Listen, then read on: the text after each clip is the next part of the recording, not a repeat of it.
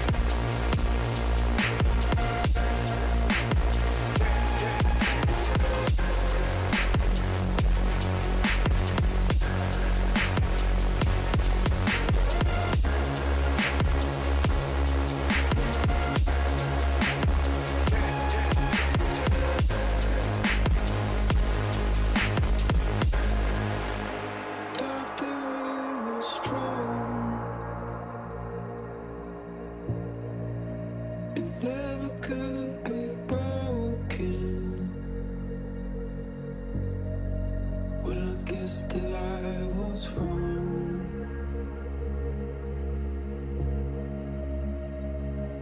All alone. Now every day I'm lost. Flooding in my ocean, sinking over time. No one to save my life. Okay, fine, goodbye. Okay, fine, goodbye.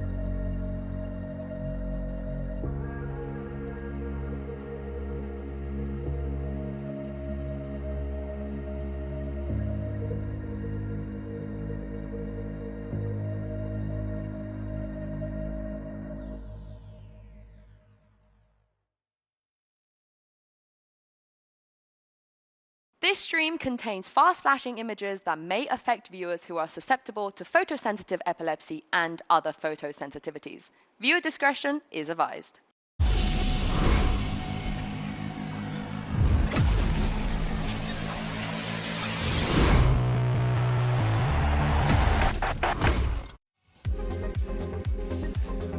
Sixteen teams have made their way to the City of Love, but only one will depart with the object of everyone's desire, the Champions Trophy. Hello everyone, and welcome to the opening day of Champions Paris. We're coming to you live from Les Arènes here in Paris, France. To talk all things Valorant, I'm your host Yingzu, but before we get into the nitty-gritty of things, let me introduce you to Ender and Doug, and I need to ask you the very important question of, what is your duo name? How do I address Ender and Doug? This was not in the script. I don't know if we've No. addressed this ever.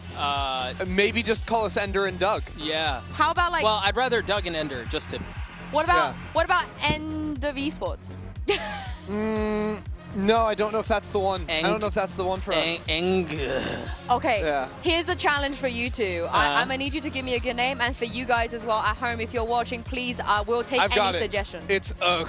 And that's my Ugh. reaction when we come on the screen. All right, okay. I don't feel that way. Just to go I ahead don't and put feel that that out there. way I don't either. feel that way at all. Yeah, okay, well, let the fans decide. How about that? How about that? You guys let me know throughout the tournament what we should call Ender and Doug. I want a good duo name. But before we get into today's matches, let's get a rundown of the format. And of course, a reminder for you guys to fill in those pick'ems. I want to see who's going to be able to come out victorious. And without further ado, take it away, Golden Boy. It's Pick'em Pandemonium in Paris, baby! I hope you're ready to enter the ring. Lock in your Pick'ems online and watch the chaos unfold, because it's VALORANT Champions 2025! 6 16 Titans, forged in the fires of VCT Americas, EMEA, Pacific, and CN, stand ready to defend your group stage pick'ems should you deem them worthy. These 16 Titans will be divided equally into 4 bone-chilling groups, but only 2 teams per group will survive the fire and advance to playoffs. The undefeated #1 seeds will be randomly drawn against the battle-hardened #2 seeds into a double elimination playoffs bracket where they will once again await your judgment. Choose wildly because in the VCT, nothing is guaranteed.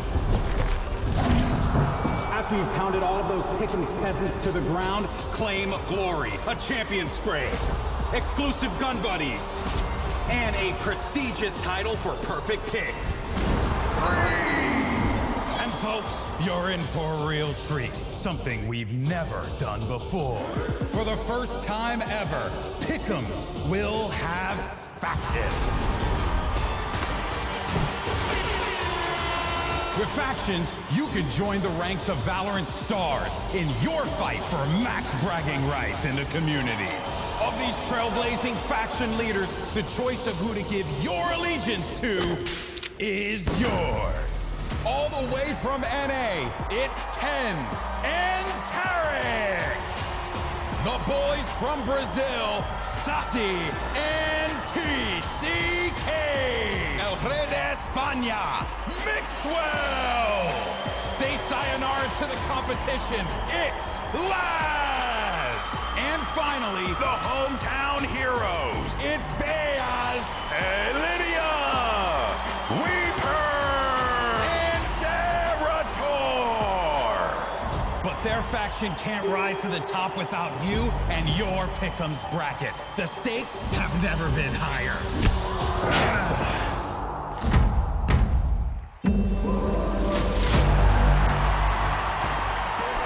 Don't just watch the action. Be a part of history. Make your picks and emerge victorious. Thank you so much, GB. I am so pumped. Which faction are you guys with? Who did you join? I heckin' love Tens. You heckin' love Tens? Okay, good choice. I too heckin' love Tens. But Oh, come on, be original. It's just because she asked you first. Shut up. Can we, real quick, Golden Boy that's got to be a peak moment in his Oh, career. yeah, yeah. I mean, I don't know that anything, I don't think I've ever seen him that happy in his life. I'm not going to lie to you. I would agree, and I wish he also had we could faction? join his. Yeah, we I could would join join. his faction. I would join. Also would. I think I'm Team Laz right now.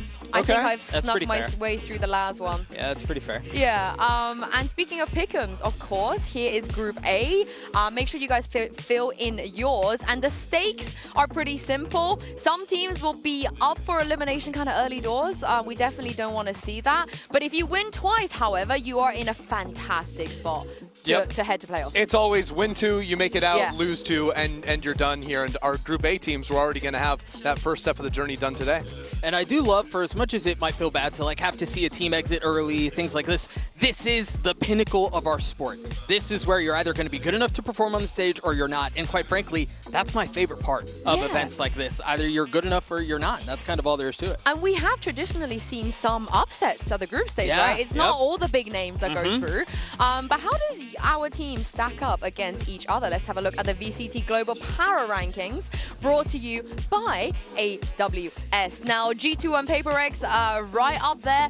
I actually personally will put PaperX a little bit high. I think these are the obvious 2 favorites, but my bias is leaning a little bit more towards PaperX. For sure. Of course, with PaperX coming off of the Masters 1 win where G2 disappointed a little bit. I think this, of course, is factoring in G2's complete dominance of the Americas scene. First place in every single stage we've had, only dropping that one series at the top. But those 2 teams at the top are our clear favorites. Right, and I mean PaperX as well. It's so funny to look at the gap between the 2. I think it was like 7 points. Yeah. Between the 2 in the global power rankings. PaperX has lost 2 series since the beginning of Toronto. Yeah. So I mean, you've got two heavy hitters at the very top, and I think it sets the stage really well for the rest of the tournament. Yeah, and shout out to NRG as well. You know, it's been a while since we've seen them at a global event, and the power rankings are putting them really high. Yeah, and I think a lot of it comes off the back of their stage 2 run, besting Sentinels, getting all the way to second. So I think they're a team that you cannot necessarily overlook coming into this tournament. Really helps that they upgraded their IGL. I think that's got to be, we'll talk about it when NRG plays, but it's time for our MasterCard fan poll.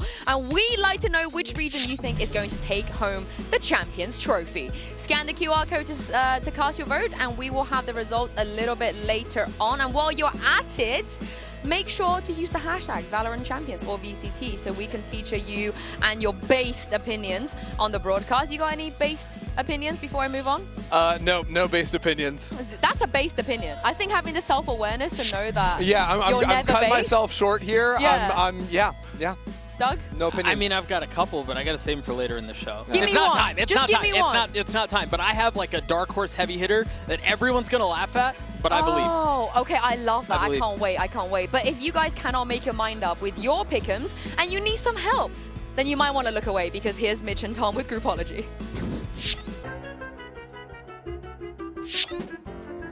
Welcome to Groupology, where we're going to be going group by group and telling you who is going to be winning and making it out of the groups here in VALORANT Champions. Tom, let's start out with Group A.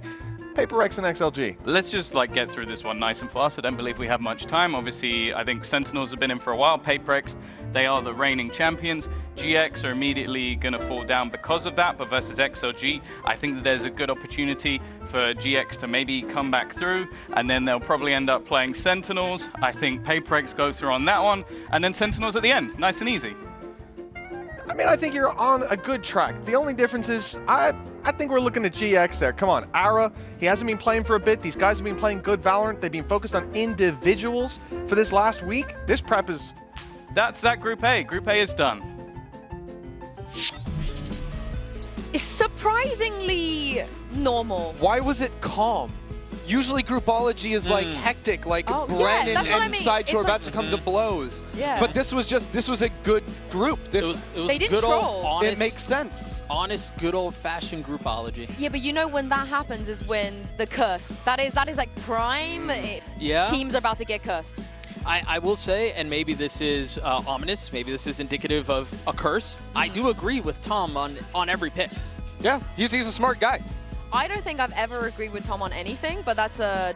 Are you saying that PaperX isn't making it out of groups? Wow. Oh, yeah, That sounds like what you just said. No, PaperX are. PaperX, you're right. You're so right. I mean, they're winning the whole tournament. What do I know? We are, however, playing on a different patch. We're playing on patch 11.05 in Paris. There's a couple of important changes. Doug, run me through those. Yeah, I think the two big ones are for namely Sage and Chamber. As you see, the orb, the wall going up, and then the rest from further distance, particularly for the Sage, I think does play a little bit on how committed you need to be when you're trying to rest somebody, when you're trying to get the wall up to commit into a post-plant situation. Sure. I think for Chamber, the full range and not being restricted to space on the trademarks help a lot. I think the Chamber one matters a whole lot more, and I think we'd already started seeing a lot of teams playing the Chamber, even during Stage 2 and especially into playoffs. Now with a map like Abyss re-entering in the pool as well, you're going to know there's quite a few teams that are going to want to play that Chamber on that map, make use of the ability to, free off and just dominate those long-range fights. The Sage changes, to me, I don't think are going to spike the Agent's priority, but for teams like G2 or PRX that play it on a couple maps, it's certainly nice. Yeah, and I think that's kind of what I was wanting to go towards. This maybe not to the same degree that Chamber has seen a lot more prevalence in the pro meta. We have seen Sage kind of sprinkled in a little bit here, and maybe not the most optimal place to play her, but she does get some love on Corrode. She gets love on a couple of other maps, so I wouldn't be shocked to see a little uptick, to be honest. I'm looking forward to seeing which team is going to put the whole, Abyssy into the map pool, or if it's going to be a bit more abysmal. Sorry, I'm just getting it all out the way. I didn't really know. I'm getting it all out the way on day one. But what we should talk about is that naturally some teams are going to benefit from Icebox leaving and Abyss coming in. I think there's some obvious ones here, but I really just want to shout out DRX, because I think some people felt like they were one of the weaker teams to make it here. But with Abyss being in, I think their stonks has just gone through the roof, because I firmly believe they were the best Abyss team in the world. Yeah, I mean, I think both DRX and Team Liquid have incredibly high win rates on this map. Team Liquid have never lost the map, so we're very excited to see what they can do on here and what on this wider map as well, what they can accomplish in terms of those long-range fights. I think MIBR is another one that we've got to talk about. I think they have only one blemish on their record on Abyss all time. And so, is this the cope you're trying to sell me? Abyss is what MIBR are going to have to win? I will just say this. I think there are a lot of people who are sleeping on MIBR, and for good reason. I mean, I think they bombed out of Toronto. They were pretty poor in Stage 2, and they kind of didn't make playoffs. And they had a little uptick at the end of the regular season. But I do think Abyss is very strong for them. I think they historically have had success there, and I don't know why we would think otherwise here. Counterpoint, Kong with EDG broke the kill record in a best of 5 on Abyss. Honestly, the fact that we're getting EDG champs again and Abyss is here again. The script writers are getting a little bit lazy. But Doug, you are. Before this, I was thinking, am I a believer? And now you've really convinced me. That was it. That's all it took. Am I a believer? I am. Yes. MIBR playing Abyss is all it took. 100%. 100%. You didn't. Okay, you must not have watched enough of regular season Stage 2. I did. You know, I had to stay up till like 3 a.m. to watch that garbage. Okay. So, so don't you come for me. Don't you come for me. But what's also very exciting is we have some players making debuts, not just on the global stage, but also specifically champs as well. It's a long list of names. What stands out to you guys? Which one stands out to you guys? Maybe this is a cop-out answer, but I think I love that there are this many players debuting on the champion stage for the very first time because of what it means for the future of the sport. I think having new names come in, having a lot of that injection of youth. You take, again, we were just talking about MIBR. A lot of these guys, all 4 of them debuted on the international stage for the first time in Toronto. Yeah. And now they're here for the very first time at Champs. And yes, you may argue it's a global, right? But the stage is a little bit bigger here. The lights are a little bit brighter, and that does make a difference. And for me, coming from Americas, I'm so excited to see Mata You're in from particular. Americas? No Yeah, I know. I did EMEA a few way. years ago. You remember me from that, but no. No, but Mata has the all-time record in Americas for number of aces. Yeah, 10, And in his rookie year, yes. And his dominant, I think the next closest is like 6 or 7. It's like not even remotely close, and he's just done it in 1 year. Like, now seeing him on the big stage, I'm so excited. Are you on, are you allowed to call him Adam? Are you like that? You guys are... I don't think they know each other like that. No, I don't think he knows him. Although... Did you know that Mata is Adam backwards? That's my favorite on the Americas broadcast. I love that toast. It was so good. It was a good one. But you're and not. You know what? There were too many of us that did not know that. And learned from that graphic that we ran, Okay, but I'm glad we all know that. But did you know, Doug, that PaperX won Toronto, which means that I did know that. They could be doing a back-to-back coming into this. Whoa! Yeah, which would be wild. And again, to do it at Champs, to do it on the biggest event of the year, I think would mean so much more. And the truth is, they come into this tournament, as we mentioned earlier on, as heavy favorites. There are people who expect them to be competing for that trophy at the very end of this event, and so there's a lot to be excited about for this squad. Yeah, I mean, they dropped A series in Stage 2 to pretty Zeta dang good. Division. Don't know what happened there, but we move on, and it's fine. It happens. It happens to the best and of it us. certainly does, but this team came in to Toronto is a completely different story to this Champions, where they were coming in as the bottom seed from Pacific.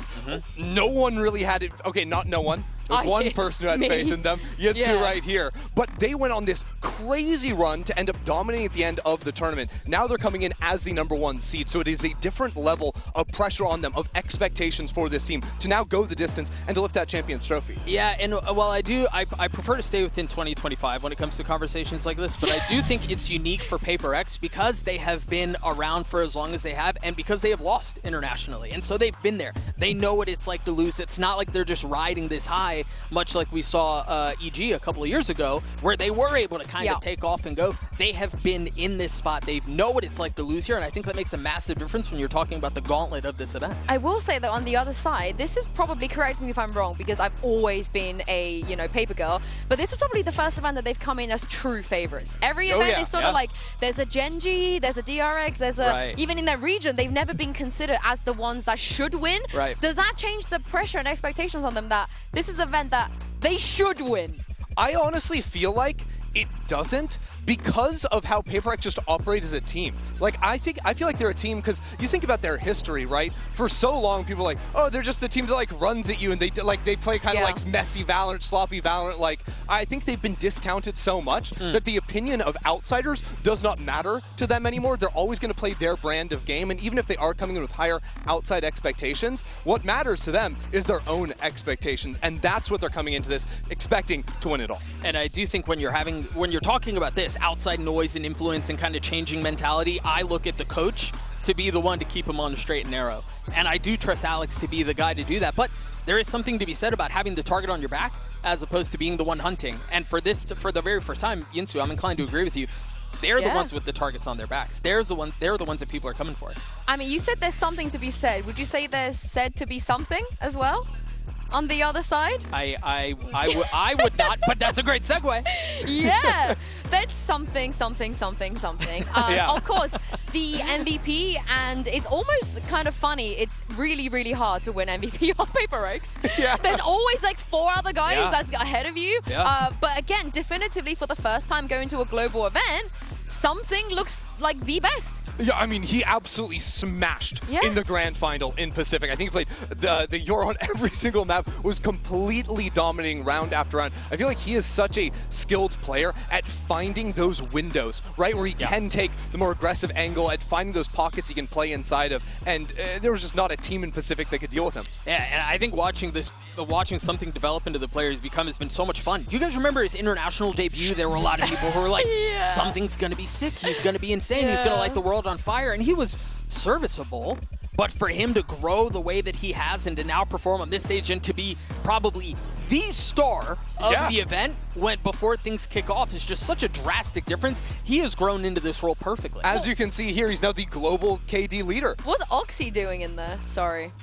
No, Oxy, you didn't watch enough Oxy. Oxy's getting so many kills. Kidding. I'm actually hella kidding. But Get him up here. Shout out to Rooksik for being number 2 on that graphic, but he's definitely a heavy hitter. Also, I think the confidence matters a lot for this team, right? When they're confident, it's just doesn't even matter who they're playing against. It's impossible. And what's going to be more of a confidence boost than coming into this event as the MVP? Did you see the gold keyboard that he won? It was absolutely for the incredible. MVP. Yeah, that is insane. I almost Is he playing with it? I hope he. I mean, what a flex! Can you imagine looking over at the guy opposite you on the stage and he's got a gold keyboard? You know what would go great with that gold keyboard? An MVP bracelet. A little bracelet, Oh. You're so fashion forward. Look at you. I will say though, Forsaken was talking about in the press conference how he's only worn his bracelet once. He did not bring it to Paris. It's just at home, locked away in a safe because they don't want to bring it. And Kung Kung's exactly the same. Yeah, he did not bring his bracelet. but honestly, yes, valuable. You don't want anything to happen to it. That's in the past. That is an entirely different tournament. It's an entirely different year, and this is the stage that they're playing on now. And so honestly, like from a competitive perspective and a mindset, I love that. That was done long ago. This is a new stage, this is a new tournament, and you still have something to prove here. I love that because maybe a player who could be the present and future of Valorant, Patman, is joined by Mika Fabs. Let's see what he had to say. Mika Fabs here, and I am with Patman. Patman, I will English you first, okay? I want to ask you, you started out this year as a rookie, and now you are a Masters champion, and your team is here at VALORANT Champions Paris, expected to be one of the teams to win it all. How are you keeping up? How are you coping? Sumusobra ba? Nakaka-overwhelm ba? To be honest, we're not pressuring ourselves. We're happy to be here among like almost 40 plus teams in the world, and we're like here like top 16 teams. So it's just really a big achievement for us to be here. And for us to keep it like how to be consistent is like just have fun still and don't pressure ourselves, of course. Eager to see that fun on stage. Good luck.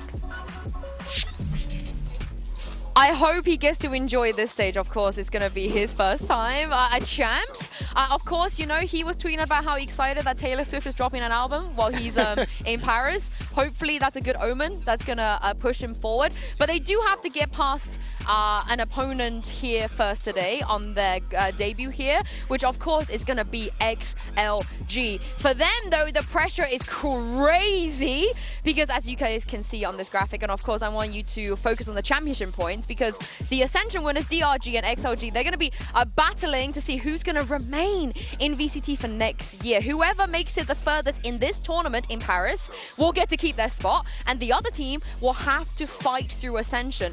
In the event that both teams get knocked out at the exact same stage because of the championship points, XLG will get to remain, and we've never had this situation before. This is entirely new for us. Yeah, it's absolutely crazy that one of these teams is going to have to fight for it. But for XLG, because of how well they did back in stage 1, that's why they have the advantage. Keep in mind, this team, well, they're coming in as the 4th seed to this tournament. They dominated China in stage 1, dropped 1 series on, went on that huge run, had higher expectations going into Toronto, and then lost to 2 American teams back-to-back, didn't win a map, bombed out, and since then, it has not been that same story for the squad. And I think that kind of pressure, that's something that slips through the cracks. That's something that shows up on the stage, and that's a lot. That's a lot to wrestle through, and then you think about each of their respective first-round matchups, you're talking about a night and day difference. This is a tough thing you have to climb through. I will say the caveat is they did play with a sub last time they were at a global event. This time around, they're actually coming in with the guy that they've been playing with during the regular season. Exactly, and I also think it's important to say that while they're coming in as the 4th seed, it's not like they were scraping by on championship points. They lost to DRG and EDG, 2 teams above them. Where is that man? Noman. It's actually they're playing with Noman. There's no man. There is no man. Oh, there's the man. I will say though, I want to just glaze Noman for a second. I freaking love him. I'm so happy that he's getting his shot in tier 1. And for people that are really upset about Wolves not making it, wanting to see Sufat BB, he brings really similar vibes. He is that guy he's always got a smile on his face. He loves standing up. He loves giving it. And so a lot of the times when his teammates are clutching and doing crazy things and they are a little bit more shy, they don't want to trash talk, Noman will stand up and do it for them. He does this when he's like bottom fragging. I love it so much, and I think he will 100% make the most out of this stage here in Paris. You're completely selling me on him because, like, you tell me all that. I now love him outside of the game and outside of what he's doing in the server, but I also think he's just one of the most versatile players inside the server. He plays every single agent under the sun. He'll play a Raze, he'll play a Chamber, he'll play all the other Sentis. He's got the odd Sky he'll bust out on Bind. Like,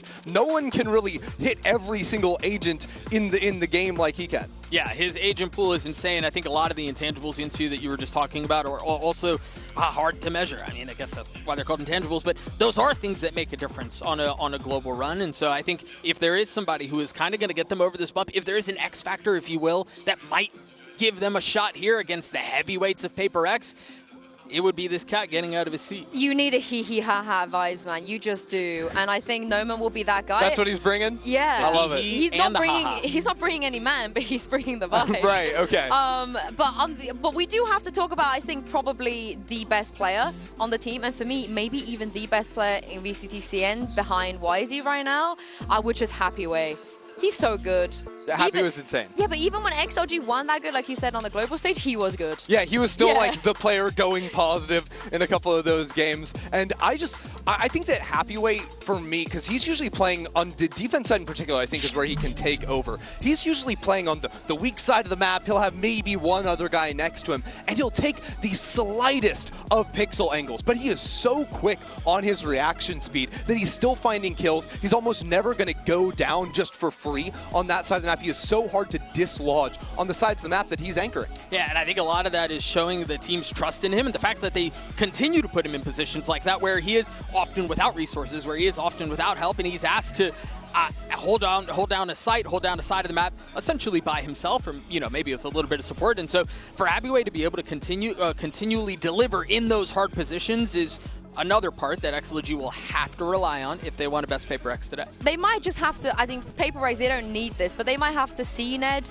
this play a little bit, like find Happy Way and be like, oh, let's just run to the other side, just to, give them the best chance. But then again, I don't even think Paper X need any advice from me specifically. No, to have I don't a think good they're chance listening right now. to win a game. Like, I mean, they don't even listen to their coach. You know, they're just gonna. Yeah, I mean, he's definitely heavyweight a massive win condition. Raga, however, we're going to talk about him in a second because for now, he spoke to Mika Fabs a little bit earlier. Hey guys, Mika Fabs here, and I'm here with Raga of XLG. Now, Raga, as the duelist on the XLG squad, and you are now going head-to-head with a team that is notorious for playing like 5 duelists, how are you feeling about that? I'm feeling great because I can play versus them on the one stage. So I want to show I'm not like someone else and I can beat them maybe. Should be exciting. Good luck. When it comes to the duelist, though, the other players that play his role, it is a really tough competition. I know Ender last time he spoke to you about how he didn't think he was the best. In fact, he's my the humble king. opposite. Yeah, I was like, I asked him in Toronto, like, where do you see yourself stacking up with the other duelists in the tournament? And he was like, last. And I was like, what? And he was like, yeah, I have to prove myself, you know, like he has to do that first. And I think Toronto for him was a bit of a miss, and he's going to be coming in now with a lot more to prove himself personally. I do think even the approach that he had in that conversation was notably different to the one he had with you, where he was like, yeah, I am thankful for the opportunity to play on the stage and to show them that I'm not just another guy. Yeah. And I do I'm think now the second one. No, I'm kidding. Yeah, maybe. And it's tough because this might be the most lopsided opening match that we will have, and so I mean, Masters winners were the 4 seed, right? You know? Right. Like there is a massive gap between these two teams, but they do have a little bit of like, we want to show them that we belong. It's champs. Anything can happen. Anything can happen. And for now, it's time to reveal the results of our MasterCard fan poll. Earlier, we asked you which region was going to take home the Champions Paris Trophy, and the results are in. 63% of you said that Pacific will win champs. Honestly, I was one of the 63%. I mean, that checks out. Then we've got Americas with 20, EMEA with 14, and CN with 3. Now, the last time y'all underestimated CN, who won champs 2024 again? I don't remember. Who was it? I don't know. Do Who you was recall? it? I don't yeah, recall. that's what I thought. So 3% I think is really low. You're saying that, and you voted for Pacific, which makes sense because they won kickoff Mark stage. Phillips Masters instigating from the other side of the desk. What is this? Crazy. But let's take a look at the predictions. Why didn't you predict XLG, Insu? Because I was looking at the global power ranking powered by AWS, and I was like, oh, this is telling me Paper X has a better chance. Yeah, to clarify, in the top left next to Achilleos, our prediction king, GPR global power ranking, this will basically just put whoever is higher in that global power ranking will predict them through. So because Paper X is rated higher than XLG, they're chosen, and Sentinels over Giant X also going to get locked in there. So we also get a battle against the power ranking. Are you surprised that your fellow America's caster Sideshow decided to betray Sen? He's not from Americas anymore. Yeah, no. Have you heard him talk? What happened? Yeah. No, I've never actually heard him talk. Now you mentioned it. Predicting against Sentinels never is listened to it. naughty. I just mute him normally. Yeah, is it really that skewed, do you think? Because the first match, you know, as you said, Sen XLG, Paper X XLG pretty Paper X favor, but is Sen the overwhelming favorite for the second one? I don't think to the same degree. No, I think that match is going to be a lot closer. And I think, again, like Christy was saying, we're talking about Masters 2 winners versus the number 4 seed out of China. That, it just feels like a massive gap. But between those two teams in the second match, I think it will be a lot more competitive. Third seed is a fluke from Sentinels. They're going to come in hot. Oh, I'm a believer. Oh, wait, you mean like they should have been higher seed? Yeah. When you say fluke, it makes it sound like they should have been lower. No. Yeah. But I would never. I think people agree with that. I think it's just that maybe the gap isn't as big. Okay. We will find out later because that's the second game. Our teams have fought tooth and nail to make it all the way to champions. And for Paper X, XLG, GX, and Sentinels, today is where their run will begin. What happens here could make or break their chances for a title. So please join me and kick off day 1 of Champ Paris.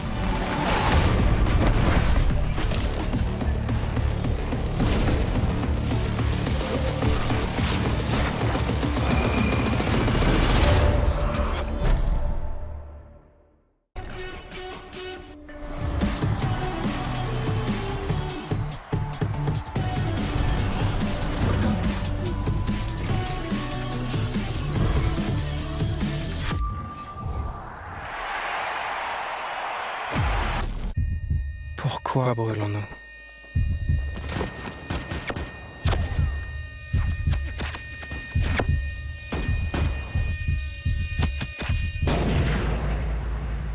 Pour l'amour.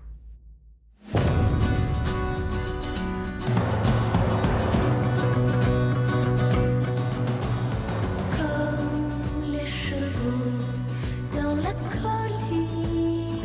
At the beginning, I was just playing in the shadows. I had a tough time with my career. I was going to retire. I was already planning to go to the real life, working as a lawyer. Then I found Valorant, and everything changed. Through all the dark times, you just keep chasing this indescribable feeling. It's like a love story that I started and was eager to continue.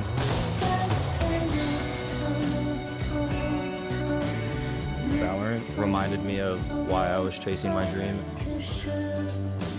I think that's the beauty of the game.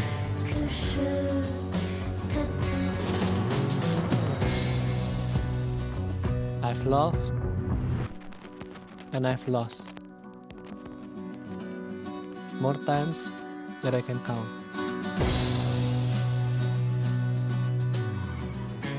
Defeat after defeat.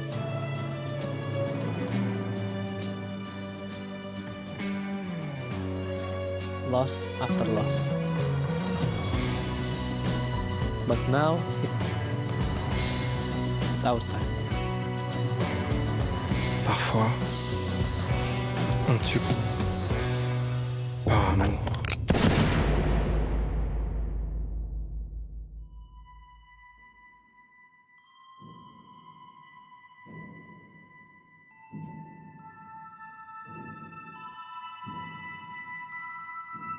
Pain.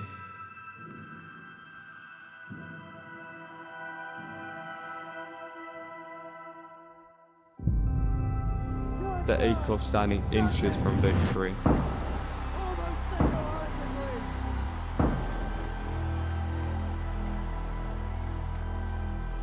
The knife twist of nearly. The angel of death has descended on heretics. We're still under the shadow of last year. And it only takes one shape. Revenge. On parle peu, on fait les choses. On s'active, augmente la dose. Assez de voir ma vie en pause. J'ai fait une prière, fait un toast. Levé le verre, j'ai touché le ciel. Mon verre déborde à la nôtre. L'amour. Il a bâti des royaumes, puis les a réduits à néant. La passion brûle comme le feu. Sans discernement.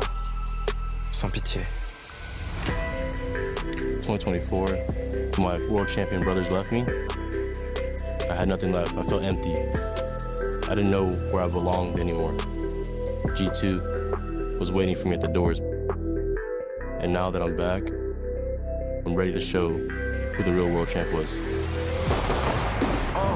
Le temps passe, j'encaisse les fonds pour les minimis. Je donne de l'inspi pour many men. Donc on continue le taf, on élimine. Ça part un grand jeu, un coup de fusil, je les minimise. On vise et on fait les mises. Je travaille comme deux, toujours en eau, je rentabilise. Je baisse, je me stabilise. Le temps passe, le temps passe. Chaque pas que nous faisons. Le temps passe, le temps passe. Chaque instant que nous portons. Le temps passe, j'encaisse. Le temps passe. Charge notre balle la plus meurtrière.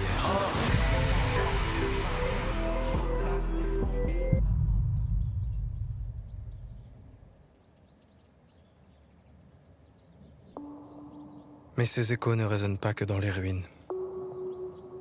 L'amour s'épanouit dans les recommencements. Yeah, I'd love to win a trophy with you. Why is that? Because we're old. And normally, like, it's the youngsters that, like, dominate the game. But it's nice to see that you've proven that you've still got it. We've had players come and go, and it's been tough for those players that have gone to get back to the top. Well, hopefully that doesn't happen. But. Yeah. So I'm pretty happy we could start our journey again. You're a fun teammate. Thank you, man. Probably one of my most fun teammates, but don't be telling the other boys that, because Alfie will be getting jealous. Il fait d'étrangers des frères. 여기 왔네. 사실 이전의 챔피언스들이랑 좀 다른 느낌이긴 해. 진짜 힘겹게 왔지. 처음에 챔스 진출했을 때는 솔직히 내가 여기에 있을 정도인가라는 생각이 들었어. 널 보면은 내 옛날 생각이 나. 너가 첫 챔피언스기도 하고 너한테 부담이 될 수 있겠지만 너가 DRX 미래거든. Il unit une seule braise en une flamme partagée.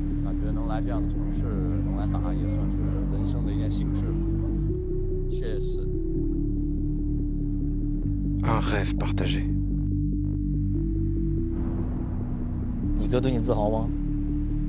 那肯定啊。他现在逢人都会说他弟弟是个世界冠军，他会很开心。我觉得这东西，如果今天能赢下来的话，都不是我们末朝了。我觉得就是有潜力了，是吧？不是，我是觉得哥几个就要算就算大的。Quand ce lien prend racine, il défie l'impossible. Les 16 meilleures équipes du monde se sont réunies ici à Paris. Le désir brûlant d'être les meilleurs. Il se propage. Il endure. Parce que l'amour de Valorant nous rassemble tous. Il se bat.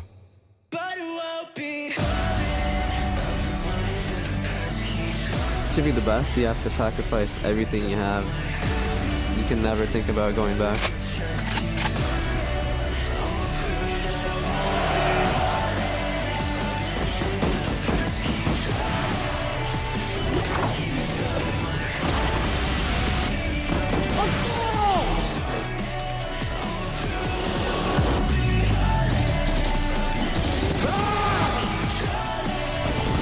GX, I've done it.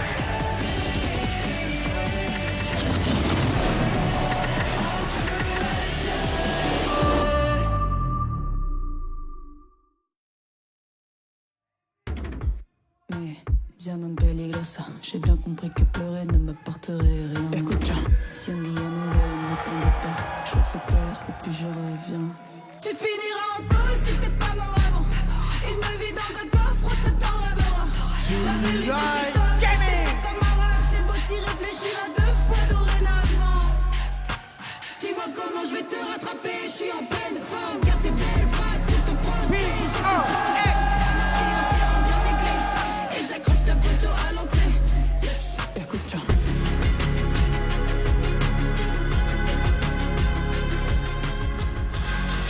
XLG wanted an opportunity to prove themselves on the global stage. Who better than PaperX to answer to that challenge? Of course, the winners of our last and most recent Masters. The map vetoes are going to be very interesting as we head to the first match of Champs Paris. And surely this is PaperX's to lose. Of course. I mean, coming off the back of that Masters Toronto win, every single team coming into this tournament has been looking at PaperX, has been looking at figuring out a way to take them down. And now we've got those vetoes coming in. Hold on, Doug. It's XLG that choose to go to bind. Yeah, I think they are just really confident in the waylay that they've been running, that they introduced last time against an undefeated PaperX on bind. I'm inclined to agree with you. Also, real quick, looking further down the road, Sunset means Sage, means buffs as well. Yeah, it definitely does. But I do want to focus in on this bind for just a minute because it is very interesting. XLG had not played bind at all in stage 2 up until the playoffs against DRG. It was a map they picked, debuted. They're playing this funky comp like you mentioned with the waylay in it for Rarga. And it was the map they won against DRG. So it's certainly a choice to start things off here, but they're trying to sort of come in with something a little bit different against PRX. And I think a lot of it is bringing good against good. They're obviously confident in it. They're not shying away from, again, like you mentioned, Chrissy, all of PaperX's maps are going to be good, right? They're one of the best teams in the world. They dominate their region domestically, but also, you know you're going into the Lion's Den.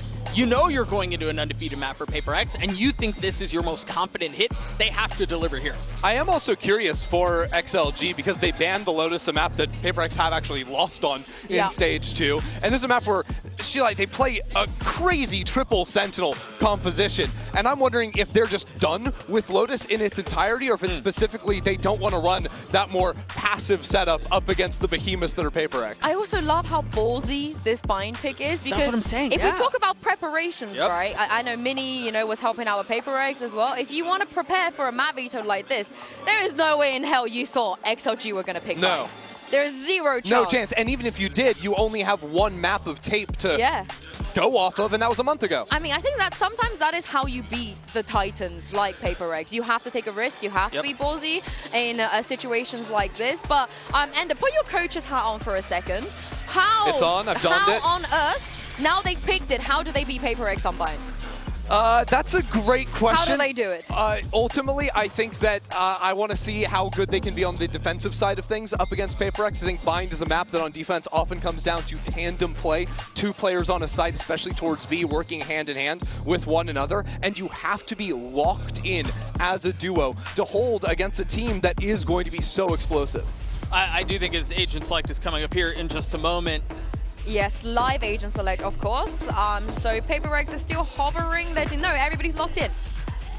Nothing too surprising, except for the fact that we spoke about the waylay that whole time, and they're just gonna bin it instantly. I don't know if I like that or hate it, to be honest. I am not a big waylay believer.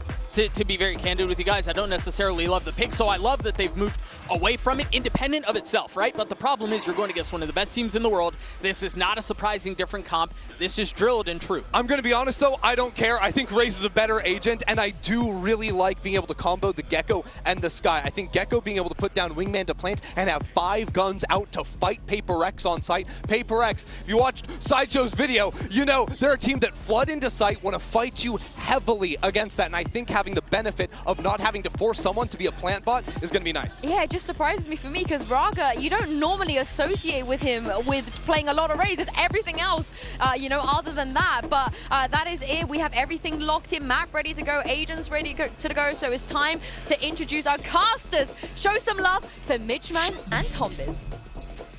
Thank you very much, Yinsu. VALORANT Champions live from Paris, and what a game to kick us off, Tom. Paper X versus XLG. It's fair to say there are some expectations when it comes to this matchup. Yeah, it turns out when you have a team that won the last international event facing off against a team who's never won a map at an international event, it puts it down to a fairly one-sided looking affair. But I do think XLG coming into this, there can be quite an awkward team to play against. Now, obviously, it's at times a little bit sad to maybe not see the waylay. That was what made them a little bit different. But I like the Raze. I think it's a better choice overall on this map.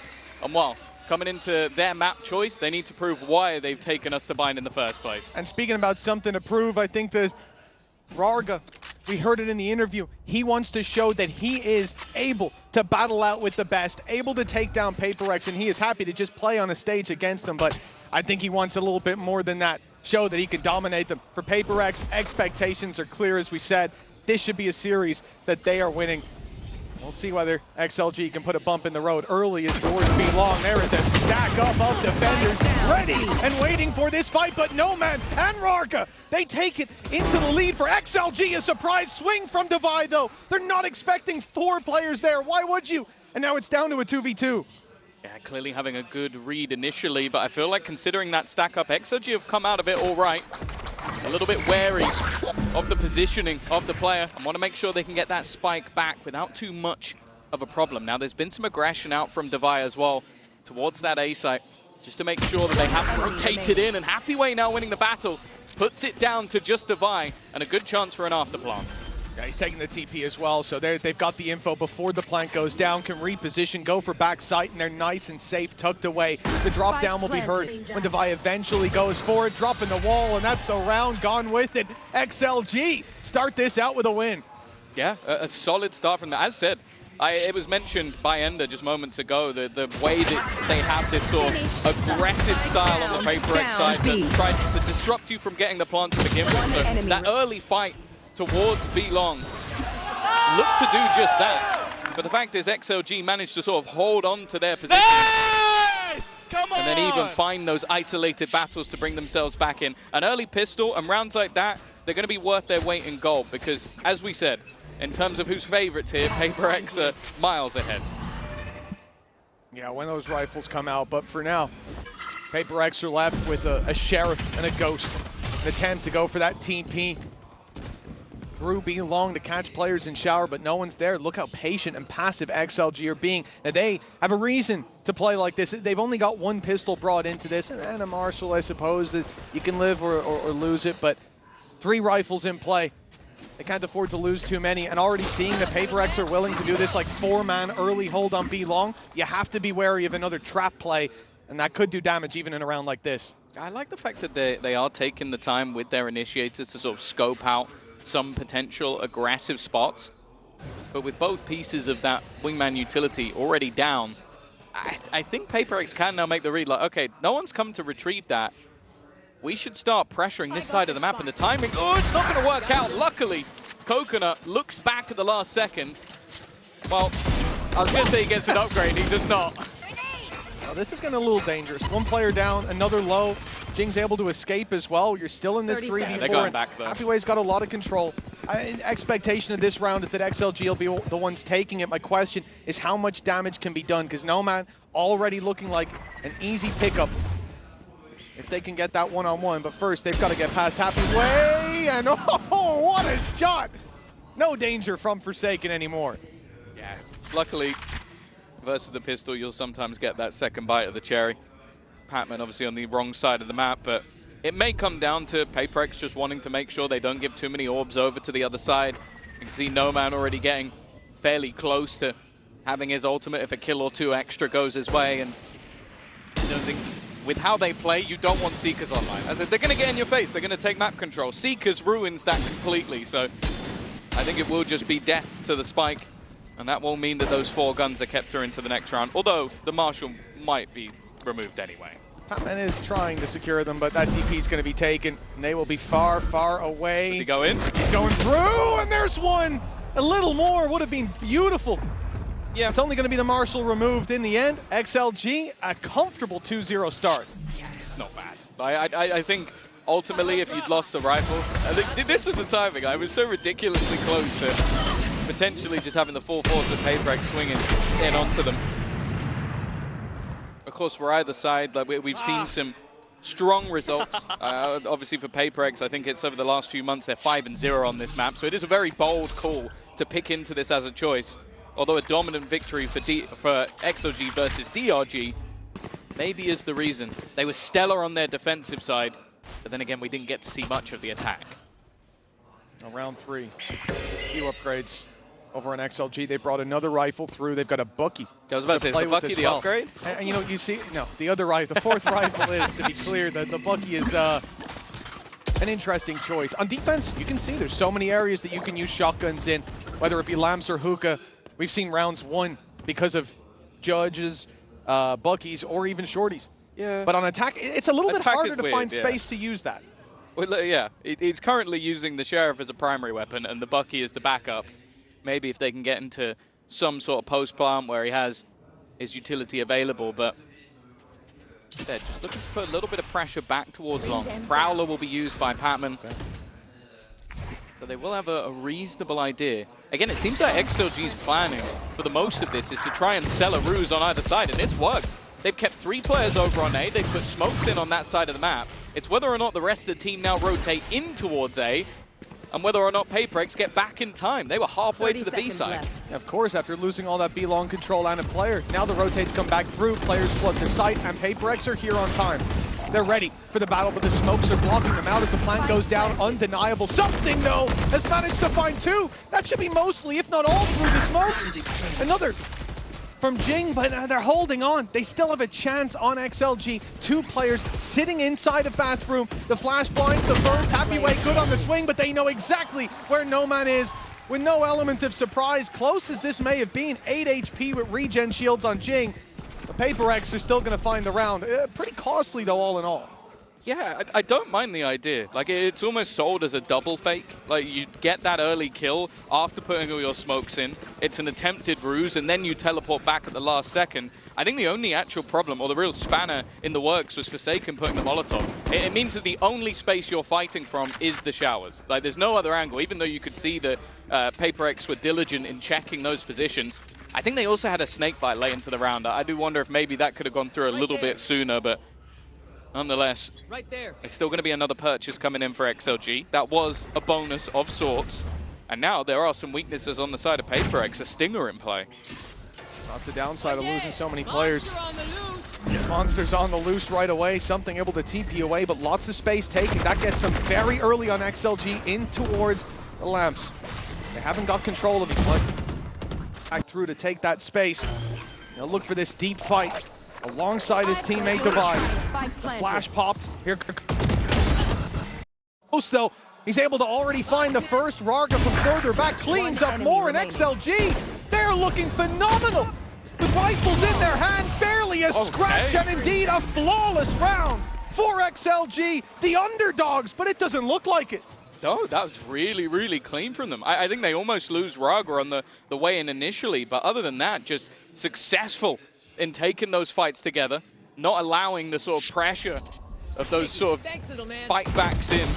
And they were very ready for any of that aggression. It is surprising that there wasn't even a trade in the mix of it, like Tomatoes from his teammate, but ultimately managed to get the job done, and a huge early breakback, considering two players were only surviving in the last from his incredibly poor for PaperX going into the next one. That's about as bad of a start as you could expect. And you think about pressure in this scenario, on one side of the stage for XLG, there's almost none. Losing to PaperX, no one's going to question that. But on the other side, PaperX, this is a game that run here. If you're going to continue to defend that title, well, this one, you'd almost want it to look clean. But XLG, they're pulling out all the stops, and they've got a timeout from X. This pressure 5. This is a big blow on the other side, but we know PaperX. They're a squad that's capable of bouncing back. You certainly can. They've got a one, like you said, the credits are going to be in tatters. Although also knowing PaperX, those are the kind of rounds they win. Yeah, that's always the issue. I like the fact that we are seeing the early check-in from Alex. I think if there's any coach in the world that I have faith that he can spot the bad tendencies of its team, it is that man. I think there was a thing earlier, how early will he slam the desk? I don't know if we caught one within round 4, but it might have been the case just because of how clean that was. For now, though, after that early check-in, and now looking at XLG, you want to get these early starts. As said, the last time out when they played in Toronto, they didn't manage a map. In fact, they weren't particularly close. The best scoreline they had was a 13-8 defeat to G2. But this is a new tournament with a different player within the roster. Nomad probably one of the few players that has played within the Chinese league and also played Northeast in EMEA. I don't think there's going to be too many of those. Oh, the blind was so well timed. Forsaken was about to throw a spanner in the works up close with the Bucky. A taste of the same medicine XLG tried to feed their opponents just a few rounds ago. But the blind stopped any of that impact from coming through. XLG still sitting on full health, full shields on all players. Spike left back towards the spawn. This early posturing from the team is just about denying that control from PaperX, finding the points of the map where they like to play aggressive, which I think by this point it's very clear to see it's B long. And then late on, making the decision on where they go. But normally they have a look. That's the difference. Every other round they've had one player probing the other side of the map. Now, a TP back to the other side would be so risky when you don't have any space. So instead they are walking into the stacked up side. That's where Jing is waiting. Showstopper popped as well. And this is exactly what you were talking about. Just moments of madness coming in. Nomad 10 seconds to try and save the day, and he had a chance, but Jing is just too quick. A MasterCard thrifty, and while Blink and PaperX are back in the game. Yeah, welcome to playing against PaperX. This is really what it's all about. A 4-1 lead looking likely for XLG, and it has shut down the Bucky. One of the heavier investments they had, it doesn't find much. It's taken out of play, and the pistols alongside the showstopper are what gets it done in the end. For PaperX, well, That is certainly one way to correct the flow of the game, but XLG, even having a flawless round in the mix of rounds they won, they're in a decent position to still buy up into this one. They've got credits to their back, and the showstopper that made all the difference for Jing is now online for Rarga. It's definitely a bit of a worrying sign. As I said, what they were doing in the, especially in their bonus round, they did very well to sort of like keep space on both sides of the map, and I think you see the problem if they don't. Like, they didn't have that information. They went into the sight blind, and that's where some of those superstars can thrive. But now at least, they are still in the lead. Claiming those orbs once again. Coconut is getting ever closer to having his thrash for, I believe, the second time already in this map.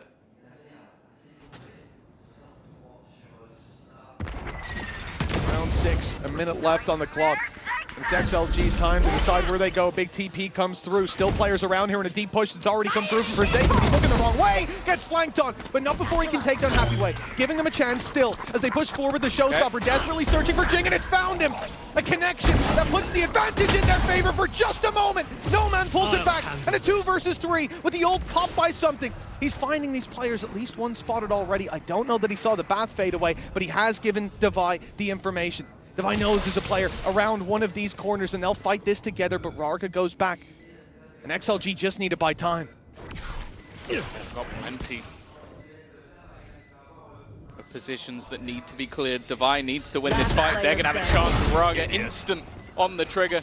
I think that's the moment that something realizes, okay, 3 players to find. I managed to get the first, but anything more than that, and my operator is at risk. So he's going to have to fade out of the round. Another victory for XLG, and honestly, after losing a round like they just did, a very good recovery. Well, that's it. A wise man once said, it's not about how hard you can hit, it's about how hard you can get hit and keep on going. And for XLG, that previous round, that was a lights out connection to the jaw, but they managed to bounce back here and now, and it's even with some of these extra plays from PaperX, sneaking a player straight down through mid, man behind enemy lines, and still they deal with him every step of the way, catching that flank as well early, and Rarga showing that he's got the brawn to deal with Devi early on. Well, what I was going to say, that is still a bit worrying for me, that late TP. Because I don't mind the Sky Flash that cleared things out, but if Forsaken is looking the other way, that round could have gone very differently. So I think it's something to keep an eye on. XOG are gambling a little bit with some of their rotations, and this round, well, it's much more direct. They're already taking so much space. Lamps pushed back by the nade, but they're going to stand on that corner, ready for the fight. Double swing back in, and it's Jing to take 2. XLG down by 2 men. Spike lost as well. They have got a big fight on their hands, and the Prowler actually didn't re-clear anything that isn't being held already. The flash going through. There's no one following it up. They're burning utility here on XLG. They need to start winning fights and start winning them soon. There's 3 players on this spike. How can they possibly get it back? Fighting through those numbers, and one of the players up close has a judge in hand. This looks like a death sentence if they even try it, but they've got to. Yeah, they were dreaming of having an ultimate or 2 in this scenario, and well, Happyway does have the Viper's Pit. Could try and put it into Lamps. It would be a very bold strategy, but it would at least lower the HP of some of the others. Nice Molotov. Molotov instead will force Forsaken forward, and he's been cleared, and there goes the Viper's Pit. They just want to try and cover these players off, and then they put the Molotov in front, so nobody could be in position. Jing, though, once again, has managed to catch another, and they have spotted that this is not being planted. They know it's going back the other way. This puts something in a position where he could catch them. Yeah, already on the angle. It's a clean shot from something. Last man spotted. 12 seconds on the clock. A plant at this point seems impossible. Indeed, it will be with so many players here. Happyway has no choice but to save this weapon, and PaperX will be taking a 3rd. The gap is closing in on XLG. It's one where I just think a lot of it comes down to Jing. Like those first opening kills, like sure there was a player with a judge in position, but it's Jing that ends up landing both of those shots. I think he also then gets the next kill that they find as well in the mix of all the madness. Yeah, that was it. It was No Man sort of running back out, and then even just Devi having that little bit of extra information. I don't mind the adaptation though. As I said, the molly into the Viper's Pit, it's not a bad idea. It's just the fact that something was still weighing on the other side. Like PaperX had that contingency plan. Yeah, I think a walkthrough from Devi as well got them early information. Wrapping around that pit, it could have ended there. Deep play from Jing. Reveal is great, and he'll get 2 from it. It didn't see anyone else, but he knows there's corners to hide in. waiting for his moment in the smoke as another 2 push down. Already having cleared outside of Hookah, and now it's time to make that big swing. In goes Jing, in goes Forsaken, and out goes XLG. Their lead no longer in play. It's a 4-4 scoreline between PaperX and XLG. An early fight from the attackers, but now they're starting to cool down. It hasn't yet shattered the economy. That's the one saving grace, but it's also just the manner they're losing some of these rounds. Jing is on fire. Like, you've tried to put Raga in onto the Raze, and don't get me wrong, he's not been bad. But when Jing is currently 11-3, you put down a reveal and he's able to get 2 kills through the smoke while spotting out those players. Just hiding there. It's a scary prospect. Because we already know that when this man is playing the Raze, there are few that can match. And within the first 8 rounds of the game, we're going to get our second timeout. Both coaches being incredibly proactive. But you can understand why. It's a match that PaperX, obviously, they don't want to lose their opening game on their run to potentially a back-to-back trophy. And XLG know that, hey, we might be playing one of the best teams in the tournament, but you go into that lower bracket, it might not get much easier. Exactly. And the reality is, I think this is irrespective of the position in the tournament. Just looking at the game and how we got here, it could have been a 4-1 lead with an anti-eco going their way, something XLG should have secured. And lapses in judgment, little mistakes. And that's given the breadcrumbs, the trail for PaperX to fall back into this game. From the coaching staff perspective, you got to get in there early, highlight those things that when you're talking about them in scrims or after scrims, you're doing your VOD reviews, you identify these problems, but putting them into action on the day, on the stage, that's a different thing entirely. And now that challenge for XLG, as you said, the economy still pretty healthy. They'll get full buys. Some regen shields have to be bought up, but for the most part, we're in a healthy spot. Ults are online for both squads, but this is a turning point. They lose this, economy in the bin, PaperX on a streak. It's going again. And it's the same play through B. Reveal sees nothing, Flash gets Cleared nothing, so much. and now it's all onto the A site. Yeah, they've got so much information, though. They're already starting that flank seconds into the round, and that was a pixel shot that takes out one. Molotov over the top as well.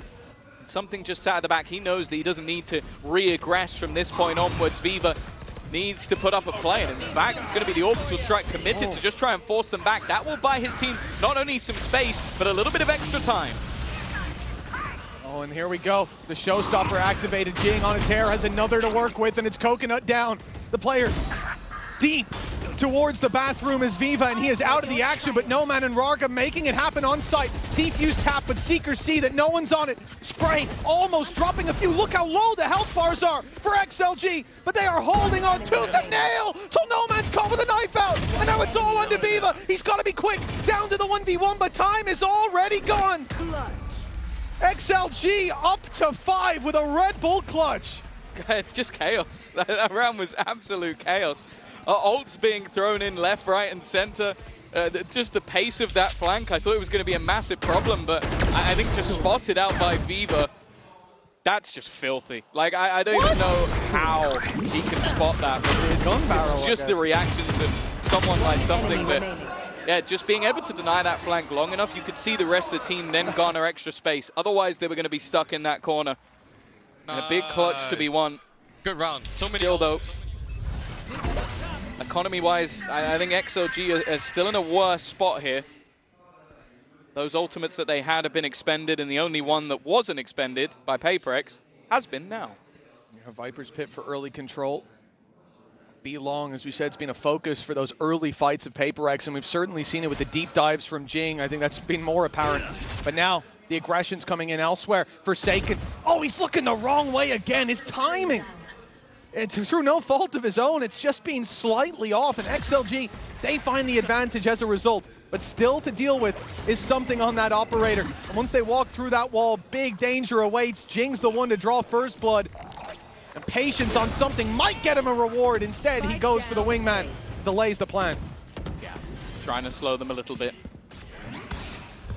Falling for the rotation of the remaining players, but it's a little bit labored. I think the amount that XOG have been taking those TPs has started to get into the head of PaperX, conditioning them to not rotate quite as quickly as maybe they would. Something though, well, talking of quickly, this man is so fast with that operator and already clearing out that lamp's position. It leaves just 2. Make that one standing. Only Viva left. A nice couple of shots though. Maybe in with a chance, and he gets all four. A Red Bull clutch from Viva. How has he done that? That is going to haunt PaperX for the rest of this game. Maybe this week, maybe this tournament. Two players not even looking. They're so locked in on the spike. It's day one. It's map one. We can't be having clutches like this already. Like, this is a 1v4. And look at this final kill. He didn't even know where Jing was. He didn't know where he was being shot from. It's like, oh, this hurts. That is one of the most ridiculous things I've seen. PaperX, they win the rounds they shouldn't. They lose the ones they should.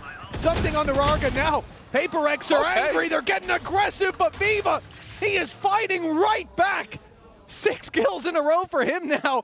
He's only got 9 in the map. I mean, I don't know what happened to him since last round, but XLG 4v3, and it's all thanks to Viva. Oh, you know, they say the Viva la France. Maybe he's just found his home. Like, I don't know what's going on. But whatever happens, anybody who walks into the crosshair of something over the last couple of rounds has ended up dead. Oh, Happy Way. He's got the flank. Again, it's the same scenario. The guy from PaperX gets one immediately shot in the back. The timing, good and bad, I suppose. Wade up. We're back to a 2v2, though, and that op is still lurking around. But on this side of the map, it's only Divine. He doesn't last long. No Man's Sky able to take him down.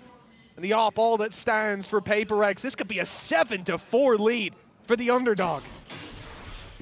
It's still, you know, something is alive. He's going with the operator. Knows at least where the opponents on the other side are sitting. He's going to try and just get it to half. Honestly, that's not bad. He will have to deal with the Tiger. And they now have to swing this. They have to go looking because he's already managed to get it halfway through. Oh! And what? A 1v2 where he has an operator and he manages to isolate both fights. Oh, it makes no sense, Mitch. It makes no sense. I don't know what's going on in this game, man. Another Red Bull clutch, another 4K. This time it's on PaperX's side. Enemy remaining. This swing wide as well. Caught Happy Way off guard. He thought he had the jump on him. And something jumps to his feet. A frustrating loss. What could have been a 7-4 lead, a guaranteed lead at the halftime. They won a 1v4 the round before. Like, if we're going, balance has been restored in the world. Absolutely. Perfectly balanced. As all rounds should be. Back and forth we go, but for PaperX, this is where they want to bring it up one more. 6-6 at the halftime. 3 pistols that PaperX are up against. A huge advantage to the defenders, but already a lot of space taken by XLG. A large amount of invested utility. That's most of what they have. Dimensional Drift utilized, but an immediate first kill. The trade again has gone back the other way, but this time the weaponry advantage starting to take control. It's left all on to Happy Way. A 1v4, but this time only with a pistol, and there is no hope. There should be no hope, and eventually the job gets done. It is a dead even half, and honestly, Mitch, I think it's about right. I think it's about right. 6-6 seems fair. Certainly not the half I expected to see, Tom. No, no. And then 5 rounds in, it's not the half I expected to see either, because XLG were dominating. Maybe not even the half I wanted to see. There was some stuff happening come there. Come on, I'm here for the 4K Red Bull clutches all day long.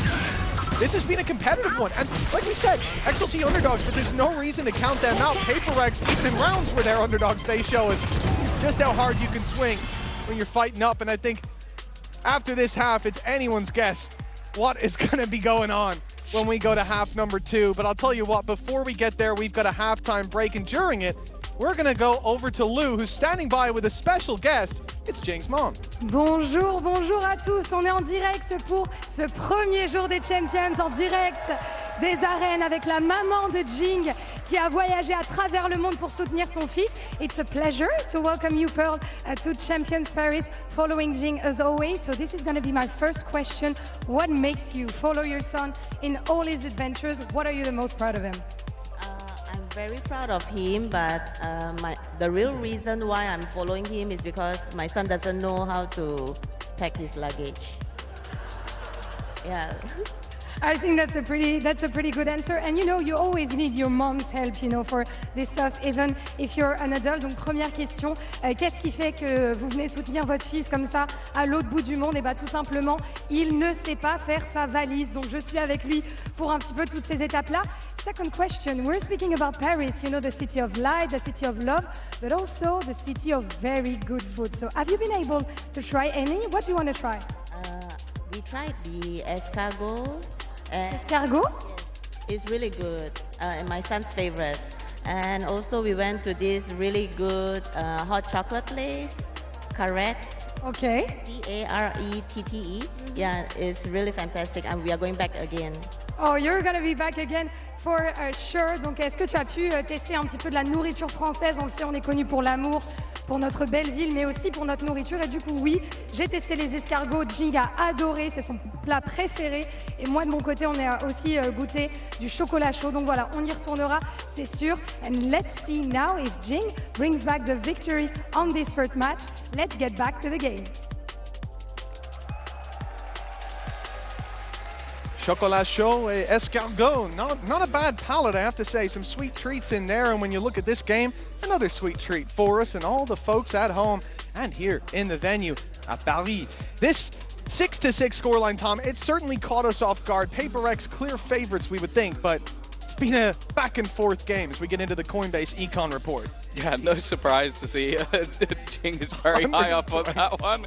He's been having a pretty damn good game so far, but in all honesty, it has been this sort of like, who is going to win the round for Paperex, or on the other side, it feels like anybody can step up. Jing and Something definitely leading the way in terms of just the individual brilliance. 16-7, 14-7, both have had their rounds, but yeah, that Viva clutch, the 1v4 to start the tournament, I don't know, that's going to be difficult to top. I'm sure somebody will at some point, but honestly, madness in this first half. And the good thing is, obviously data incredibly low because we haven't seen much of it from the side of XLG other than their victory versus DRG, but they were way better on defense. So it's possible that they come in and this is now their favored half. Well, that's exactly what Ender was saying on the desk, right? Like he wanted to see how XLG would perform on the defense because yes, this is a squad that evidently has the individuals to match up.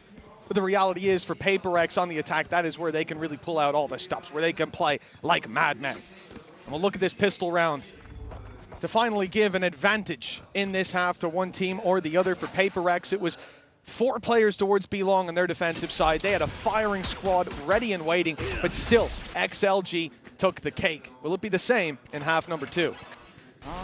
There are 3 players ready and waiting on the A site. The TP is still available. You never know if they'll double back in. They're using the Viper screen to take themselves a lot of additional space. Jing has already made it round the backline. Nade over the top is going to make this very awkward for Viva in position. In fact, not awkward, he's gone down. The remaining 2 players still in position, but Jing is just running right. Eventually he should fall, but there's a trade to be had.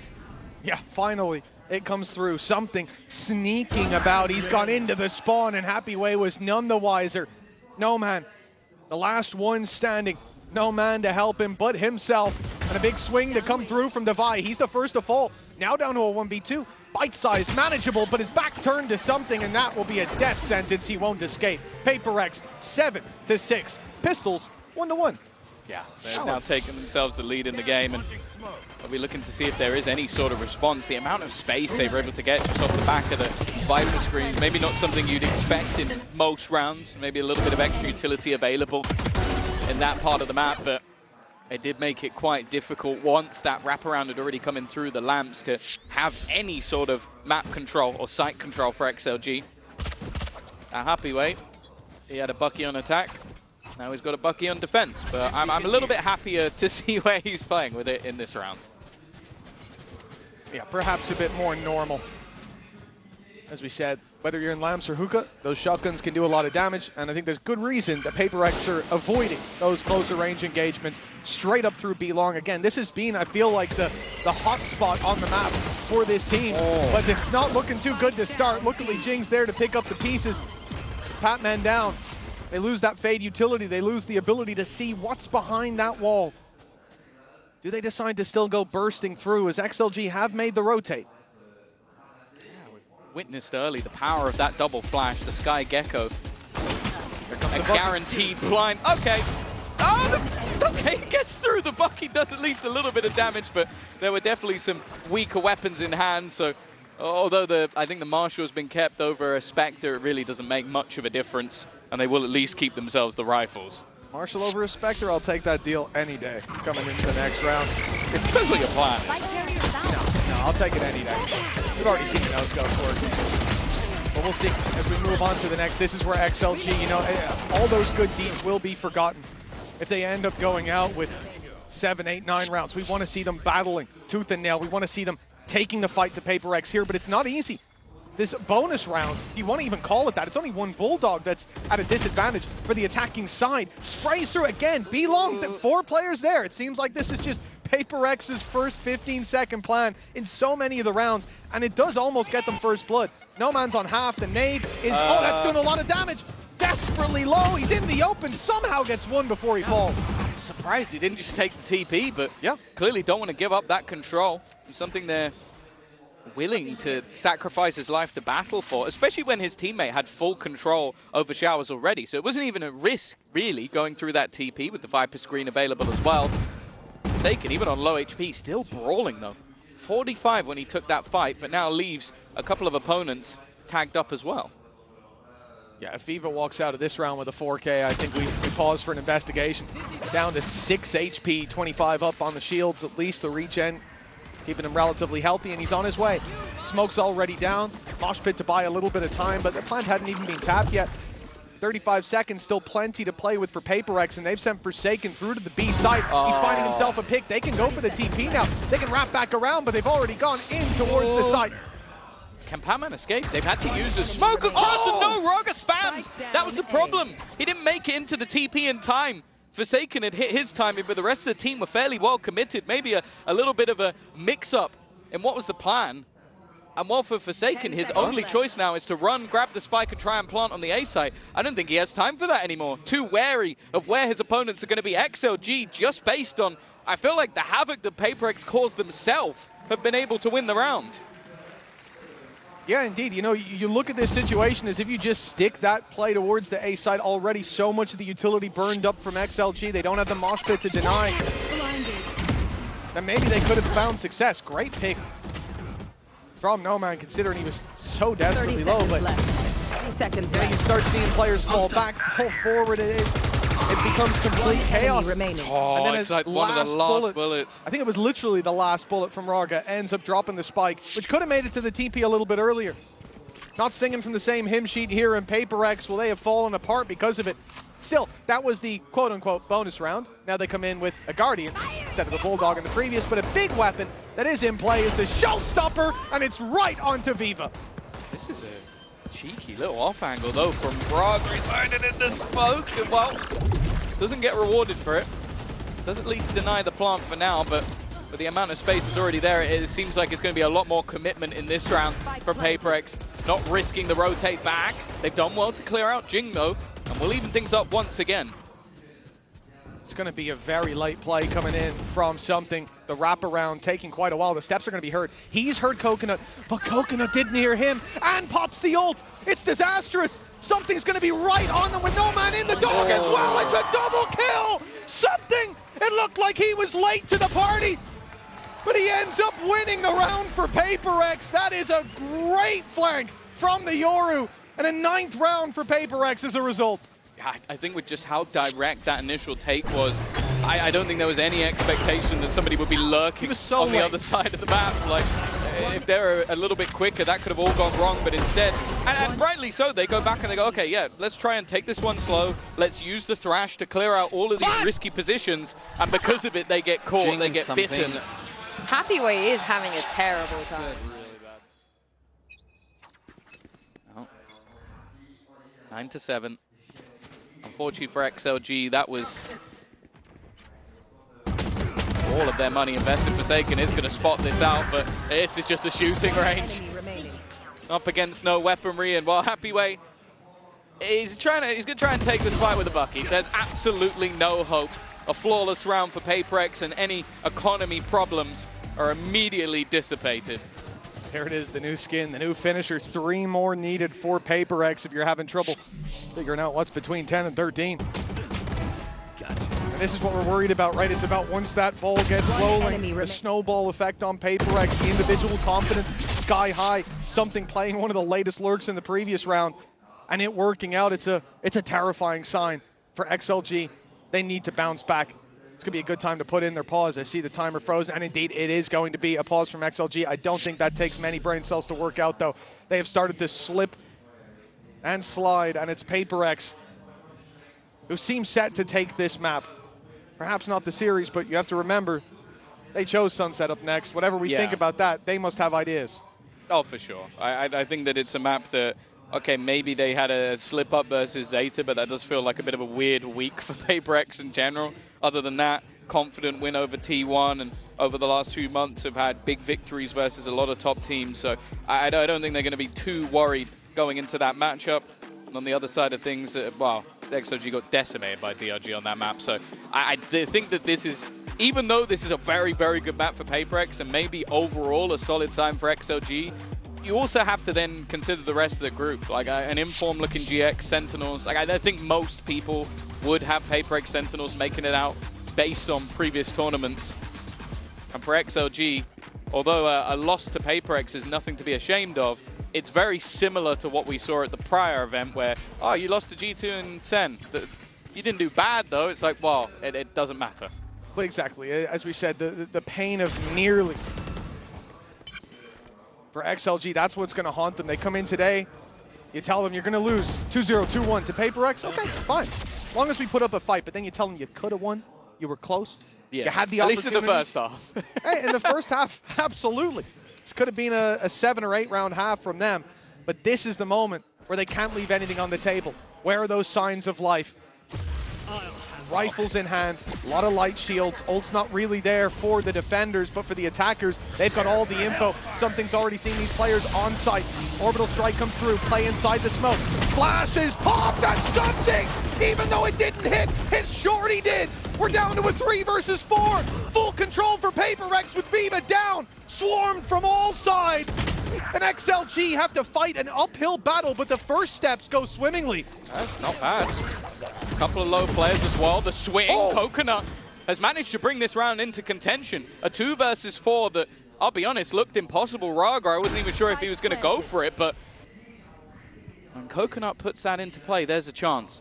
Even still, Forsaken and Devi, normally a safe pair of hands. The defenders, they're going to group up. They're going to try and join each other, but the swing for Forsaken isolates the battle. It gives Raga a chance once again, and the swing is perfect.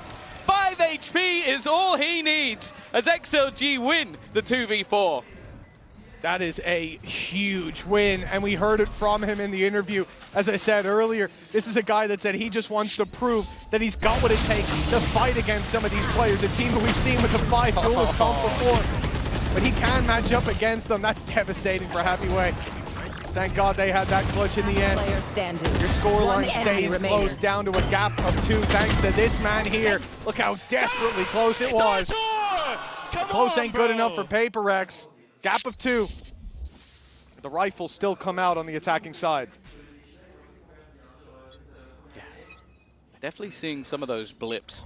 The 1v4, 2v4, PaperX making a fair amount of mistakes with hefty advantages, but XOG are doing well to capitalize off of them. Coconut with a huge individual round and basically keeping them in the match. That would have been their economy not only wrecked, but also PaperX being just a couple away from taking their own map choice. Now, they do have to be careful in this round. Light shields on every player bar 1. And that sniper for something. Think about the first half and how much it caused them issues. They can't afford to give this man a fight. Not at all. You end up getting lit down 140 in this to 10 HP, and it's pretty much guaranteed pickup for PaperX when the utility bombardment comes through.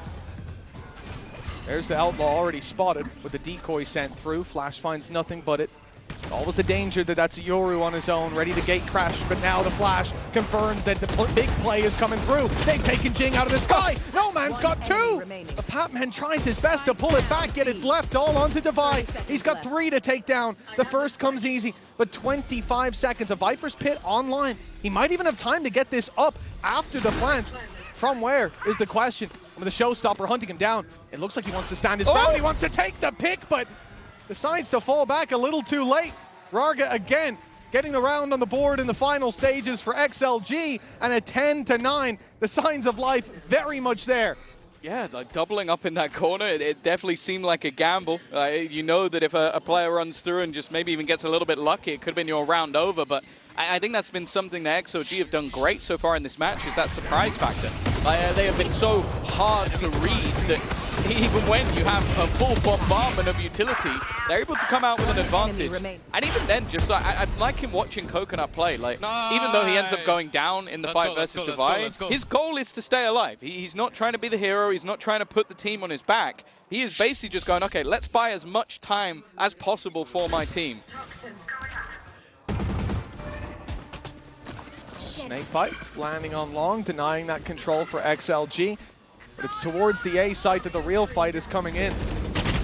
And the reaction from XLG very early on, they popped the Thrash. They see players inside of Bath, but that Thrash not retrievable, not finding the impact. It's a glorified drone. Coconut doesn't want to hold it for a retake again. Oh, the nades are going to be exchanged, but it's Divide almost using the distraction of a teammate, and well, 3 players immediately down. We've seen a 1v4, a 2v4, but we've definitely not seen a 1v5, and I don't think Viva is going to give the time of day. And this is what I felt like has been the difference between the 2 squads, though. It feels like when XOG win a round, it is by the skin of their teeth. It is very close. It's maybe a player or 2 surviving or a clutch round. When PaperX win a round, well, as of yet, there's not a point of damage done. I know it's kind of bad of you to assume Viva's not winning this 1v5 with time ticking and Spike on the other side of the map. But I agree with you entirely, in all seriousness. Like, PaperX, like you said, they look dominant in some of the rounds that they're taking. XLG, it's clutches.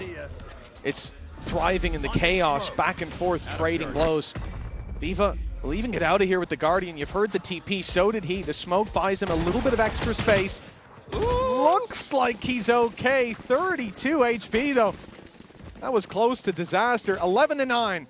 PaperX 2 away. XLG 2 behind. It still is anyone's game, but there's a problem brewing, Tom. Yeah, this is the issue. When you have so many casualties in the round that you win. Nice. Okay. Yeah, right. I'm glad that the player he saw him earlier. The player was highlighted. It's like, yeah, and then he just banged him through the smoke. Just off timing. He obviously calculated how far he could walk. Exactly. I think he has a ruler on stage. Well, it was allowed. The buy is abysmal. I mean, a good chance to catch them if they do go through that pit, having the judge investment. The problem is, when you look at the tab as PaperX and you see, okay, they don't have much money, and you see a pit go up, if you decide to go through that pit, you're insane. Now, PaperX are insane. Sometimes they, so there is a chance they do that, so actually rated against them. But yeah, generally speaking, that's just not going to find the value. We have to look elsewhere. The only and of other course, thing you can't force stack B because you have to clear that Bath wrap around. The other thing will be the assumption of a stack, though. It's, if you see that pit, you're mostly probably going to assume maybe it's just one player there. It really is a game of playing the odds. 45 seconds left. Viper screen definitely causing them issues before with the amount that it's been able to delay, but this time they're through it with relative ease. Actually going to commit the orbital strike. They're going to try and isolate players. Viva has done well. The problem is he has been lost. Jing again with another high impact round, and the rest of the team have plenty of time to make their way into the site. We've spoken about the clutches and what XOG have managed to bring home, but this one I would really, well, I expect a hole in the desk if PaperX let this one slip. I expect a hole in the desk from XLG's coaching staff, though. This feels like an overheat, Tom. You come into this round where you've got next to nothing, where you're fighting if you lose for PaperX.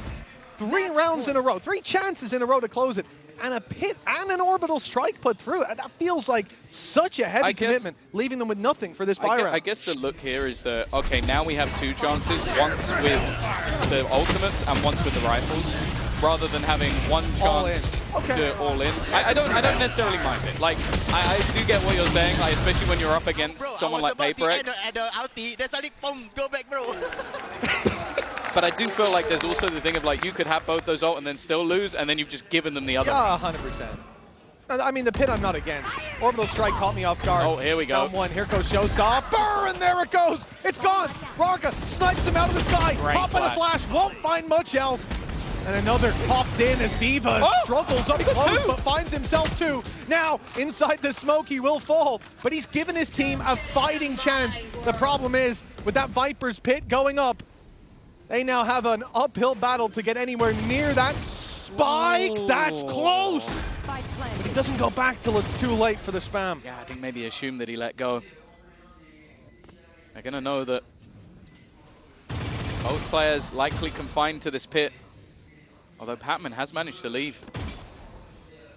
The drop will be known, and it's risky from Divide, but the risk pays off, and now No Man left alone. Pit going to be dropped, and Divide is there to close it. It was a valiant effort by XLG, a fight back and forth, but ultimately the job expected to be won, and was won by PaperX.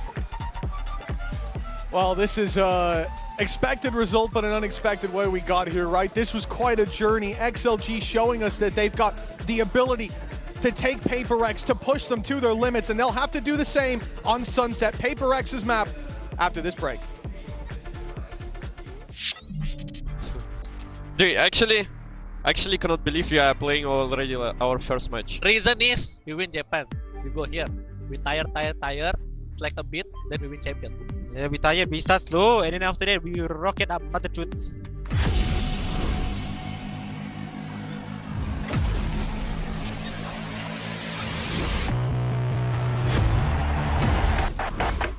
Now that I'm a mom, things are different. Verizon's different too. They let everyone in my family choose different plans. We get what we want and we save money. Love that for me.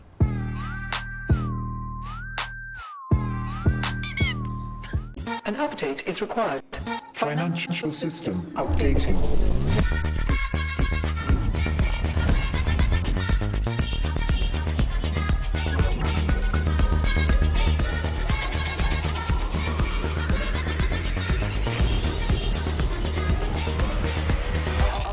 System updated. We will dance together. The future of money is here. Feels good. Esports World Cup, where we are starting off with Valorant. If you want to win, you have to win against the best.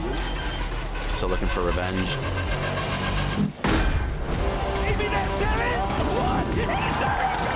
Alpha Eagle behind one. There's the shorty. And Alpha goes crazy. They've all battled through the pressure and expectation. Heretics have come back all the way. Finally, we won. Finally.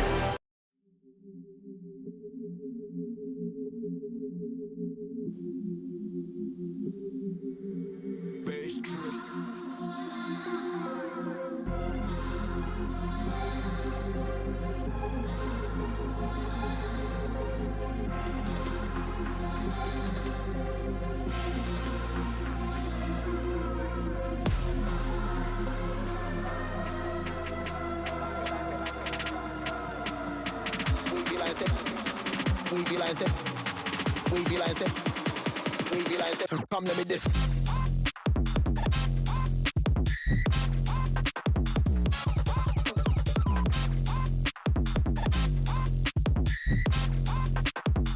We be like step, come let me this.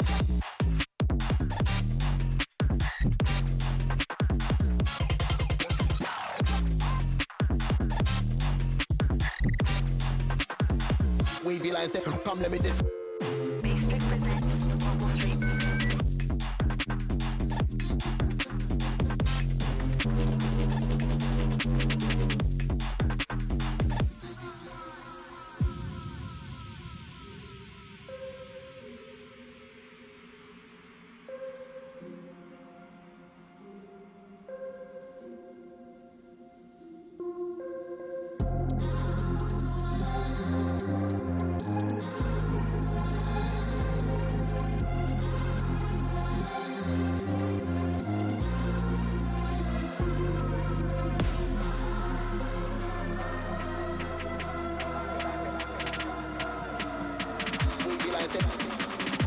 lines them. Wavy lines them. Wavy lines them. Come let me this.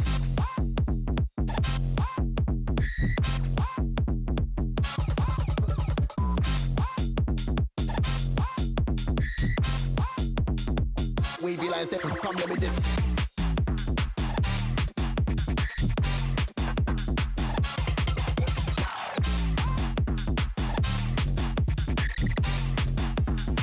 Wavy lines them. Come let me this.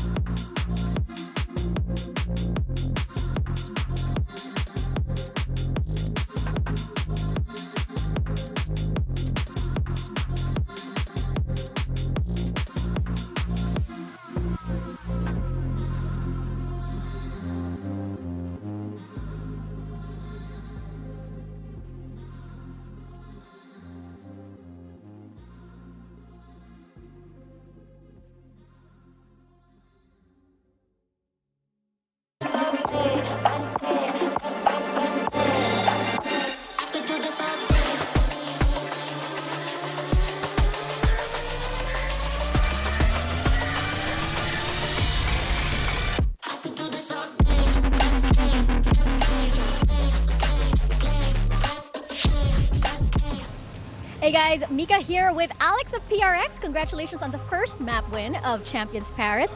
That was a bit closer than many expected though, so what do you think it was? Was it PRX with a bit of a slow start, or was it XLG doing something that surprised all of you? No, I mean, first of all, I think XLG is a very good team. You know, they champions of Stage 1 China. They have the MVP in their team. Aside from that, I think both teams are a little bit nervous, so you could see like the games were. I mean, everyone was trying to take their time and relaxing a little bit, trying not to make mistakes. So I believe that now that everyone's warmed up, I think the second game will be a banger. Oh, that's a teaser. Well, good luck to you guys.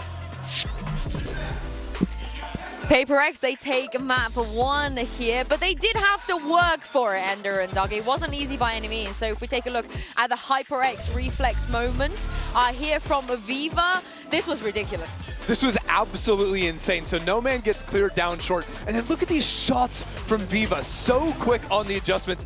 It's like one shot miss, instant reset headshot. Miss, instant reset headshot. Just sick. I think you said it exceptionally well.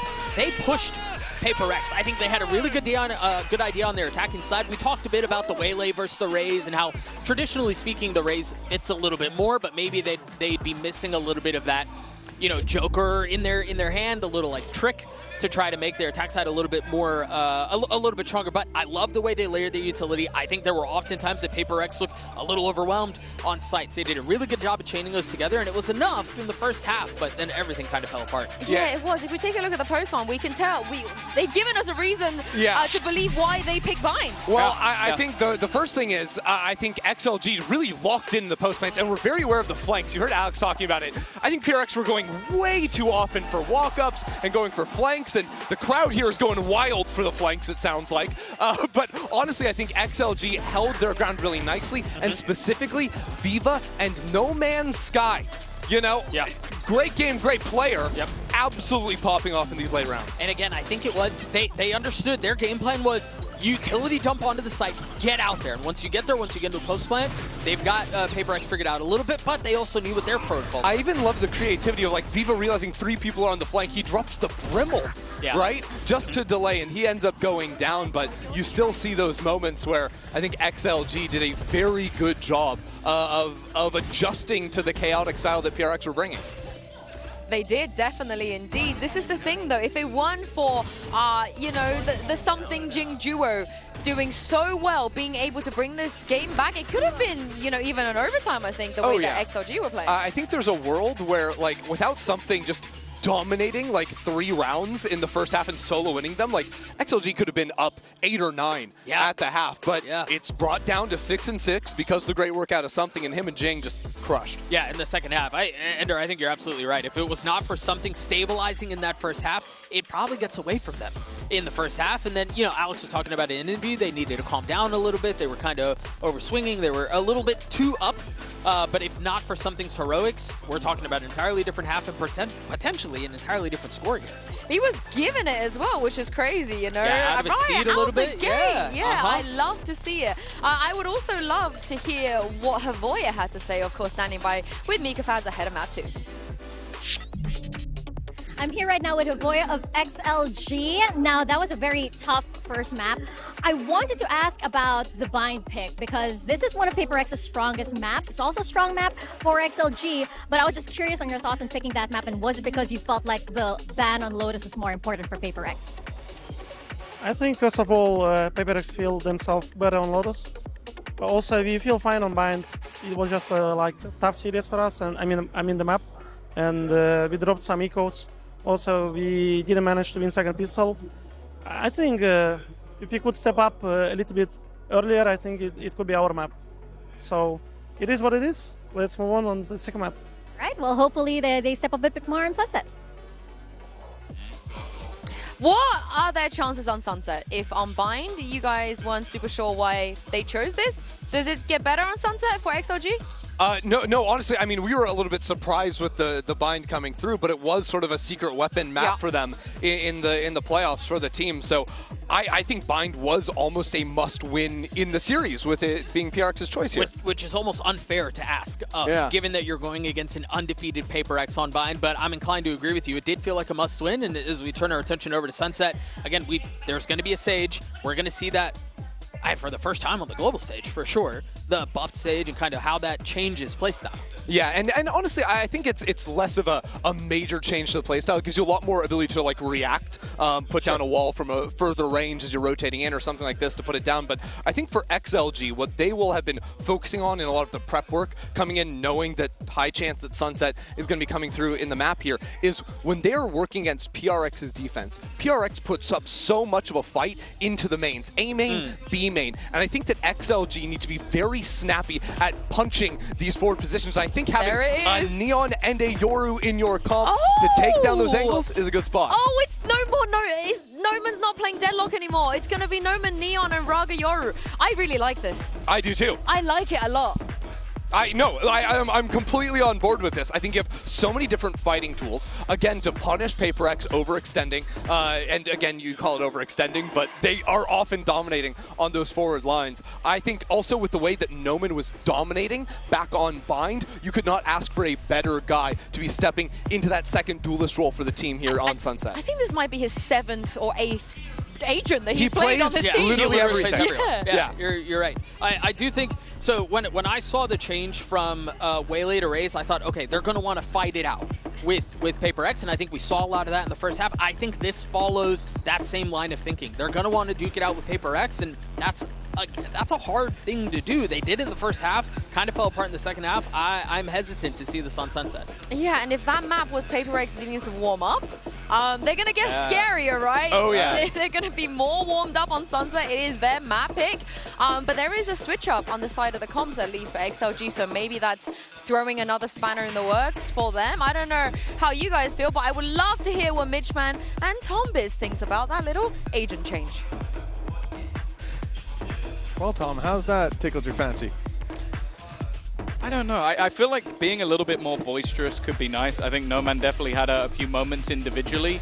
I do fear that trying to almost beat Paper X with firepower and aggression it might not work. I think it's a bold play.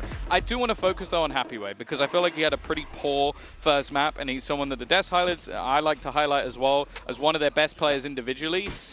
He's now a pivotal part, especially on the defense and on the lurk. If he's having a poor performance, Paper X win easy. No, without a doubt. As you said as well, looking at Neon, it will be point of contact. No Man's Sky was stellar when it came to that first map. Look at them Paper X, they didn't get the memo. They think they're still on the attack side. They pushed through mid with 3. Full control, 4 in fact. You can count the player towards the door of Patman, who will be safeguarding Market. But this is all about the flank game. And there is, luckily, a trap waiting for them there. So it won't be a complete surprise that there's someone there. It just might be a bit of a surprise quite how many players Happy Way is about to see. Patman's the only player elsewhere, down to 1 HP already, so I have to be a bit more careful. But you can see they have switched up where they are defending this spike from, or pushing all the way around. It hasn't mattered though. The swarm that is PaperX has given them an advantage, and Device is going to start defusing. He's just going to stick behind the wall. They need to run back around over the top. They need to go, and it seems like they are not going to be able to deal with anything. It is diffused in front of their nose. Rocker, he did well, and I think Device even stopped for a second. He was like, okay, someone's going to jump on this wall, and then they didn't. Yeah, well, I mean, they were too busy dealing with players towards main. It's a nasty little strategy, and one that has worked wonders. There was a gap on the, on the left side here, as we see it from Forsaken's perspective. It could have been exploited on the wraparound as well, so no surprise that he was a little bit worried. And in the end, Rorga surviving on 1 HP, but it doesn't make a difference. It is 1-0 start for PaperX. And we want to see XLG on the board early because we saw it in the last one. PaperX slow to start. We even heard it in the comms. They called it. Let's start slow, and then we get them. Paraphrasing. Yeah, you can't start a train at full speed. That's not how it works. That is true. Got to pick it up. They only had to dock into the station, speak with the conductor, Alex, one time. Then it was plain sailing. I love watching something because, like, you would see him play an agent that you think is like, okay, supportive util, lineup. And then he's playing contact with a sniper rifle at B main. It doesn't necessarily add up. I also love the fact that we've seen these changes to Sage, obviously making the range of that wall so much further. So Devi obviously places it 2 millimeters away from where he is. Yeah. This round, expectation incredibly low. Any weaponry drop would be nice, and hey, Braga has dropped one of the rifles, and that should be retrievable. Oh, good selection, though, from something. Will be retrievable, but at a heavy cost indeed. Round goes Jing, he's down to 15. Doesn't need to swing as something covers that. 2-0 start for PaperX, 4 players alive. Big weapon still carried through, and it's a strong start. But this round is really where we get the litmus test. A good sign early on, though, is seeing Rorga be able to deliver. As we said, he's someone that comes into, as he said as well, he's someone who comes in here with something to prove, and he's certainly playing like it. Yeah, I definitely think so. As I said, like last time we saw XOG at Masters, it wasn't really anything to write home about. Like, obviously, we've seen them have a fair few roster changes throughout the year, trying to fill in for you, and I don't mean you, obviously. For me? No. Shadows traveling. You're trying to replace me, Thomas. It's like Baby Bay. It's all right. I'm ready to play. Okay. Me against him. Your Phoenix might be better than his. We'll have to wait. Oh, well, there's no need for that. This purchase is definitely an odd one, though. You've got yourself a Buckium for Forsaken. Sting is still in play. Like, this is around the XOG nigh on half to win. Otherwise, the amount of economy upgrades that there will be. Dimensional Drift only 1 away as well. Could be powerful in that post pump, but it is a wide net currently being thrown out by XLG. And while Forsaken mentioned that he had a weaker gun, it didn't stop him taking a fairly aggressive angle. 45 on the clock, fairly committed from XLG. They got to go towards this site. Jing to deal with to start. Great stun, but he gets out of there thanks to the blast packs. Well placement. 35 now. XLG got to pick up the pace. Wrapping around, but PaperX are flooding back into the site. 3 players here now with one deeper towards the spawn. This is essentially a 4-man hold. 25 seconds, and they call for the rotate. Yeah, it's the right call. They've dragged all these players over, and they'll make their way across mid with that smoke with ease. This should be a plant, but I'm always wary of PaperX's ability to be disruptive. Something, he's in there. Only one. Yeah, and they've managed to make it to the site. The spike was being guarded all the way through. A good redirection, especially with the Sage Wall being used in towards the spawn. There was the box up top that you would have had Devi watching from afar. And now even with no man in the spawn, just waiting to try and catch them as they fall out. The fact is, though, PaperX, all of these guns are going to be upgraded in the next round anyway, so they might as well try and do some damage. No, that's exactly what they're looking for. You see all this deep clears of middle. The idea is certainly in their head that someone could be lurking around. Rifle picked up for Devi as well. Good chance to make these exits very costly. He will close in towards this spawn. I don't think Jing has any chance of, oh, actually he might have a chance to have an impact. He goes back to mid. But Devi is shut down. Okay, 2-1. 4 players alive for XLG. That's a picture-perfect round 3. Yeah, and that's exactly as clean as it needed to be. It definitely got a little bit dangerous, and as we mentioned, like, you're always going to see these sort of timing fights looking to be utilized by the side of PaperX. It gets them a lot of early information. So I like the fact that with 20 seconds left, they were willing to sort of gamble on that rotation, not fearful that they'll be caught somewhere else. Even still, though, it's going to be an immediate purchase back up from the side of PaperX, and I'm kind of looking at Braga here. He's going to immediately utilize that dimensional drift. Bear in mind, the only weapon he has is the shorty. Perfect for this ultimate. 1 flash left. Oh, he's come out without one. Moving around through the smokes, but the wraparound for Patman. Quick on his feet. He'll take Rarga down. Now it's Rifles, though, that they will be up against. The trick play hasn't worked. Devi's dead. Dead to right. It's even a headshot from Noman to lock it in. But still, a 2 versus 4. Can't even get the 3 out before Patman's dealing with another. PaperX holding strong so far. And Happyway failing to take down Jing. Now that's the information. The element of surprise gone for his position. And the wraparound super late from Forsaken. He's going to cause issues, but Viva seemed aware of it. The timing, though, he corrects in time, but he can't quite land the shot. Yeah, there's been a lot of moments, especially with how low some of these players are, where there's a chance, but it seems like PaperX are ready and raring to go on this defensive half. A third already picked up, and I have to say that the orb placement coming out from Patman there in the early stages of that round was just wonderful. Like you see this attempt to play into the back of the site, and he's just denied all of it, just keeping hold of that control. Yeah, it's the fact that he's able to walk into spawn to be safe and then back out with his smoke, right? It's so much value delivered as a result of that. I'm not sure what's being said there. I love these guys. The energy on the stage is different, and 3-1 up.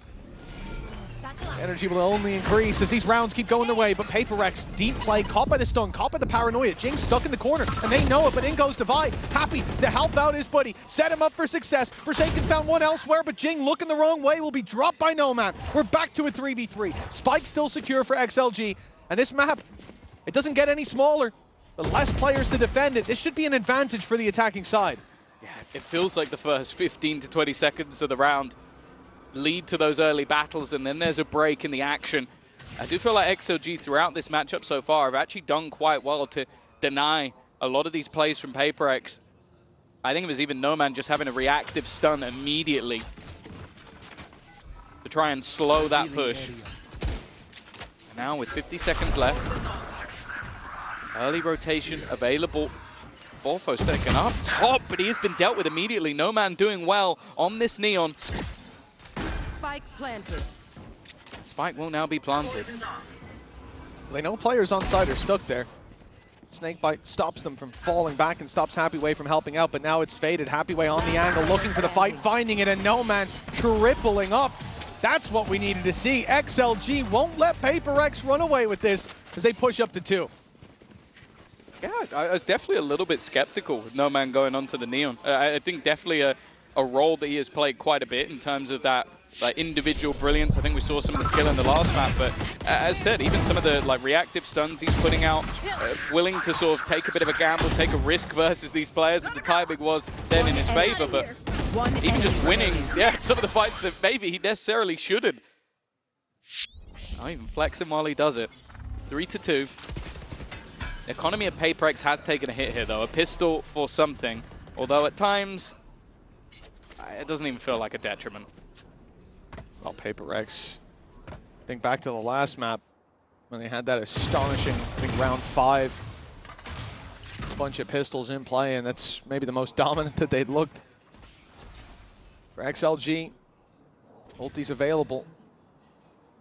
They need those safety nets. It rotates from Coconut, the information. You have a Hunter's Fury soon. Deep play from Noman. No ult popped. It's down to his rifle. But Coconut's fallen in middle. Rarga, good to trade that back. Now they've sensed the weakness. Blood in the water, but Forsaken still standing strong. Deep fight from Noman, though, has managed to pull this back to a 3v3, and with the ult pop, he's got a tough fight up against Jing, and he won't win it. But with Forsaken going down, the numbers keep going back and forth till there's only 2 men left standing. The 1v1 that leaves the Sovas on either side. Bit of a risky position to plant from, and because of that, something is going to get away with it. It was kind of as easy as that 1v1 could have gone, but that was, yeah, I felt like that. I always talk about an observer's nightmare as a round where there's just a million pieces of utility. I feel like that was it. It was just one kill, but all on different points of the map, like timing to catch out Kaplan, the drop down avoiding the fake out, Jing winning the battle versus a slightly shaky No-Man, and then coming all the way down to the 1v1 at the end is PaperX to keep their lead, extend it a little further. But there is still investment here for either side. In fact, both teams' economy here is on the brink. It's only something that has a few extra credits to spare, so a winner of this round, it could be worth a double. This is going to be so punchy. Could even have a Hunter's Fury off rip coming through from V, but they want to get aggressive. They want to play this one fast. You can already see No-Man taking space. Paranoia burned by PaperX early to try to slow them down. Jing goes in swinging, won't find much, and TP from Coconut. He's deep in their spawn. They are making so much pressure towards this A site. Forsaken, he doesn't crumble under that pressure to start, but finally, he will come crashing down. A 4 versus 3. Res possible for PaperX, but the positions of those bodies, it doesn't make it look very likely. Happyway's got beautiful timing, but the shots don't land. Luckily, Rarga's there, picking up the pieces and leaving something alone and trapped in with the enemy. He can't even get out till that wall fades, and he will be cut down to size before that happens. Great round from Happyway after a little shaky of a start. Yeah, like he gets the job done, but I think also the hesitation there is that he realizes how much value his position holds. He goes swinging wide, guys, they can potentially be isolated on the side. Instead, him staying alive is much more of a burden than even the individual kill that he could have got instead. And this is sort of the Happyway I wanted to see. Like, yeah, sure, still maybe a few jitters here and there, but the guy is always good at having those backstabs, always good at sort of having those multi-frag rounds. And I like the change of pace from XLG. I said so far, I feel like even in the last map, they called a decent game. Like, it didn't look like they were getting outclassed. And the important thing there is, right, PaperX, on that A-side hold, not only do they have numbers, but they have the wall behind them, so they're not even worried about a mid-flank coming through. Everybody is focused on that choke point, and Coconut being able to go into the spawn makes that much more difficult to do. The guys on site can't just swing out wide and hold the short fight. They can't just look for the elbow duel, because they'll be shot up from spawn potentially. And you have all of these headaches created for PaperX. That very much felt like PaperX getting a taste of their own medicine. Oh, back to a low bite. You can see how slow and methodical they're being on the other side. Forsaken has been able to take that first fight. Now the move away is somewhat to sell a ruse for something, but he's going to be able to hear any of the steps as they rotate. They've still got this aggressive position from Jing. Bear in mind, he does have the showstopper available. Probably won't want to use it immediately, but no, never mind. He's going to go straight in, and the steps were faked out. That was Rarga's utility that has baited the ultimate, but now they go back towards something. Are they going to check the box? No, they're not, but it's a bit whiffy. Not quite connecting. Divine now the next man up, and Happyway just thriving. The Dane just seemingly slipping out of the round. And what could have been incredibly costly ends up with still 4 players standing. Great correction from the previous map where PaperX were finding so much value with these weaker weapons. Forsaken, careful. The only player that, well, he didn't have that much of a weaker weapon. He had the Guardian. Wasn't the Sheriff doing the work. And he's recovered a rifle, a chance to do more damage. Surely the round win is already lost. I'm starting to question that. It could be an ace, but the problem is you've got Viva deep playing with that Hunter's Fury! And Forsaken now only has that ult to deal with. He now knows where his opponent is, but the Hunter's Fury surely decides the fate of this round. It's already activated. It might seem early, but the time on the clock is already so low. Forsaken goes in, pops it, goes for the stick. He might have time. It's going to be desperately close. The spam coming in from Viva doesn't get there in time! But it's a 0.02 second difference. Blink and you miss it, but that margin of error swings in XLG's favor. So you know earlier where I said it might take a while to beat that 1v4?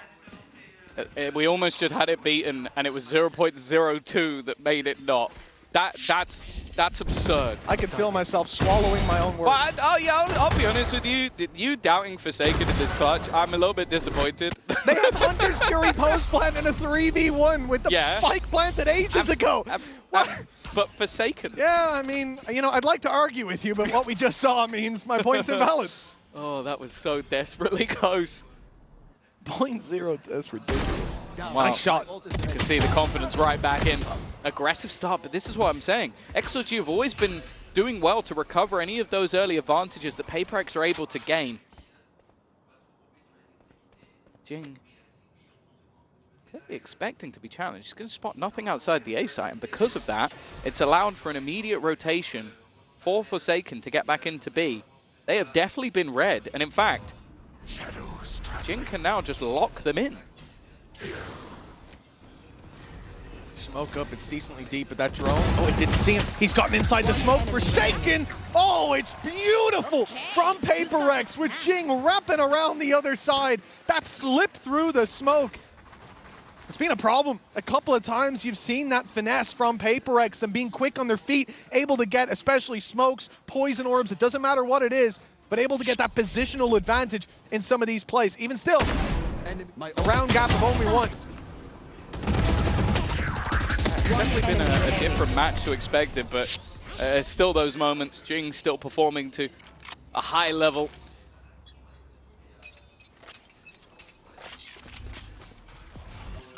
And this one, it's not looking great, is it? No. Four Sheriffs, an attack side Bucky. Makes a bit more sense when it's on the Neon. Slide in, get real close. Oh yeah, I've seen plenty of TikToks of that sort of gameplay. We'll see if No Man has it in the locker. It might not matter. Already one going to his teammate, and there you go. That's a Bucky onto Jing. This fast-paced 1-2 punch of the Duelists have not only got them positioning, but it's also got them in with that weaponry. And the bigger danger as well is, okay, sure, you had yourself the ultimates. Hunter's Fury might now be able to cause some damage. No Man gone, rifle dropped, drone already being sent through. Raga just immediate on the headshot. Not hit by the drone either, he sticks around. Divide though, the one to punish him. The res available. There's a player that can be res, there it is. Patman's brought back, even numbers. And it gets Coconut curious, he swings out looking for the duel, but now they'll go pushing into him. Viva down, and it's Happy Way against two, but he's brought it to the 1v1. 6 HP, a headshot needed, but it's Divide jumping with the shorty to close this one out. A round that should have been PaperX's. They will just about get it. If they I'm starting to doubt myself there. If they lost 2 rounds to time with that close, that would have been madness. But unfortunately, the ring around the rosy, the only man falling down in this case was Happy Way. Nice shot from Raga. In fact, an excellent round from him in general. Making this one competitive. I feel like No Man actually walking further into that shot dart rather than away from it. But you understand the panic. A nice attempt. Very low by a round, and Happy Way definitely. I think he was doubting it as well. Well, he has just watched the spike go off at 0.02. Yeah. So you can kind of understand why he's nervous, but not quite as close. Flashbacks definitely hitting hard there. Yeah, XLG. 6-4. XLG, they've called a timeout here on their attack side. That's their first one used, and indeed the first one of this map. It has been a pacey set of rounds. I've liked, as you've said, the direct approach. Even here, they had Sheriffs, they had a Bucky. We started out, it doesn't look too good, and it comes down to a 1v1 with mixed it up a lot second. as well. I think that's what, whenever I see a team that can only like dive or only do executes, I'm like, okay, this is an average team with maybe great coaching staff, but it feels like a lot of the sort of slower rounds with mid-rounding, I've been impressed by XOG, and you take away the pistol and the follow-up, and this is an incredibly close match. The problem, though, is now they are in a case of this ends 6-6, you go into the second half, you're happy. If this ends 8-4, I think most people will have a lot of faith in the attack side of PaperX to be able to close this one out. Well, touching base as well before we get back into the round, just on Happy Way, someone you highlighted as he had a tough, and the desk highlighted, had a tough map previously, and look at him now, 11-7. He's been there on this attack side in the previous round, almost ended up winning it out on time in the 1v3. Impressive performance. Well, Rarga's going to wait for his teammates to break that wall open. It's going to limit how far he can get. He can barely make it to the backside. Instead, he's going to tuck in default. Hunter's Fury coming through. Fired in deep from something. Clearing out these close corners on the site. Not finding any tags, but delaying the push. It didn't really allow for much space to get back in either from the side of PaperX. They're waiting to move as a unit. Kaplan does have ult, but unless they really need this space, it's going to be tough. The Vigo's a little bit ahead. They were still setting up utility on the remaining players, and Noman has been able to take that close contact and put them into spot, and especially with Forsaken coming in on this flank, he's managed to get past the trip. That's why nobody's looking in this direction. If this smoke fades, he might just have himself at least one freebie, but he's looking for more. In fact, he's going to take it all! Forsaken, a one-man retake! And another on the board for PaperX. Shrouding his steps to great effect. He made it past that trap. As you said, camera placed deep on the site. They're worried about the retake from Market. They're worried about early contact for the player over on that box and backside. And instead, he smokes main, so they think, well, he's obviously not coming from here. They want to block this line of sight. And the timing could not have been better. That round was forsaken for XLG. The timeout making no difference. Sit down! And one round left to play with. For XLG, 7-5 still possible. They'll move to the defense where we've had our questions. The answer's not far away, but will they be a pistol round away from correcting the scoreline or trailing by 4? This is where the last round really could give them a little bit of wiggle room. Well, we've said that it's been a closer affair than maybe expected, but if it ends 2-0, ends 2-0. They'll still be yet to win a map at a VCT international event. Maybe after how close the first one seemed, they might feel a little bit hard done by for that, but it won't change a thing. Already you can see some of the vulnerabilities, and more worryingly, it's that showstopper Viper's Pit on the other side. Like, there's so much to play with in this final round of the half. Oh, the showstopper! It's found 3! Jing! That's unbelievable! XLG put it all into this, a round that can correct the wrongs of this half, but that has come falling apart. An explosive entrance into B main from Jing. An 8-4 locked in PaperX, doubling the score of their opponents in that first half. It's just absolute insanity. Like, it just came down to a lot of those contact plays and Jing managing to get it done. Nonetheless, it's a pretty big recovery. We'll see if XLG can turn it going into the second half.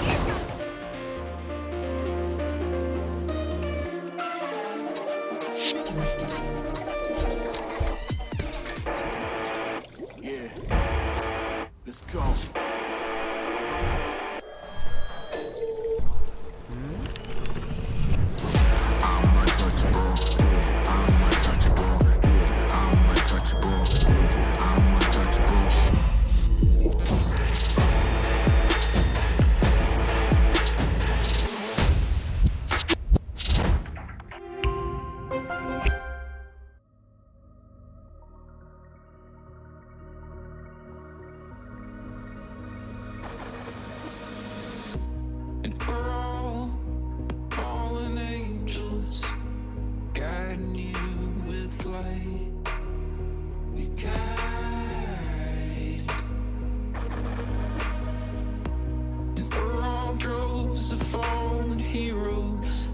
Strangers through the night. Tonight, keeping you safe. I'll just put it bluntly, we're dying for our country. Yes, today you should form a smile for the safety of your life.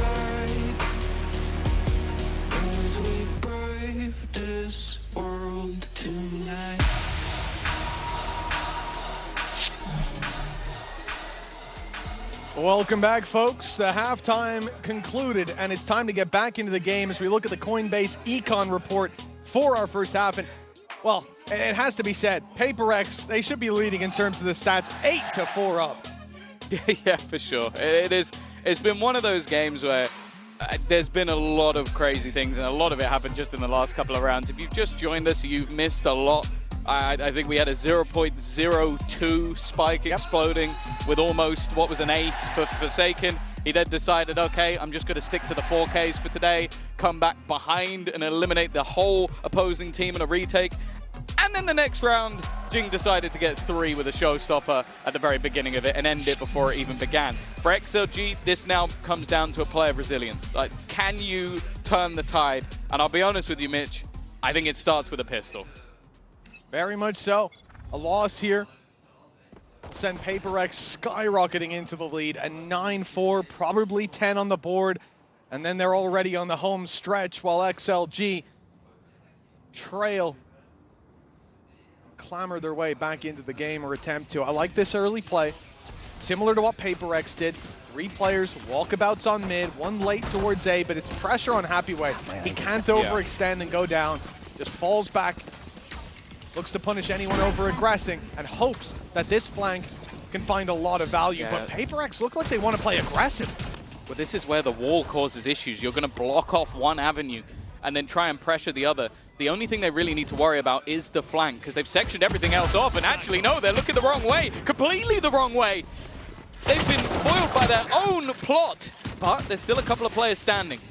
Jing, Forsaken, not in the best of positions to try and deny this, but that time is already ticking. Only somebody just getting onto the spike. They need to try and wrap back around, and that's exactly what Forsaken will do in this match. This man could do no wrong. Oh, his impact has been outrageous. That pistol round was slipping through their fingers. The flank that should have been expected. When he found his 4K from main, there was at least a trap there giving them some security on the other side, but PaperX had no reason to believe that that space was clear. They get caught off guard, and oh, it's just so nasty. All I'm going to say is he's already got a bracelet on one arm. I think he's looking for a bracelet on the other. If he keeps this sort of performance up the entire tournament, I think he's going to be dual-wielding by the end. This man knows how to put up MVP performances. And well, map number 1, he always said that the agent he'd never played was Brimmy. He started playing the Brimmy, and it didn't look fantastic, but stick the man on an Omen. He's having a ball. And well, I said, it was almost imperative for XLG that they get themselves a pistol. 9-4 down, their opponent's map choice. PaperX going into the attack half. And when they have shown strength on this map, that's where it's been. Solid victories on that side versus Sentinels, Fnatic, T1 more recently. And it was a defensive side defeat when they struggled versus Zeta. Everything is set for them to now take this map. What's a good stack from XLG. 4 players on the B side, 2 of them with Sheriffs. The other on the polar opposite of where this hit's coming through. A lot of players from PaperX, though, covering this plant. They've got numbers even after the barrels run, or the mags run dry. Something with a nice shot over the wall, and it looks like a lot of the danger already dealt with. No man traded out, and that's really the story of this take. Even if one player lands that first shot, PaperX flooding in like this, they've got the numbers to back it up. Finally, it will be divided close, and 10-4 on the line. But this was not the round XLG were fighting for. It all comes down to round 15. Rifles in play, both sides. Yeah, well that was the investment of the last round. It was mostly into stingers, a couple of rifles. I also think this is the point you'll make a lot of the time when it comes to Sage. Like there's been critique a lot through history of this agent, but one thing it gives you, especially on a map like this with a lot of different elevations, is sometimes you don't know the angles you're covered or not. And that's about as free as a kill as you're ever going to get. Because let's be real, there aren't that many teams that play with the Sage. Okay, a very aggressive early start to the round, but it is No Man. But impressed so far with him on the Neon. And he started off strong again. Well, yeah, it's No Man and Jing both trying to get that early contest for this corner. And even with the Boombot backing him up, Jing can't get it done. Forsaken, I think, heard that cam activate. Certainly now did. He knows it's there. He's calling for it. And we see the pings that he wants to walk on through. Has to catch a timing. Even with that smoke, a TP will be heard. He'll be seen walking through. Nice shot by Noman yet again, delivering. And as he looks up at the cam, that's a wonderful punish. What is going on with something here? And a swing from Noman that gets punished. Something's got 3. And I think Devi is about to go down. He's trapped in the corner with a sliver of HP. But in comes his old buddy. Something here to save the day is for this fifth. An ace from something. An XLG from 1 foot in the grave to buried deep behind round after round of Paper X success. I need to see the POV on the first 2 kills, because I feel like there were 2 players in elbow, and I don't really understand how he's walked out of it alive. Oh, they're just isolated. Okay, fair enough. He gets 2 bites of the cherry. It's incredibly clean, though. An absolute headshot machine throughout the round, and I don't even know if he reloaded in the middle of all of that. It was always going to be one of them, you felt like, to take the first ace of the tournament, and something will be there. Mentioned maybe Forsaken looking for another bracelet. Maybe he's looking for one that goes with his keyboard. They'll have to be in gold. 11-4. And a timeout for XLG. Oh. At these last few rounds, it hasn't even felt like the round 14, you're talking about you're on eco. Round 13, you probably should have won, but Forsaken clutches it out. Yep. Round 15, you probably should have won, but you get aced. Yeah. Like, well, you're going to say, oh, we need to get together a little bit more. Don't let Forsaken get a 4K. Don't let something get an ace, and we're good. And that's the thing, I feel like... It's crazy that you retired as a coach in 2020. Or was it 2021? I didn't say retired. I'm still open to offers. Oh, okay. I'll evaluate in the offseason. Maybe when Alliance come back, you'll get another job. I think that's the only way. I'm happy where I'm at for now. Let's put it that way. I think I'm better suited, hopefully. But for Paper X, 11 rounds on the board. XLG in a position where this is really a rock and a hard place. Do you fully invest now? Do you wait? They're going to come in with 2 Guardians, mostly keeping some credits for the next. Nice opening from Devi. And this should be a relatively easy round. That was one of the Guardians that he took down, though. The main punches that they're packing. Full blinded up. Patman still looked like he was close to taking that kill. Yeah, that's a pretty hefty upgrade for Noman as well. Giving the Coconut. Willing to risk it. Nice. And also, Forsaken's been caught TPing. This is putting them in a good spot. Bear in mind, the spike plant here for Devi would get him his ultimate online and likely bring back someone who's been terrifying if it even gets to that point, because you will not kill my they've already got an advantage. Yeah, worth putting it in, obviously, in this position. If something can fade back, this is where you'll see your Sova play in main. Most of the time, Hunter's Fury for post-plan, but no, they want to fight. Of course they do. This is Paper X we're talking about here. What's going on? Is that fight? Devi closes it out. That came down to a 1v1. They needed a 3K and a res to get it across the line, but you know what? A round's a round. 12-4 now for Paper X. There's so much I hate about this round. That was like, it was just like, at this point, you can feel like they are just vibing with how aggressive they're being. TP into the side with basically nothing alongside it. A complete and utter whiff, running into a smoke in between a wall, so there's only the tires of angles. And yeah, that is a nervous smile if ever I've seen one. Like ace like 2 rounds ago. Yeah. Well, here's and popped the Hunter's Fury immediately. It's an early one, and it's Forsaken going deep on the back of the Chaos. Viva, good for the trade, and Noman doing the same. Numbers light on the A site. Noman's the last point of defense, so he'll fall back. Won't continue the aggression. While the rotate had come through, Viva, who started over here towards A, went back to take that kill and spawn, drones out mid, clears it, and they're comfortable now that there's no more pressure on A with that deep control coming in from Noman. There's nothing on mid. They weren't looking, they weren't walkabouts. So the B site's where the hit should be coming through. They'll keep in 2-2. But Happy Way and Coconut, they're the ones that have a chance to keep their team in it here and now. Cage immediately used. Going through all of this utility. Feels like a little bit of a risk. Paranoia even being thrown through as well. So they're going to know that there's a couple of players here at least. Curious to see if Paper X still opt to actually execute in this direction. They're throwing in more utility. Boombot to clear close. 35 seconds. Now we're limited on options. We gotta go, but the spam's through the smoke. They'll take down Devi in the choke point. The shock dart's fantastic, and the swings are even better. XLG with a round win, still trailing by 7. But they gotta take this comeback one step at a time.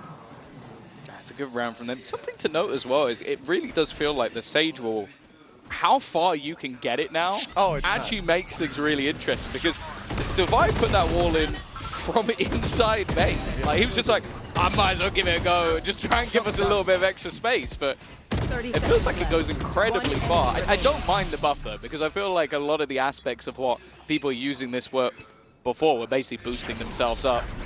Brings a slight bit of tactical element to it.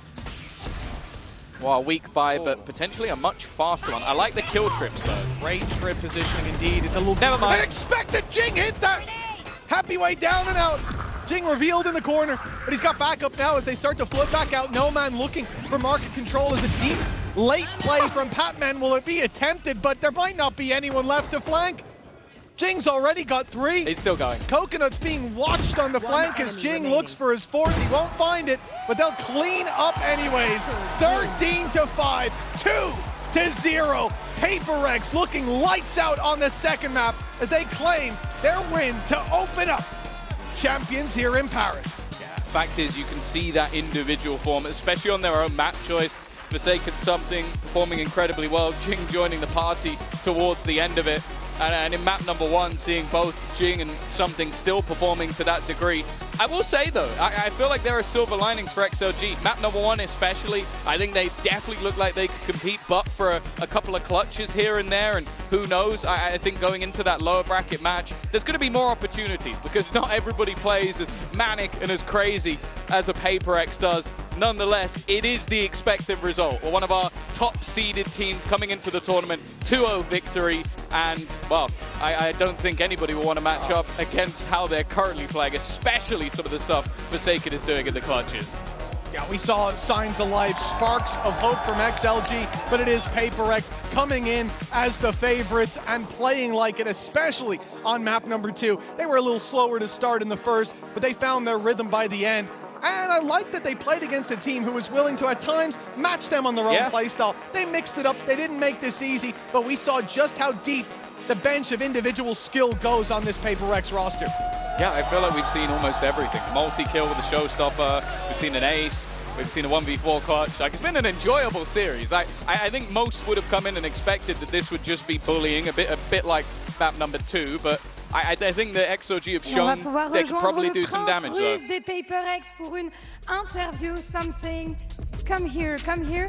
I need to speak to you about this first win in Paris. So first of all, bravo, congratulations. And the first question I wanted to ask you is, this was the first match, but we already see such a high level from you guys. You guys were shooting, but there were 2. So who impressed you, let's say, in the XLG team? For me, the most impressed player, obviously, it's Frarga, because he is my close friend. So, yeah, and overall, we start slow on bind, and I guess it's just like bound to happen because we came from Korea, jet lag and stuff. I mean, overall, it's nice to win the first game.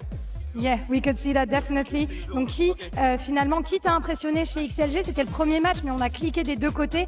Et ben j'ai envie de dire Arga, c'est un pote à moi, j'étais trop content de l'affronter. On était un peu slow sur Bind, on avait un peu le temps de prendre le rythme, on est aussi un peu jet-lagué par rapport à la Corée. Mais voilà, toujours très content de gagner forcément. And I'm speaking to a champion here, you know, an AIM champion, MVP from Stage 2 with that gold keyboard, winning Toronto and stuff. So I wanted to know, like, do you keep on setting like such high standards individually on yourself, or does it matter less, you know, to carry when you have such a great team? I mean, I don't really think we have pressure after we won Toronto in stage, just because like we also understand another team scared of us because we are playing well and our form is great, especially after stage. We show it, and then yeah, there is no much pressure. Pas de pression. Du coup, la question, c'est est-ce que tu continues de te mettre un peu la pression individuellement? Est-ce que tu sens que tu as besoin de carry avec cette équipe, ou à l'inverse, c'est plutôt le team play qui prime et bah il dit, moi la pression, je m'en fiche un petit peu, on gère ça, on est en équipe, les gens commencent à avoir peur de nous et c'est ça qui est le plus important. Thank you so much, Ilya, for your time. I wish you the best of luck for the next match. On souhaite bonne chance à Ilya pour son prochain match, and we're gonna discover in a few minutes who's gonna win between Sentinels and GX. Stay tuned.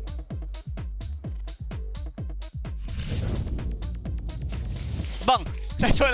We're like alternator. I kill one, you kill one, bro. I kill one, I heal you, bro. RTK! No man, stand up. Good, minus 60. I'm resting, I'm healing, killing.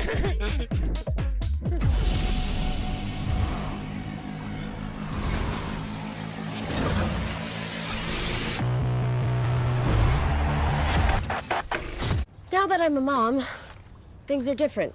Verizon's different too. They let everyone in my family choose different plans. We get what we want and we save money. Love that for me.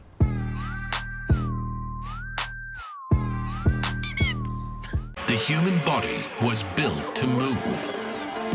Not trapped at a desk in one singular posture for 12 hours a day. It's time your chair evolved. This is Secret Lab Titan Evo. Ergonomically engineered for you. Gamers, hybrid workers, artists.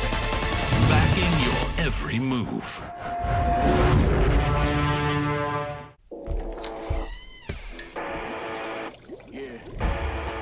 Let's go.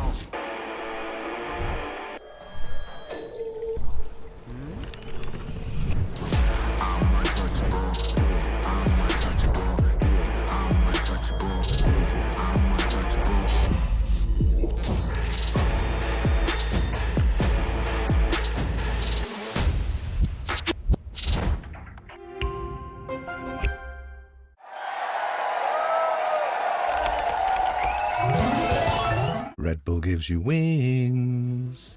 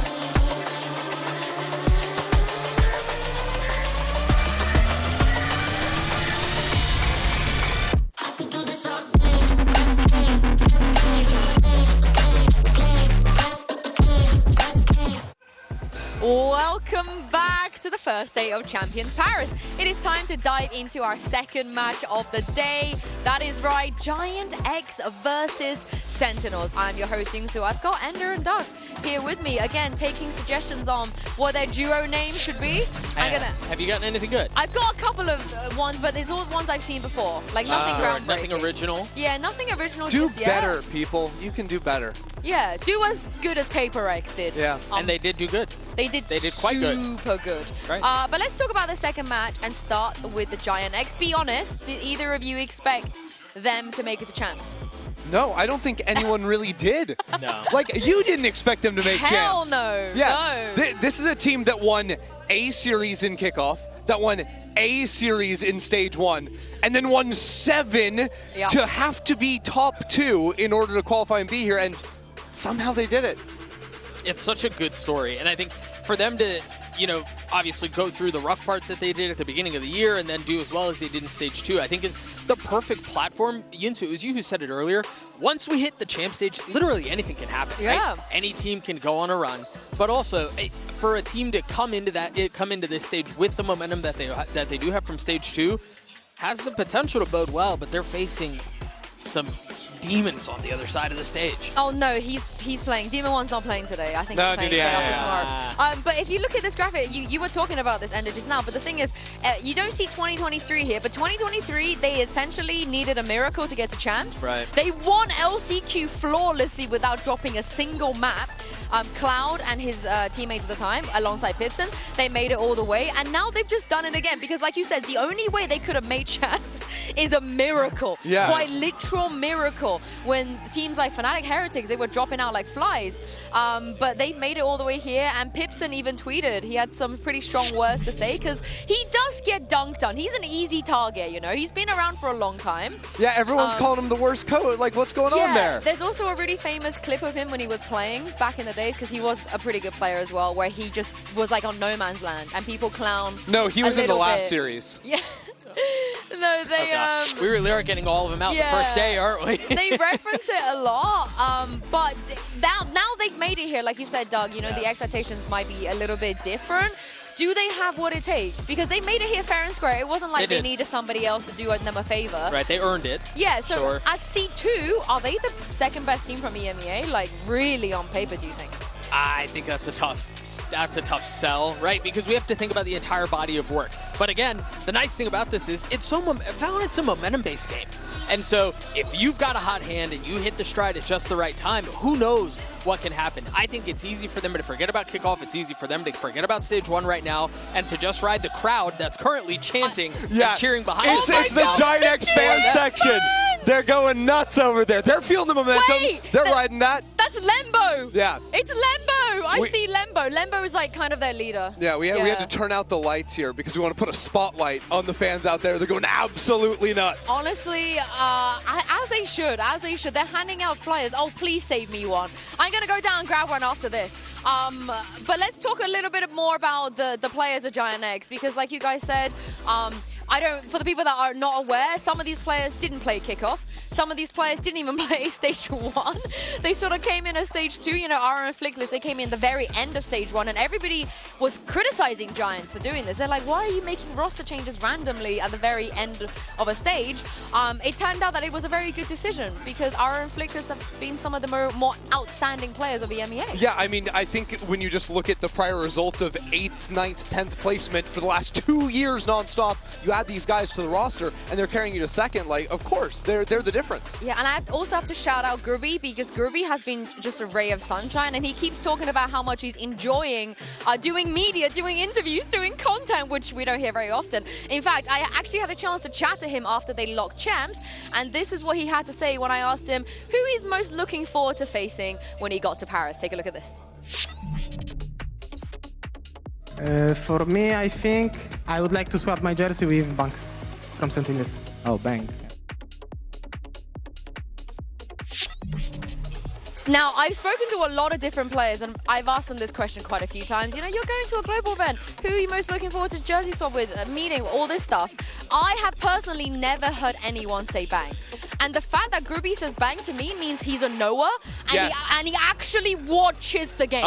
That's a man of culture right there. Right? Because if you've been following, yeah, you say Ospas, Kong, those are the easy choices. Yeah. But Bang has been so lights out for so long. I respect Gruby's game on that. Right. And he's going to get the opportunity to do it. And so you make it all the way to Paris. You get a chance to meet the player that you want to trade jerseys with. Oh, but surprise, you got to play against him. And then you got to play him. Right. Yeah. That kind of sours the deal, potentially. Hold on. Do you know what, Doug? I'm glad you mentioned that because here in Paris, we are in, we have an opportunity to make some dreams come true. Mika was even standing by with Gruby and Bang. I've got Grubinho here from Giant X with me. Grubinho, I hear you're collecting interviews. Yeah, right now, yeah. Last month, I was collecting some interviews. Okay, well, can I add to that collection? Can I add your first Champions interview as well as a jersey swap? I hear you wanted to swap jerseys with Bang, so Bang, come on over. We have this jersey swap. Aw, look at that. Jersey swap here on the Arrivals. So Bang, one of your biggest fans is now on the opposing team. How do you feel about that? Honestly, it feels great. I remember when I used to play against players that I looked up to, so it's honestly sick to have someone like that, like playing against them. It's sick. And now you have to take down Bang. You have to outperform him. Well, what do you think? You're going to do that? I mean, it will be hard. Probably Bank have like better experience for sure in tournaments, so like it will be hard game. But let's see what I can do. Well, good luck to you both, gentlemen. All right, fist bump. My heart, that is so cute. I want to give some context. The reason that Gruby says he's been collecting interviews in the last few months is because when he did his first one with us, he said, oh, you guys never invite me. And I said, well, we do winners interviews. And he was like, oh, that makes sense. Like he didn't win a lot before GX. And is that why he decided to start winning now? Yes. So that he could get those interviews? Yes, literally. That makes but sense. On the other side of this though, Doug, we're living in a generation where players are looking up to Bang. And you were there when he first started. I was actually just thinking that. It's crazy that I've worked on this game for so long that now Bang is one of the players that people are looking up to. I remember when he like first hit the scene, he wasn't talking to anybody, he was super shy, didn't really know anybody. The impact he's made on this game is insane. You think about another youngster who has hit a very similar trajectory that was just on the screen, it was Zekin. Yeah, I mean, Zekin is going to be a really fun matchup to watch as well. You like the Gruby and Bang matchup. We've also got Zekin versus Ara, where Zekin, also a young kid, but by now has been proven a veteran and so skilled on the international stage. Of course, thinking all the way back to Madrid, but this is a matchup we got to be watching. I mean, there's definitely stark differences with them, but I also like the similarities in the way that they play. On that neon, you know, I think both are at their best.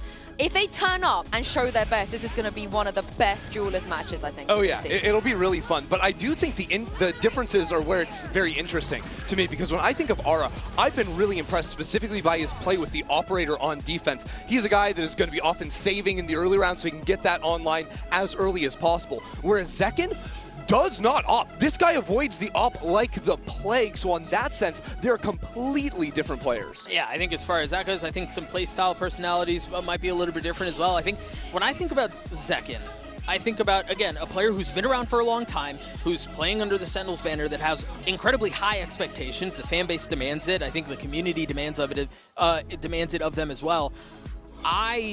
This feels like the tournament where Zekin, for Sentinels to really do this thing, has to take over, and take over like he does domestically, take over like he does when he's besting a bunch of other teams, when he's been able to best duelists on the other side of the stage that have challenged him a little bit, but I need to see a lot out of him this tournament, and I think it starts against this rookie on the other side of the stage. I like it every time we're like, we need to see a lot, he always delivers. He's like the one you worry about the least. Yeah, I can't remember the last time he didn't deliver, to be honest. He will deliver. But for those of you that don't know too much about Giant X, I have good news for you, because it's time to get to know them a little bit more. Mika had a chance to catch up with them and play a little game. Hey guys, Mika Fabs here, and I am with Grubinho, Cloud, and Flickless of Giant X. And in case you're wondering why they're all facing that way, it's because we are about to play Quick on the Draw. That's right. So if you're not familiar with this, it's pretty simple. All we're going to be doing is I will be fed a prompt, a certain word. I'm going to be drawing my special interpretation of that on my board. I'm going to be passing it over to Grubinho, who will try and guess what the prompt was, and then he'll give his own interpretation, pass it on over to Cloud, and then we'll get down the line to Flickless, and he'll have to guess what the prompt actually was, okay? So, let's see what we will be drawing today. What is it? Okay, I've received the prompt. I'm a little worried about this one, but okay. We have 15 seconds to draw this. Oh my god! Oh my god! Okay, wait, hold on. And how many seconds do I have? All right, okay. All right, I'm out of time. Robinho, what is this? You have 15 seconds to try and make this out. Timer starts right now. Okay, I'm going. It's easy. They should guess it.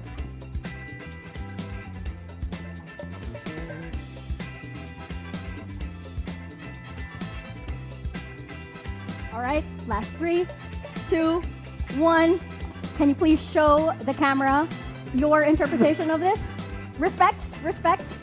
All right, now Cloud, please take a look at this prompt. Easy, Cloud. We have here? Yeah? Okay. All right, timer starts now.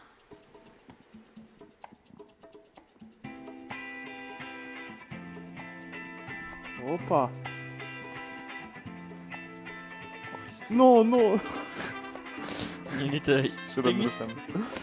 No. And 3, 2, 1, boards up. Please show the camera what is the... Yeah, sure. What is the flag? What happened up there? It's cage, I don't know. What happened up there? All right, Flickless, please turn around. What is this? Eiffel Tower? Eiffel Tower is correct. What do you have on your board, by the way? Please show the camera that. Buy the GX bundle, of Buy course. the GX bundle. And I think because you got it right, we do have to buy the GX bundle, everybody out there. Looking down the line, by the way, would you like to see our own interpretations? But this is mine. I have tourists. I have tourists on mine. Groovies looks good as well, to be honest. Yeah. But Cloud, I don't know what flag he did. Yeah, what happened there? I don't know. One lane missed. Okay. Well, thank you so much for joining me on Quick on the Draw, and congratulations, Flickless. You got it absolutely right. So I guess that means we gotta buy the GX bundle there. So thanks, guys. Thank you. Thank you. Buy the GX bundle, indeed. I like that they've got that on their jerseys. But of course, we do have to confirm that Aura is playing today. I think there was a bit of a talk on whether Waylander had to step in, but the roster is logged. We will see Aura on stage, and I think that is ultimately great news for GX Of course, fans. yeah. I mean, and also just for us, because now we get to see Aura versus Zekken. Like, that's just nothing better than that. Yeah, and I think one question I want to ask you guys about Sen is earlier you said that it was a fraud finish, you know, in Americas. It doesn't portray just how good they've been. So sell it to me. How good have Sen been really in Americas? Well, I mean, the truthful answer is they did get beaten by NRG, but they also have been consistently the second best team in Americas throughout the entire year, and I think that is especially important heading into a global event as prestigious as this one, where you are going to be challenged, where there are going to be teams and a lot of players showing up here for the first time. The Sentinels team has plenty of experience when it comes to that. And I think even just from hearing the team and Kaplan talk about the adjustments they made and how they're reacting to their loss against NRG, they realize the mistakes they made, and I have faith in them to bounce back and be one of the heavy hitters here. Yeah, I mean, they walk into playoffs undefeated, right? Yeah. And then they deal through everything through the hard group. They played G2 early on. They dealt with Cloud9 the way they needed to. They come into playoffs undefeated, and then they lose to NRG, as you were mentioning. I think if you were to zoom out and ask for a team with championship aspirations to lose, that's like the perfect time to lose. You lose, you get that out of the way, you learn a lot about what it is that went wrong, you learn a lot about yourself, and obviously this isn't the first time that they fall at the hands of another team, both domestically or internationally, but when you win as much as they did in Stage 2, it's easy to kind of coast your way through, so I do think expectations are incredibly high. I think that loss was right time, right place for them, and I'm excited to see how they do here. What went wrong? What did they have to fix? They have had a lot of time. They have had a ton of time. I think they just ran into an NRG that hit stride and hit spark in a time that like nobody could really stop. I mean, they rolled over everyone except G2, right? And so when you've got a team that hit stride and hit strike the way that they did, it's really hard to best a team like that. And I think that it's, I mean, they got bested. I don't want to call it unlucky, but NRG just played out of their minds. So what I'm hearing is GX have a chance? I think they have a chance. I mean, we need to see the form that Sentinels show up in, but I think me and a lot of people, even though Sentinels are coming in as the lower seed relative to Giant X, people That's crazy. No, that is a crazy thing. Yeah. But it's also a situation where people are going to come in and they're going to say, these rookies from Giant X, you know, they had a great stage too, but now it's been a little bit of time off. Can they carry it over to the international stage? There's always going to be those levels of questions. Plus, we're in Europe. Yes. And Sentinels win in Europe. Yes. Yeah, that's true. That is actually true. They also That's just a fact. They win in NA too. Yeah, but they Not in a win. while. But they win in Europe. They win in Do you Europe. know who doesn't win in Europe? EME18s. But for now, let's hear what Zels's, what his thoughts are on Sen's group here in Paris.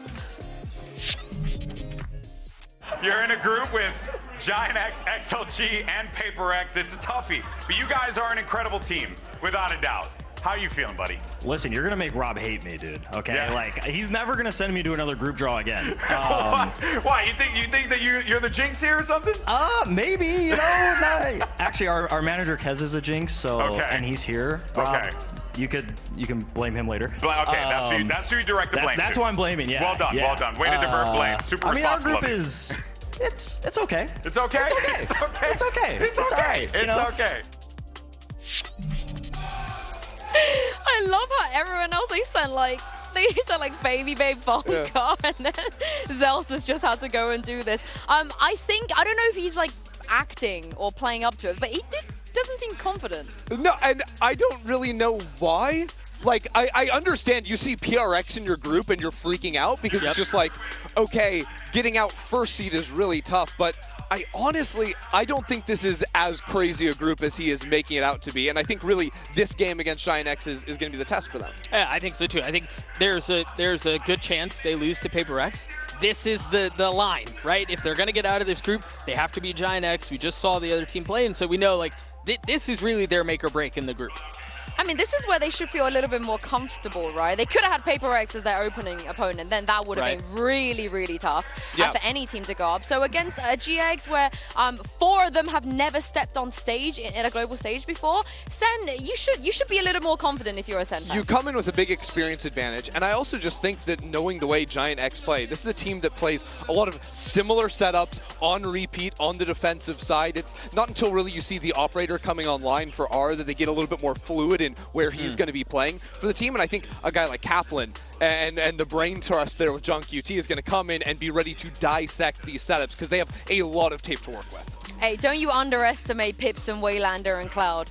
Don't you be one of those people. I'm not underestimating them. Their setups work, but they do have, on the defense side, they do tend to go back into the well that has been working for them. I can't stress, I mean, I'm biased, but I can't stress enough just how much I love this GX team. I was telling you guys earlier, they kind of give me 2024 kickoff like Heretics vibes. You have one guy who's really experienced in the IGL. By the way, Cloud, IGL, been playing for 5 years, is 21. That is outrageous how young he is. And then you have 4 kids that are just excited to be here. They're just happy that they get to travel. They're happy they get to play against opponents they've never faced before. It's really wholesome. I love every single one of them, and it's really difficult not to root for them because everybody rooted for Heretics last year. Yeah, I mean, that's wholesome, right? That's feel good. But then we're also playing for a trophy. Right, and there are often situations where a team like that feels really good, and they're happy, and they're wide-eyed, and then they run into a buzzsaw, and then who knows what happens? Is Sentinels the buzzsaw in this situation? If they're playing at their form, would you disagree? Not necessarily, no. Also, Tom is disowned forever. Like, I better not catch you in Berlin. He's dead to me. He literally is dead to me. I mean, we'll trade Sideshow for Tom. Deal. Actually, deal. I mean, who's going to notice? Honestly, so down. Who is going to notice That's if we crazy work. That's we take crazy Josh and you take Tom, though? You two predicted Sen. Why? Because otherwise Rob Moore will heckle me. I'm fearful. I'm fearful. Celsius, you, me, we're gone. The kids are out. I don't know what happens after that. You're a sellout? You sold your soul to Rob Moore? No, but I also just believe in the Sentinels team. He struggled, yeah. Look, even Groovy believes in Bang, you know? So. Yeah, Groovy I think believes in Bang, but I don't know if Bang might underestimate Groovy. That's I think in these scenarios, it is very easy to underestimate your opponent. I think with Sentinels going in as 3rd seed here, I don't think they're underestimating underestimating anyone. Underestimating, yeah, underestimating. And I do think you're right. You kind of can't, right? It doesn't matter how good you are in stage 2. You've got this team that, again, is your litmus test. If you want to make it out of this group, this is the team you have to beat, and they have aspirations to be playing a couple of Sundays from now, so it can't end here. Why did you predict Sen? You didn't say. Because I think when they're playing at their best, they're world beaters. I genuinely believe that. I think when they're at their highest form, they can take down anybody. The problem with them is, internationally, that has not always been the case. I think they've struggled in the past, and I think there are a couple of star players who have not delivered against the likes of PaperX, against the likes of Fnatic, and I think that has to change here. They struggle to beat teams with G in their name. Well, guess who did beat Fnatic? Giant X. So, here we go. It's enough of us yapping, and it's time to bring out the second teams that's going to be playing on this stage today. Without further ado, join me and welcome Sentinels and Giant X.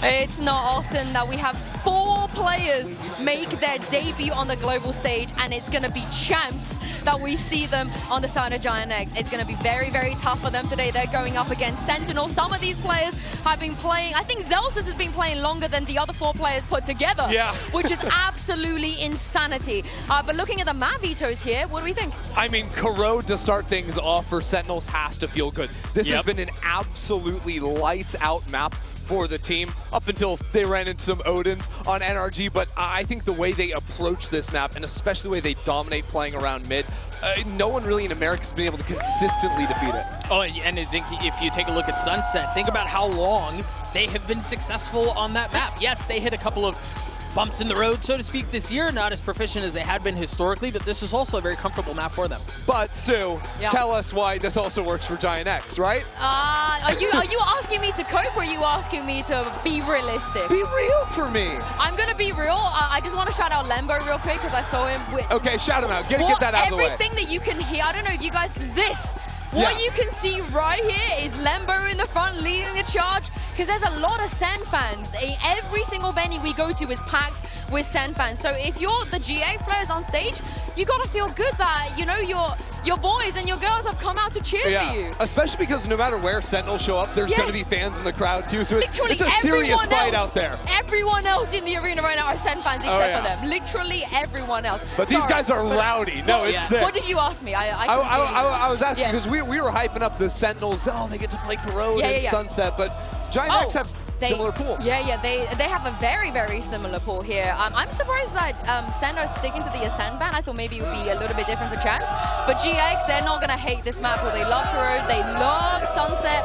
They're also very old school. Mini is being very critical of the way that they prioritize so much Breach in EMEA. I don't anticipate that changing. I think they have a very strong identity, which is they don't care for the double duelist. They don't care for what other people are doing. They're going to stick to their Breach. They're going to stick to their Jet. They're going to stick to that op, and they're just going to set R up for success. And I think that is something that can be effective against Sentinels. Sentinels usually play a little bit slower of a game plan, especially when they're playing double smokes plus Senti type compositions on the attack side. They can slow things down, try to take mid control, pivot back and forth between the sites. And I think when you have things like Breach in the mix, you can try to disrupt a little more. Also, you can tell that West side, I think it was Flickless, or they went to the merch shop. Like, they've never been to the merch shop for the global event pulled up before. right before they needed to get on stage. And they just bought hats, they bought caps, they were like, we're gonna wear it on stage. It's so wholesome. I think another player that I do want to touch on very quickly that we haven't hit on is Narrate. Yes. Narrate is also making his champs debut. Narrate's a player who, you know, we talked about it domestically a fair amount.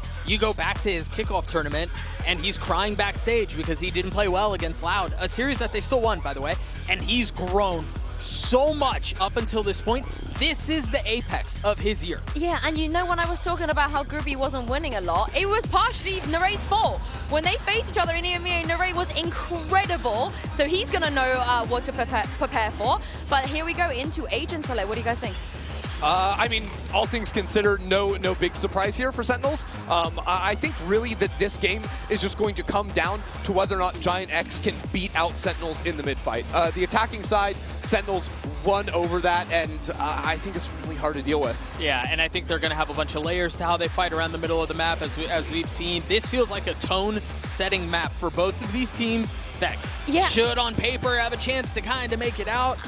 And for me, the Giant X, they changed their comp. I didn't think they were going to change anything coming into this. Obviously, they bring in 3 different agents we didn't see before. They don't have the KO anymore, which is what Flickless was really... They were relying a lot on Flickless's KO. But I do think the Fade is going to help them out immensely for the spam and all the info you grab. I can't wait to jump into this map. Hey, Cuba, by the way. But also, hi, Uber and Wyatt. Welcome to Paris. Great to be here, Yinsu. Thank you very much. Already it's getting loud and proud down there in the arena. So it's great to see the GX Ultras turning up because we've got a team who is hitherto untested at the global level against the Sentinels roster who are still trying to live up to the legacy of that roster last year, the Tens and Sassy Dynasty. So far this year, they qualified to Bangkok, but they bomb out 7-8. They make it again to Toronto. They do better. They make it to 5th, 6th, but yeah, they're yet to get that 4th place that they got at Champs last year, and they're yet to get a trophy as they did in Madrid last year, still hunting that greatness that this organization is known for. Change of comp here for GX. Last time we saw them against TL at close 13-11. They were on a Cypher still. Westside has opted to go over towards Device here instead. It's Sentinel starting on the attack side and already want to pressure A with a split. Second. Now moving forward, getting a little bit of information, wants to play off that Prowler, which does get the connection. All of Yard is now under the control of Sentinels. You can see Gravino fast on the rotate though. 4 GX players posted up.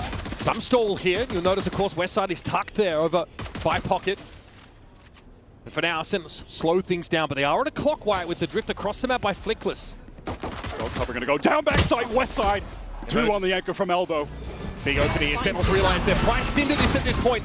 With Westside out of the picture now, they're going to have to commit, but a Paranoia is going to slow them up in further, and this has brought time for Flickless now to turn up in A main. Sentinels have decided they've rattled Sabres enough here on this A side of the map, and they're slowly pulling out. This B site is entirely vacant with Flickless pushing through B main. It allowed all of GX to rotate over to A, post up with the entire team. But now, trade-off, Sen are going to get that free plant on the B side, but you have to favor GX. Being able to take this retake down, it's just going to come down to competent trades in this 4 versus 3. Zen can still set up here and at least take a tower position. Naturally, an 08 will post up in Elbow. They're concerned about a Rappy coming from spawn side, but all of GX now have announced themselves, and that's Grabinho. Not solo, they're at top mid. Flickless not able to take a trade though, and Zekin from that tower spot. That Ghost is starting to sing out. A lot of good damage. Ara knocked down to 15. Zekin able to slide across now, but it's Flickless who's exploring the site itself, and GX lock it down. Ara and Flickless, the 2 players coming up from tier 2, are the ones to make the impact in the pistol. Both those Sen players just forced to swing out on the spike tap. Deleted. You know, despite Bang getting that isolated 1 versus 1 kill on the controller opposition, they're still able to eventually win things out. What a play from Westside. Lovely anchoring from that elbow position. And it was Flickless' willingness at the beginning of the round to push all the way out of B main. It just allowed GX to stack up on that proper site, find the early advantage. Sentinels had honestly timed their exit from that A side of the map to perfection. As soon as Flickless rotates in from B, he doesn't actually see them get there. Not the opener Sentinels were looking for. But again, their attack side's been pretty darn good on Corrode. It's the defense side that's raised a few eyebrows in the past. Here's Zekin trying to challenge early, slide on out, but Cloud deals with it as Westside will remain in that pocket spot. Celsius going to go ahead and grab that orb. I'm interested in seeing what Westside is going to bring on this Vice pick, because throughout Stage 2, he was running kind of his patented Cypher on this map, and he was locking down that B site with some very creative setups. But GX have very much so indexed into the meta of this map that we've been seeing more globally. I've certainly been seeing a lot of in Americas. These are agents that Sen are definitely going to be prepared to play against. They've got a lot of experience against them. Delsa's likely in an attempt to sell something more at A. Doesn't just draw out the shield wall, he commits and is easily picked off. Not the most inspired way to try and catnip GX over at A, but it does at least allow the Sentinels to set up. They've not gotten in. Flickless looks to kick them at arm's length now as we head into the last 30 seconds of the round. Sen should have no hopes of dealing any damage here, but I do believe they're able to kind of min-max the orb situation and collect each on the two sides of the map. West side likely going to clean up these last two players. Didn't go a little bit awry, but all good. He was the man just with the Ghost. So all of the important weapons retained for GX into this bonus round effort that'll be coming up. Of course, an outlaw early for Aura. So proficient with the scoped weapons. That has been his bread and butter. And such a crucial part of his success for GX on the defensive sides that they play. I really enjoy watching GX on defense in general. West side, obviously, fantastic anchor player, really dependable, and where the map allows for it, GX love to push up, get some info, super active on the defense side, even trying to set up these little pops early. This is where that'll be put to the test node. Sent into a buy, looking for that mid-control early, and they've smoked it off heavily. That standard haunt thrown up top by Narrate Prowler through your critical pieces of utility for getting up mid. This early link control, bit of damage exchange, bang, real low. Zekin as well. West side has fallen back to elbow out of that pocket position, but might even... I thought about reposting towards it. The gate crash set up here. Flickless, though, is down. That's a pick over towards top mid. He just goes for an exploration, and Bang was holding the line already. And look at GX at the top of the map. They're now concerned about some of the gaps that are open, but Sen have just been biding their time, waiting to get into this A site, which is now totally devoid of any anchors. Also, great presence in A main still for Sentinels here. An off angle by John. And they'll be able to drift over. This puts GX in a bit of an awkward spot. Gravino has been so dependable in this controller role. Will have to find a way in himself here. Cover going out. Look over towards pocket. That is at least going to eliminate that as an option. And also let GX start to get into the side itself. Second, waiting. Prowler, though, eaten up. Close range. He's going to relay bot to try and get the space. He's low down to 45. The paranoia here comes on through. West side of Cloud look to step up. Second will be first up and last out, apparently. And Gravino hasn't really been able to move from this position at all. Sentinels draw GX out of A with that pick in mid. Take the side for themselves. I do love how Zekin plays that situation, feeling the pressure of multiple GX players, retaking through that main area of the site. Loses some health, doubles back. A paranoia comes through from Bang to assist him. Prowler as well, then reposts on the angle. Even a little movement adjustment for that second kill. Really lovely stuff from him. Not too much damage done from GX on that bonus round. So Sen stabilizing their economy just a bit here. Once again, it's the same setup over towards mid. Both the fast lane and the Viper Wall committed. Gravino playing close on the other side. Yeah, this time GX are ready to contest with this paranoia. Prowler's following him out. Multiple players, yeah. Prowler going through, but Bang, crucial kill. Around going to use the paper mache walls to his favor, though. Takes Bang down now. Wants to try and challenge mid off the flash. Not much to be seen there, but Flickless is able to take care of Zelsis. And that's the control of the B side of the map secured. Now this is GX saying you're not going to be taking mid for free. What an adjustment from Aura. A gate crash if he does need to escape, but wow, actually just pops it as a fake immediately that he's gotten back out towards that B-side link, but he's staying posted up. Here's that proactivity on defense for GX, but this time it puts him right in John's crosshairs. Aura at least is able to respond, again emerging from that top mid spot. He's already had 3 kills in the round, locking mid down, causing that spike to go loose, and leaving it all up to Zekin. Those remaining Sen players, numbers dwindling away because they just have too many angles to cover. A double face here is easy to put together. Zekin has to expect that, yeah. Either Aura or Flickless will get the job done. He's 5-1 for someone who's feeling a bit under the weather recently, not even scrimming. He's hit the ground running. Debut global event as well. I love this adjustment from GX. Good call from IGL Cloud. They've been giving that mid space for free. Sen have been happy to take it fast. So with those Yoru flashes, some of our own initiator utility, just re-pop onto them, re-fight for that space. Really, really love that decision from GX. And now Sen, some fear is going to be instilled in them as well. When we have those walls up in mid, there could be flashes coming at us. They could be swinging through on us. Curious about how these Zelsis lurks mid to late round have been looking so far.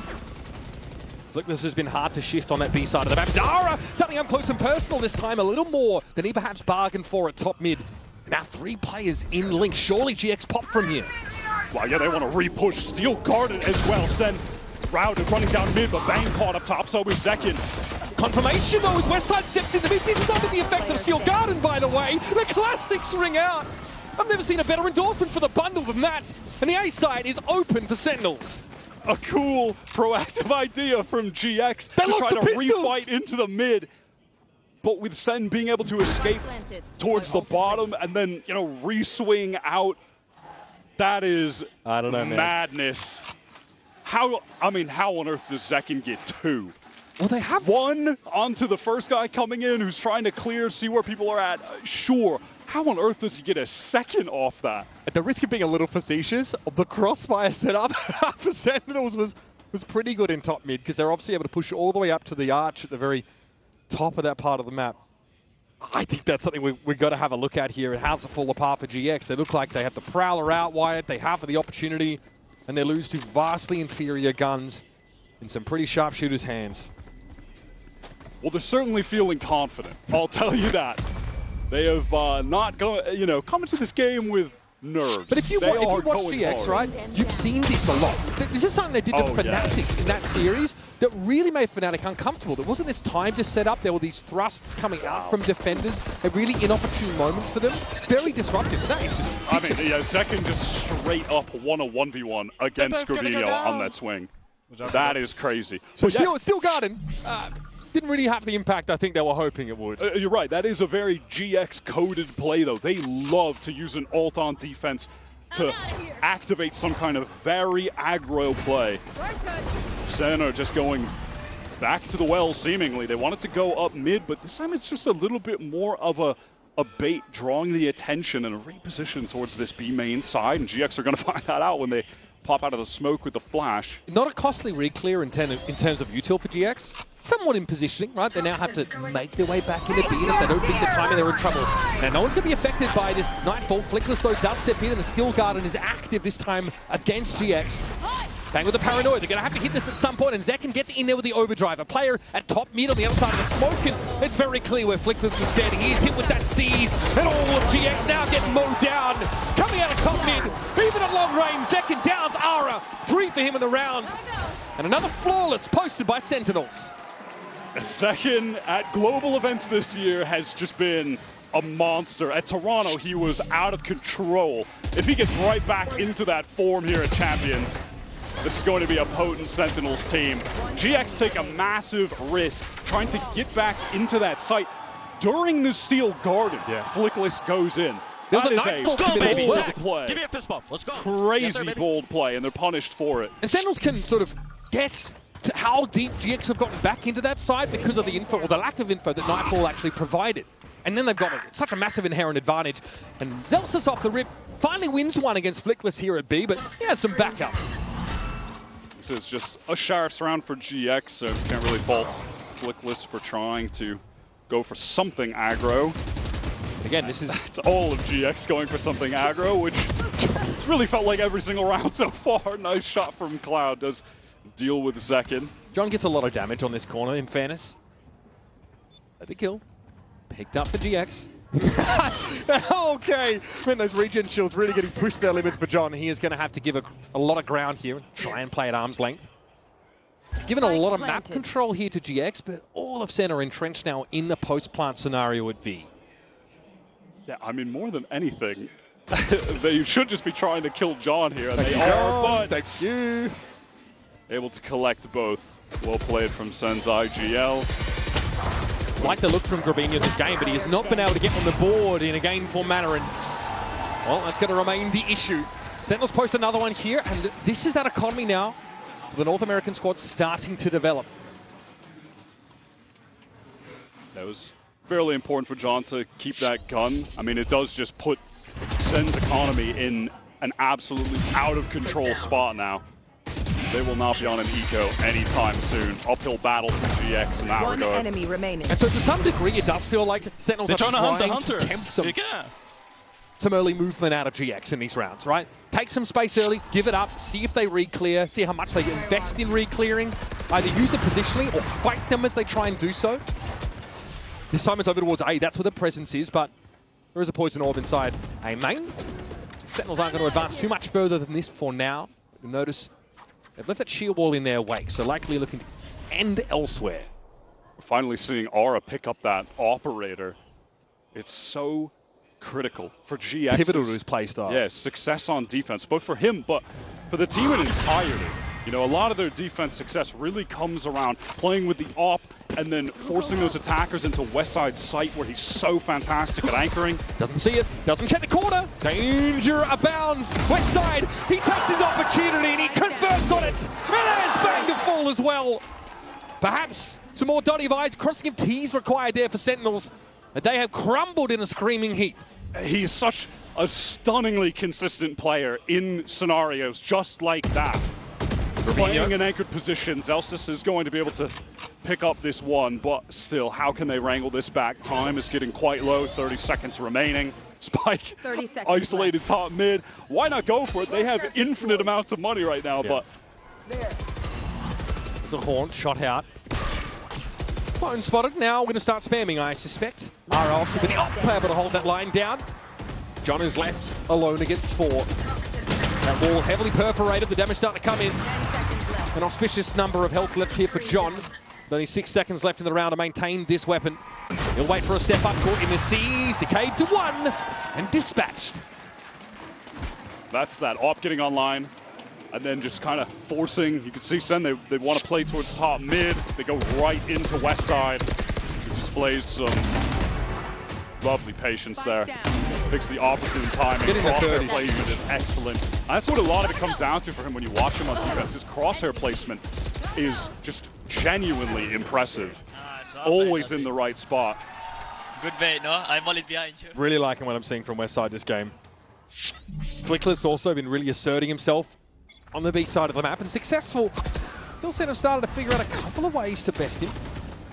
Second does take a bit of spam damage. GX heavily indexed towards mid, towards A, as they have that op controlling the B side. So now what do they do with this mid control? Do they give it up, wait for a re-clear? Cut noise, perhaps, look for a way on A. There's a shield wall there in A main, which has not been uncommon in this game. Yeah, I mean, right now, there's no reason for them to believe that Sen aren't going to, drift towards either maybe up mid, but likely towards A at this point. Now, all of that Vice util towards A is actually expended, so that's nice for Sen to get out around the minute mark on the round. Ara playing forward on B here means it's pretty hard for Sentinels to feign B presence at all. He set up with a gate crash that would let him get back to elbow. Eyes on Westside here, someone who we've been tracking very closely as a top performer already in these 8 rounds.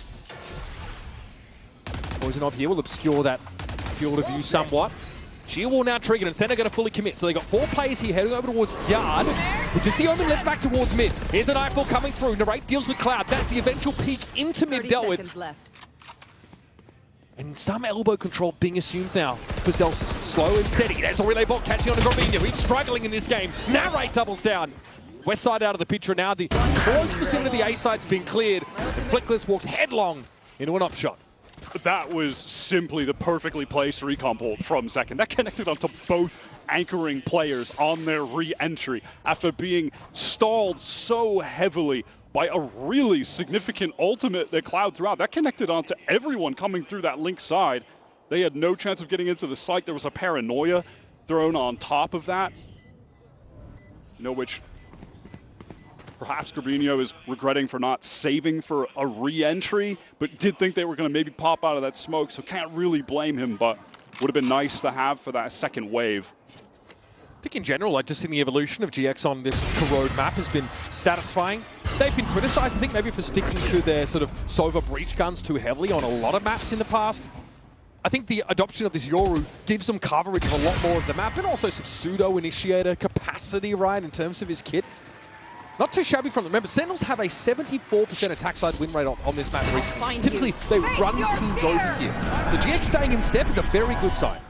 And that is really the thing about GX in terms of their comp choices. They love the double initiator still, and it got them on the best run that they've had all year in Stage 2 to make it to champs. But now that they're here, yeah, they're switching up towards the more meta double controller, at least to begin here on Corrode.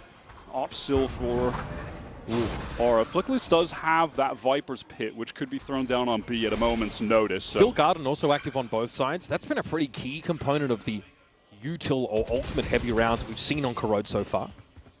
What do you expect if Sen make too much noise over on this B side? That pit will be thrown down immediately. They have the opt control over towards a main. So this should be a challenging round for Sen. Yeah, look at this forward posting up here in A main by Ara. This is... I think we heard that shot ring out. This has made a little bit half a cent to get this part of the map under their control. And it's key for them that they try to exploit some of these lanes in mid, knowing that that pit is in B main. Kill from Cloud, just spam, I believe, yeah. Might have been off the back of some of that util either way. Second now falling. That is mid presence completely neutralized. Now's a peek out from A short. Now where do you go? Sen are running out of options. They did draw the Viper's Pit out onto the B side of the map. Flickless felt like that was an appropriate investment. But elsewhere, there's no penetration here for Sentinels. GX just do a great job of finding those kills in mid, the only really open lane that Sen had, and now they're going right back into this pit in B main. Zelsus with the Please attack. check that corner this time. This is something he's been picking up a lot more recently in stage 2. Okay, they're going to try and seize maybe to clear out. Yeah, this pit, they've got a catch there, and again, it's Corvinio set up on the corner. Pit down though, Flickless inside of it, caught inside to seize, but Corvinio nicely done with a recovered operator. Deals with Narrate, and this puts John in an impossible situation. He'll just hope to walk away with weapon intact. Gotta feel good for Corvinio to get online, get on the board. Couple crucial kills to close this round out. It's nicely done from him. GX able to tie things right back up. You can see the effectiveness now that the operator is online for Aura as well. Even though he hasn't been racking up kills with it, it's just the map control that he's getting is even impacting the game right now. That is apropos of nothing, Wyatt. Cloud has just gotten a bit unfortunate. The inkling he should spray. What a shot from West Side. He is so good, man. He really is talented. Yeah, I've become a bit of a fan of this GX team, I think, watching them. I love those teams who want to push up for info and defense, get active a little bit, take some risks. Aura again is posted up towards that A main side with the operator and has a gate crash all the way towards back B. He needs to get over there quickly, and he just may need to. Steel Garden is going to canvas the entirety of the site. Flickless isolated in there with just a shorty. Okay, Steel Garden out in response, but all this does is really slow Sentinels down. Do they want to imply they've been affected by it? Pull out your secondary. I mean, that does enough that Flickless does get his gun back in time, ready to fight towards Link. Second, oh yeah, what? That is a nasty one. Corvinio able to cover at least, and now swinging into 2. It's Bang deals with him. Did catch the pocket player with the paranoia. It's shocking to me that there's even a trade. Nicely done for GX, and Zelsus is dug out of position. Traded though, West Side off the map. Now player inside elbow, and Sentinels have the pre-plant Viper's Pit in play. Then caught by that Prowler, knows it's time to just get out of there. This dimensional drift trying to spot players out for Cloud, but with Aura isolated, no value to be found from this ultimate. What's the play supposed to be for Aura? Yeah, I think discretion might be the better part of Valak here. Play off the side, hold the op. Still another round left in the half. Maybe get yourself a freebie if anybody steps past the line of scrimmage. Really has no choice but to save. Look at the status of the cash for GX. It is dangerously low, and there is zero chance he'd be able to win this post plant out in this 1v3 with the pit down. I honestly, though, if Zekin doesn't get that initial kill, that absolutely absurd neon slide kill, round looks totally different. You have to imagine 9 out of 10 times he's going down there. He's jumping out to create space and draw the crosshair away from his teammates. He didn't even have his gun out. There are actually slides and gets a kill. 2 GX players on that corner, and if the paranoia doesn't hit one of them, as you see there, this is disastrous. This is very bad. Criminal. That is a criminal. I like this from West Side as well. That was nice. He, you know, with the wall going down, he pops Splash, he isolates a 1v1. The tables are hot, gentlemen. But from there, he's not able to get any assistance. You know, Heaven was smoked off where Aura was at. Good effort, but Sentinels seem pretty satisfied with progress so far in this map. Oh, there it is. Prowler tried to get involved, not to be Aura. Flattens Zek, and now is able to fall back further. That is Aura going onto that angle late. The attacker beats the timing of the defender in A main, but he's just so fast that it did not matter. That is a display of just the sick reactions that this guy has when he's playing with the AWP. Now, he's over in that mid position. Gate crashed here after that first pick in A. 3 players of Sentinels here grouped up, trying to make their way through short. This is not being actively checked by Grabinho. Now the ball comes up at a nice time for them to get on in. R&R needs to spend a shot, get back through the wall. This is going to get that top mid control over. The Sentinels have struggled to fight for this part of the map. It's been very expensive for them, and they don't really want to force the issue there. Still trending in that A direction. They draw a lot of attention towards P. Good paranoia from Grabinho will stall things up. For Sen, maybe allow for a rotate timing. Well, rotate is gone now. Westside at least with a pretty swift trade. Sen still need to deal with the anchors here on this site from GX. And they're still on a clock from that rotation in through mid. It's Cloud with a Guardian now to give a quarterback good count of himself. And that's Grabinho for 2. What an important anchoring moment for GX. Just as Sen looked like they'd had the local player advantage. Beautiful on defense this team is. Really enjoyed that half. Sentinels here are more stately open to the Champions campaign. A real neck-and-neck game at the moment. Sentinels, who are typically very dominant on this corrode attack, get stalled out just enough. We'll be back, of course, with more of this first map between Sentinels and GX after a few.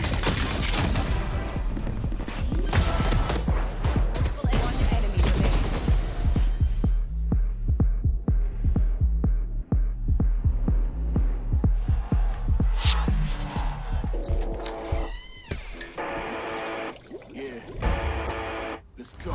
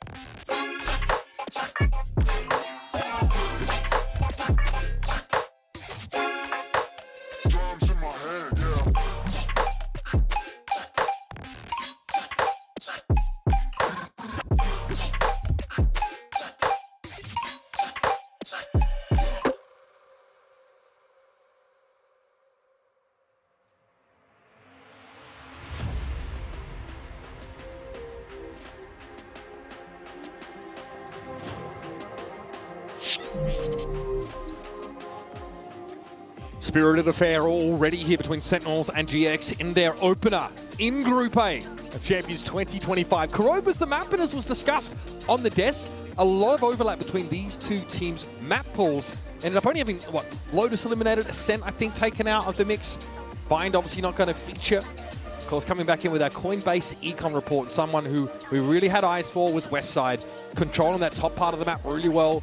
Obviously is able to tuck in a corner with a stinger, find 3 kills to really derail Sentinels at times. Definitely someone worth looking at. Zekin here, though, at Globals has been the silver bullet for this Sentinels roster. Yeah, his entries that he was finding were pretty astounding. That sliding kill with the Phantom was absolutely outrageous. We'll see what he can accomplish now that Sentinels are switching over towards this defensive side, where last we saw them on corrode playing defense, it was against NRG in the lower bracket final. I tried to bleach my eyeballs after that one. Yeah, they got 1 round. They went down 11-1.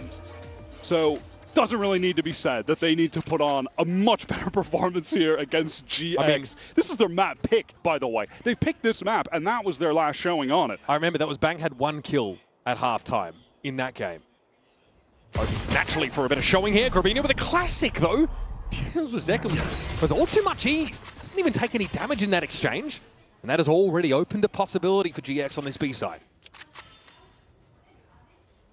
Narrator's got a pretty forward position in mid, but with the wall dropping, going to retreat a little bit towards Link as GX Need to rotate towards this A side. Cloud has been posted up in a safe position just to wait out any aggression that may have come from Sen, but it did not. It's been safe from them right now on this pistol round. Testing A main now. Near Viper ball to keep them at bay, and they're going to step over that. And a Razor Vine there and Flickless. And Nerek just walks out into the open angle and it's left John alone alone. as well. John's about to find two. Surely not more from John QT. A stunning three-piece that has now given Sen a chance to come up for air. And Zelsis deals with the spike carrier. A round that felt all but lost there. Salvaged by the captain. I suppose Nere feeling like if he goes out, they wouldn't expect John to be behind that box as well. So sacrifices his life. And yes. John, he definitely made the most of it. They never expect the second player to swing alone. But listen, if there's anyone that could win a 1v2 right now for GX, it is Westside. He is white hot. Arkrose confirms no presence in the side after the fact. Westside has pulled back now, though. Giving his position away. Smoke thrown up here. Bang will be waiting within its depths now. Zelsis already got it to half. And Westside gets a frosty reception when he ducks in. Sentinels after a rocky start. 3v5 at one point. Able to take a second half pistol. That is such an outrageous series of kills from John. The second one, the adjustment to the jump connects the instant headshot. That is sick. Ara literally jumped to try and allow the other player to swing in. Maybe the spacing could be looked at there for GX, but it's hard to feel like they did anything really wrong there. Ideas not totally aligned there. I mean, if Ara just swings out normal, he might have just gotten the instant trade. So fundamentals a miss, and John hits some unreal shots to exploit it. Classic Sen move here. The force into heavy stingers after winning the pistol. Something that sort of changes the dynamic of the bonus round quite drastically, but allows them to buy up pretty healthily. The Sen have absolutely loved doing this. They just have the one Bulldog for Bang who's posted up towards A main. See it on this map a lot from them as well. Even on the attack side if they actually win that pistol. Yeah, it is typically on attack that they've favored this buy. Couple shafts for GX, see if they can get anything accomplished here. Zekin very far forward, but this is being checked for. This is about to be ugly. Oh my goodness, the rate bails him out. Zekin has the wherewithal to pull out the classic and go for some right clicks. Oh yeah, classic NA sting around, I suppose. For those unaware, that's a thing. And then when you lose the stingers, it's not too bad. It's not the biggest hit to the economy. You can just buy more stingers. Yeah. So you're fine. That is the North American hailing way. from the land of plenty. Just buy more stingers. Great setup here for Narrate, though. It ends up being a crossfire as GX know. They know Zekin is in that corner. They look to dig him out, but expose themselves to that off angle.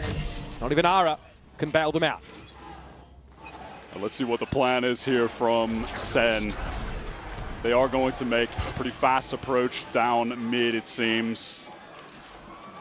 As GX work both of the extremities. How much longer can they take this early mid-control when we start to play the spam game? That's my question.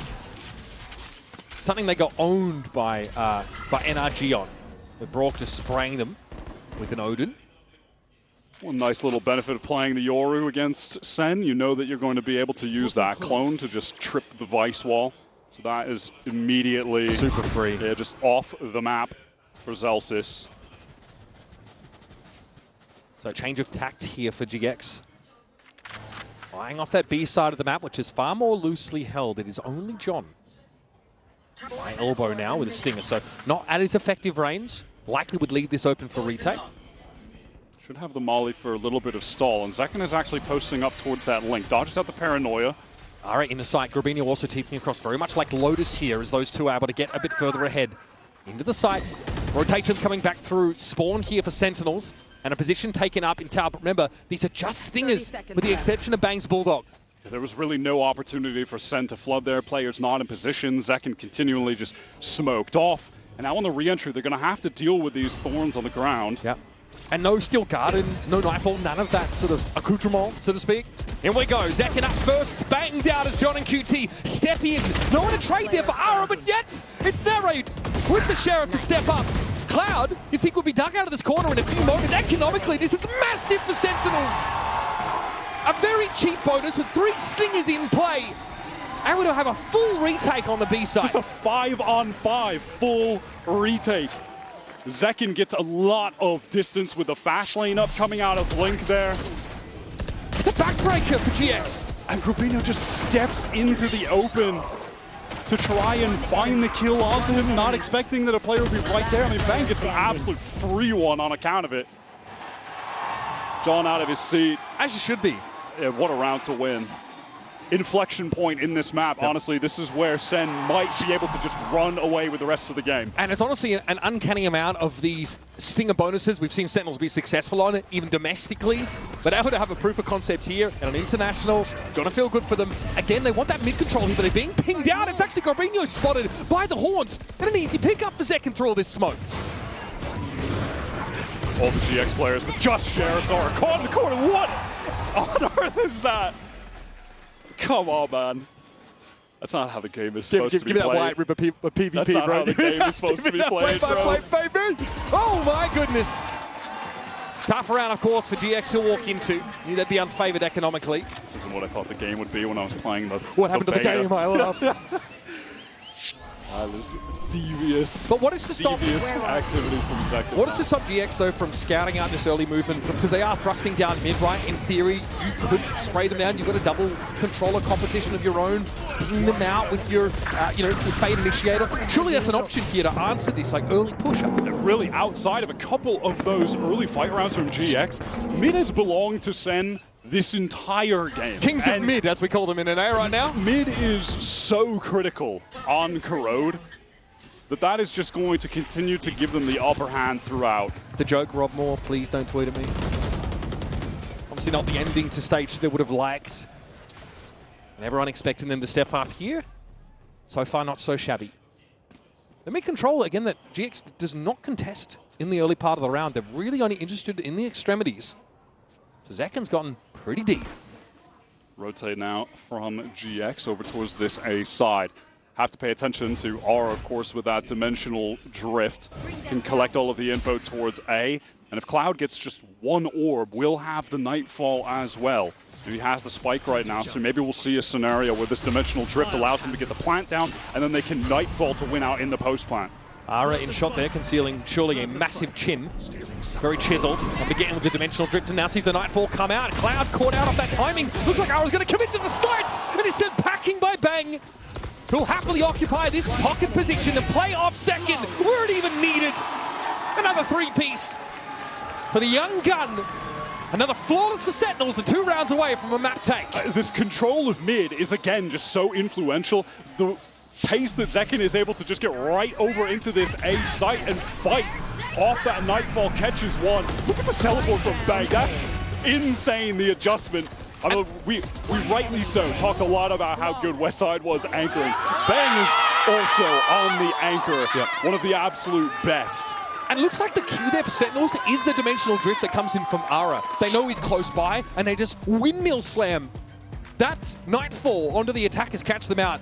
Timeout here for GX. They've not had any control this half. They've not won any rounds, of course. It started with their loss in the pistol, and then a very unlikely loss in their first gun round against the triple stinger Bulldog Sheriff by. They need to stabilize, they need to settle. It's moments like this that really put teams in international debuts to the test. Down by 5 rounds. Every single player on Sen effectively money capped right now. They have ultimates to play with. The game is within Sen's hands to take. This first map, their pick of Corrode. Coach Pipson just trying to re-establish what the parameters should be for this GX attack side. And maybe, at some point, they've returned to trying to fight for mid a little bit. But they tried it once so far this half, and it caused Grubino to get pinged out by a Horn and picked off instantly. To be fair, that one time, that was just a buy where they had some lower weaponry. But they're just ignoring mid entirely again. They just want to hit this B site with the ultimates, it seems. Okay. Maybe some kind of cheeky Grubino teleport behind with the Nightfall to cut off the audio. Look, we've seen Ara get into that B site with a gate crash. There's been a TP forward. They can at least get their Omen and Yoru past that layer of stall util that we're seeing from John here. And You're right, Wyatt, you called it. Nightfall comes on in. They want to fight for this here. Razorvine already popped out on the side. Zekin is there already. And he has got an overdrive to work with. Straight through the pit he goes. He's ready to throw down. Spots out Robinho. It's electrified from Zekin. High voltage warning should be on the label for this guy. Not quite the ace, but still, well, it's a show-stopping performance. Bang cleans this up. 12 rounds for Sen, 1 away from the win. Again, it is just the pace that Zekin is coming into these sites to assist the team anchoring. These straight-up hits from GX 20 are kills. getting absolutely stomped into the ground because the anchors are arriving on time. What over the top. Very cool as well. Zekin gets in, gets that first. I mean, this is beautiful play, but again, it's this lack of any control of mid that is allowing Sen to just rotate so fast, flood in, support their anchors. 3 big ultimates up in that round for Sentinels, right? They've been sitting on those for quite a while. They've been getting a lot of kills, having a lot of success on this defense side. Far cry from what we've seen domestically from them. Looks like they've tightened the screws a little bit here. Horn does ping out Grabinho. Those stuck inside that corner. Aura's already gone down, and Zekin tries for a flamboyant slide across mid. Sentinels encouraged here to slow the pace down a little. Finally, they've given some mid control over. And why not go for that if you're Zekin? Here. At this point, he's feeling himself. Yeah, just a little bit of confidence. Flickless, unfortunately, peaks into 2 Sen players who've taken full A main control. Oh, God! Spike down A. Well, Cloud gets onto A. Unfortunately, it's in a body bag and narrates. Slots in 4 to kick off Sentinel's campaign here in Paris. And a slow start, conservative. Looks like they really wanted to get their bearings early on Corrode, and then a perfect defense side to lock up the first map, 13-6. That is an energizing open for the Sen City, who last we saw took a pretty tough loss in that lower bracket in Americas. They're bouncing right back. Oh, gotta watch out there. It's a pretty NA biased test, but we're gonna go over and see what Yinsu and our experts have to say to break down this first map.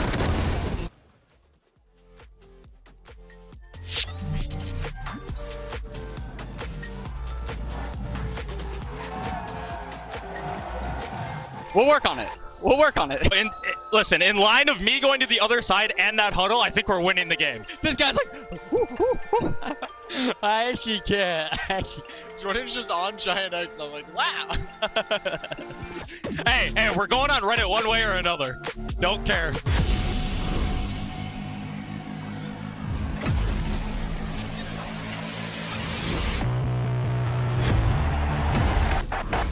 Esports World Cup, where we are starting off with Valorant. If you want to win, you have to win against the best.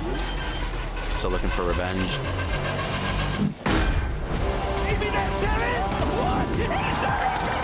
Alpha able to find one. There's the shorty. And Alpha goes crazy. They've all battled through the pressure and expectation. Heretics have come back all the way. Finally, we won. Finally.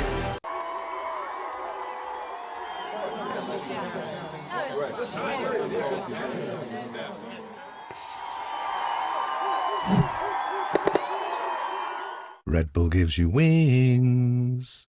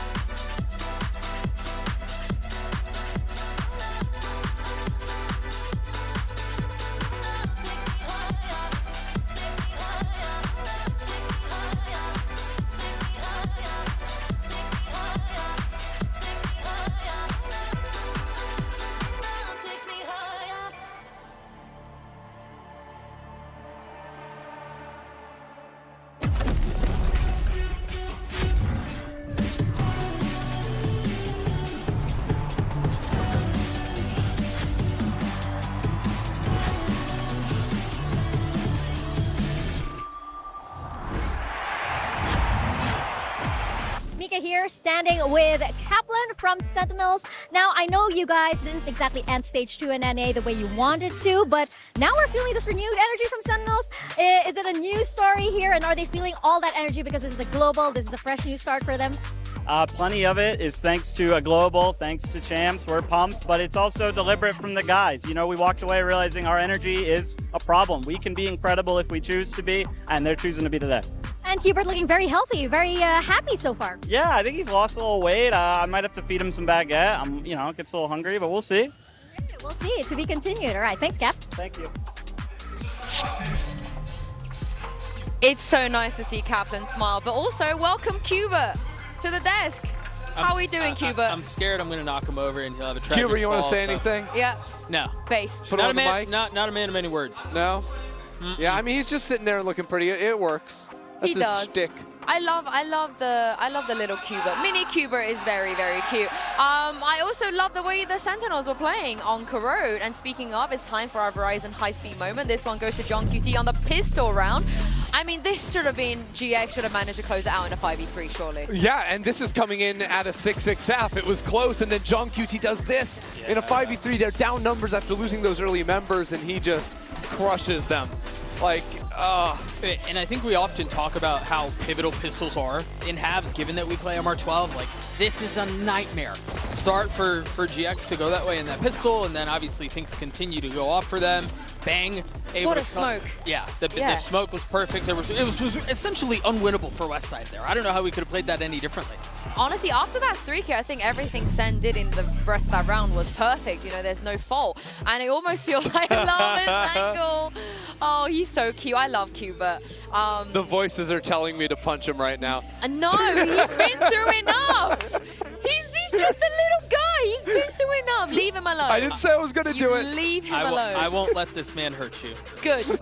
I won't let this man hurt you. Good, because I think you have to go through Doug and apparently Zekken if you want to get to Sen. Because I'm not going to mess with Zekken. No, and Doug, I don't think any of the GX players were messing with Zekken either, really. No, and I will say this, Aura held up to him at the very beginning. I think he looked great, he looked competitive, but there were just so many situations where Zekken should not have been converting some of the multi-kills that he had. You think about the Visult mid in the first half where he walks away with 2-3 kills with the Classic, and then you think about all the ult kills he was getting as well, and obviously the ult is a little bit different, but Zekken played with confidence, he played decisively, and I think it's exactly what Sentinels needed. And I think it was a big difference in those brawls, right? The big team fights there, 3-on-3s, 4-on-4s, when Zekken's on the front. He was just crushing on that front. And I think to R's credit, I think on the other side, I think when he was finding rounds where Sentinels were walking into him, he could actually find picks with the operator, but more often than not, he was being forced into a retake save, or Sentinels were seeing him and pivoting away and not letting him play. Yeah, 6 out of 20 of his kills was his ult, by the way. That's insane. Absolutely love that from Zekken, but I want to hear what Coach Pipson had to say ahead of Map 2. Mika here once again, and I'm here right now with Pipson of Giant X. Now, that was a tough loss on the first map, but as I understand it, it's not exactly news for Giant X, and EMEA fans would know that map 1 loss is quite common, and usually this is because you guys need a little bit of time to iron things out. Sometimes it can be a comms issue that they get a little muddled, so I'm curious, was this the case in map 1 against Sentinels, or was it something else?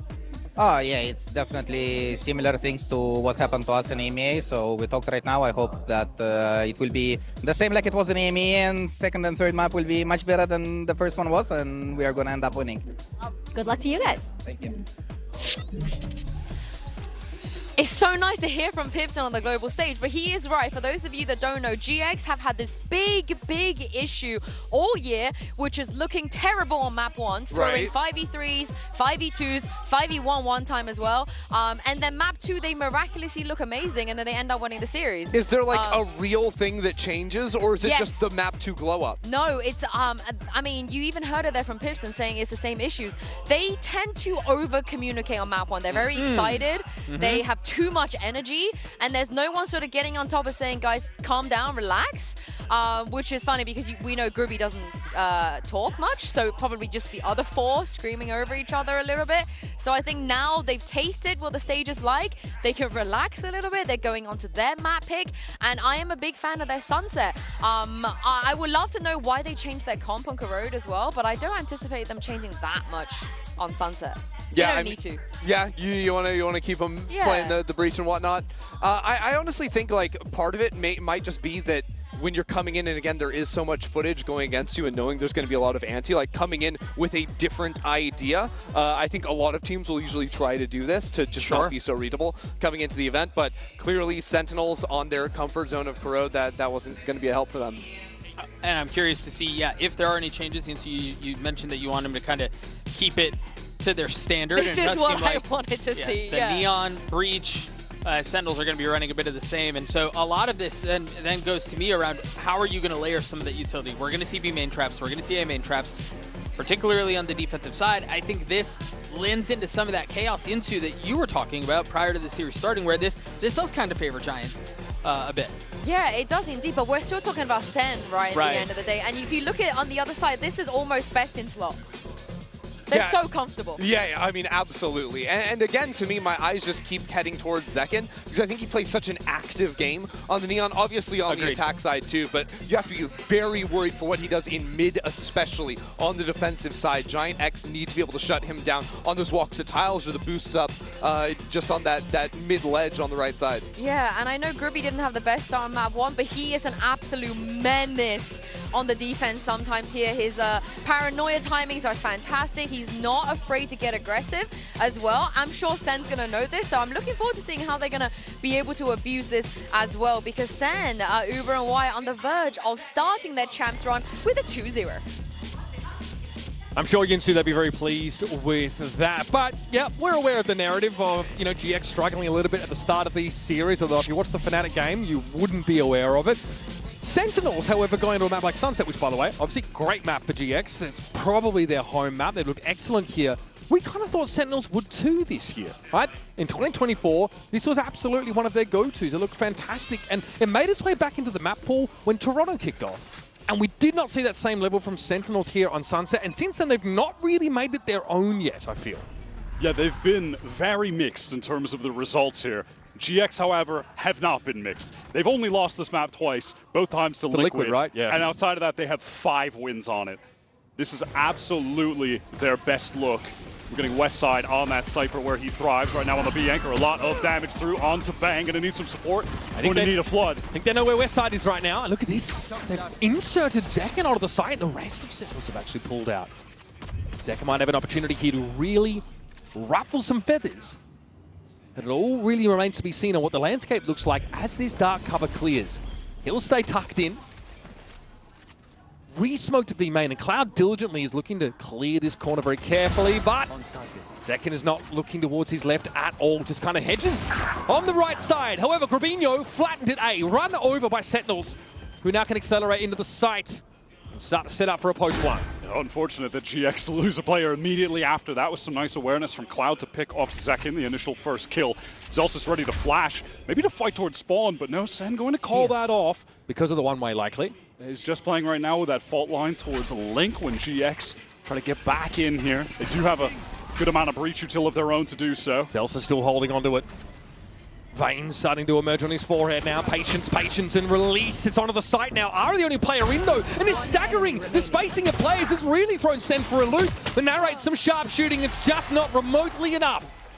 And in a 4v4 retake, GX looks sharp.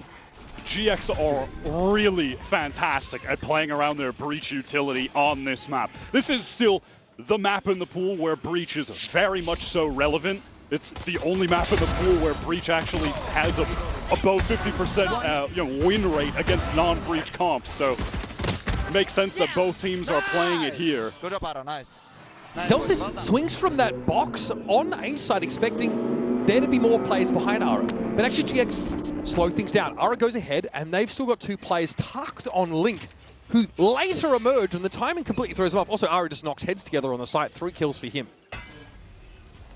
So map, by the way, if you haven't seen Sen for a bit, where John is back to playing the Cypher, just straight up one-to-one swapping with Zelsis, who's now picking up that initiator, playing the breach.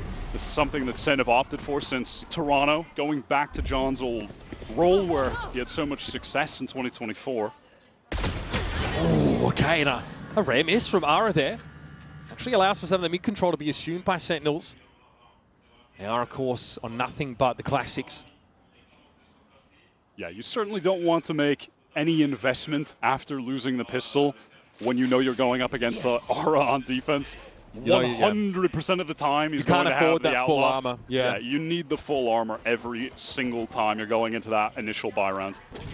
Flickless here inside the site. This is awkward. Very awkward. Flickless able to get through though. Zekin for a moment. Thinking to remain towards top mid, but now it's going to be a large flood across here into market. Westside not able to find anyone. Some damage on Delta, but the looks of things, and Zekin takes the fight to him like a bat out of hell. It ends up being a trade of backside. Westside for one, but John gets in there with the classic. Flickless overwhelmed. Sentinels running in numbers. And Agrabino with the Bulldog has to salvage the situation. Cloud only has the Ghost right now. Probably can't recover. A gun goes in. Zelsis just not ready good for that. Here's Grubby though. A little more than a one. Much needed, and Sentinels on nothing but classics. Once again, shilling the bundle. Get that top mid control and go market very quick. The GX players just not synced up at all here. Aura is caught in alone. Westside spent a bunch of time just spamming through that cage that was thrown in market so Sen could cross the site. So he's a little bit late to getting in to actually help Aura, who fully commits, stays, tries to kill Zekin on the slide. For no reason. I didn't even yell at them. I didn't even. And from there, I mean, GX, they just really mistime their players coming into Flood and assist. They're essentially all isolated in ones. I don't hate this position from Cloud. It's so dirty. Zekin walks up into it. And so GX will take their pint of blood early in the round. Nicely done by Westside. Stunning shot. And this is GX for you. So active in these early rounds. So proactive. Looking to work the map. Push up for info. Take risks. And it's given them the edge.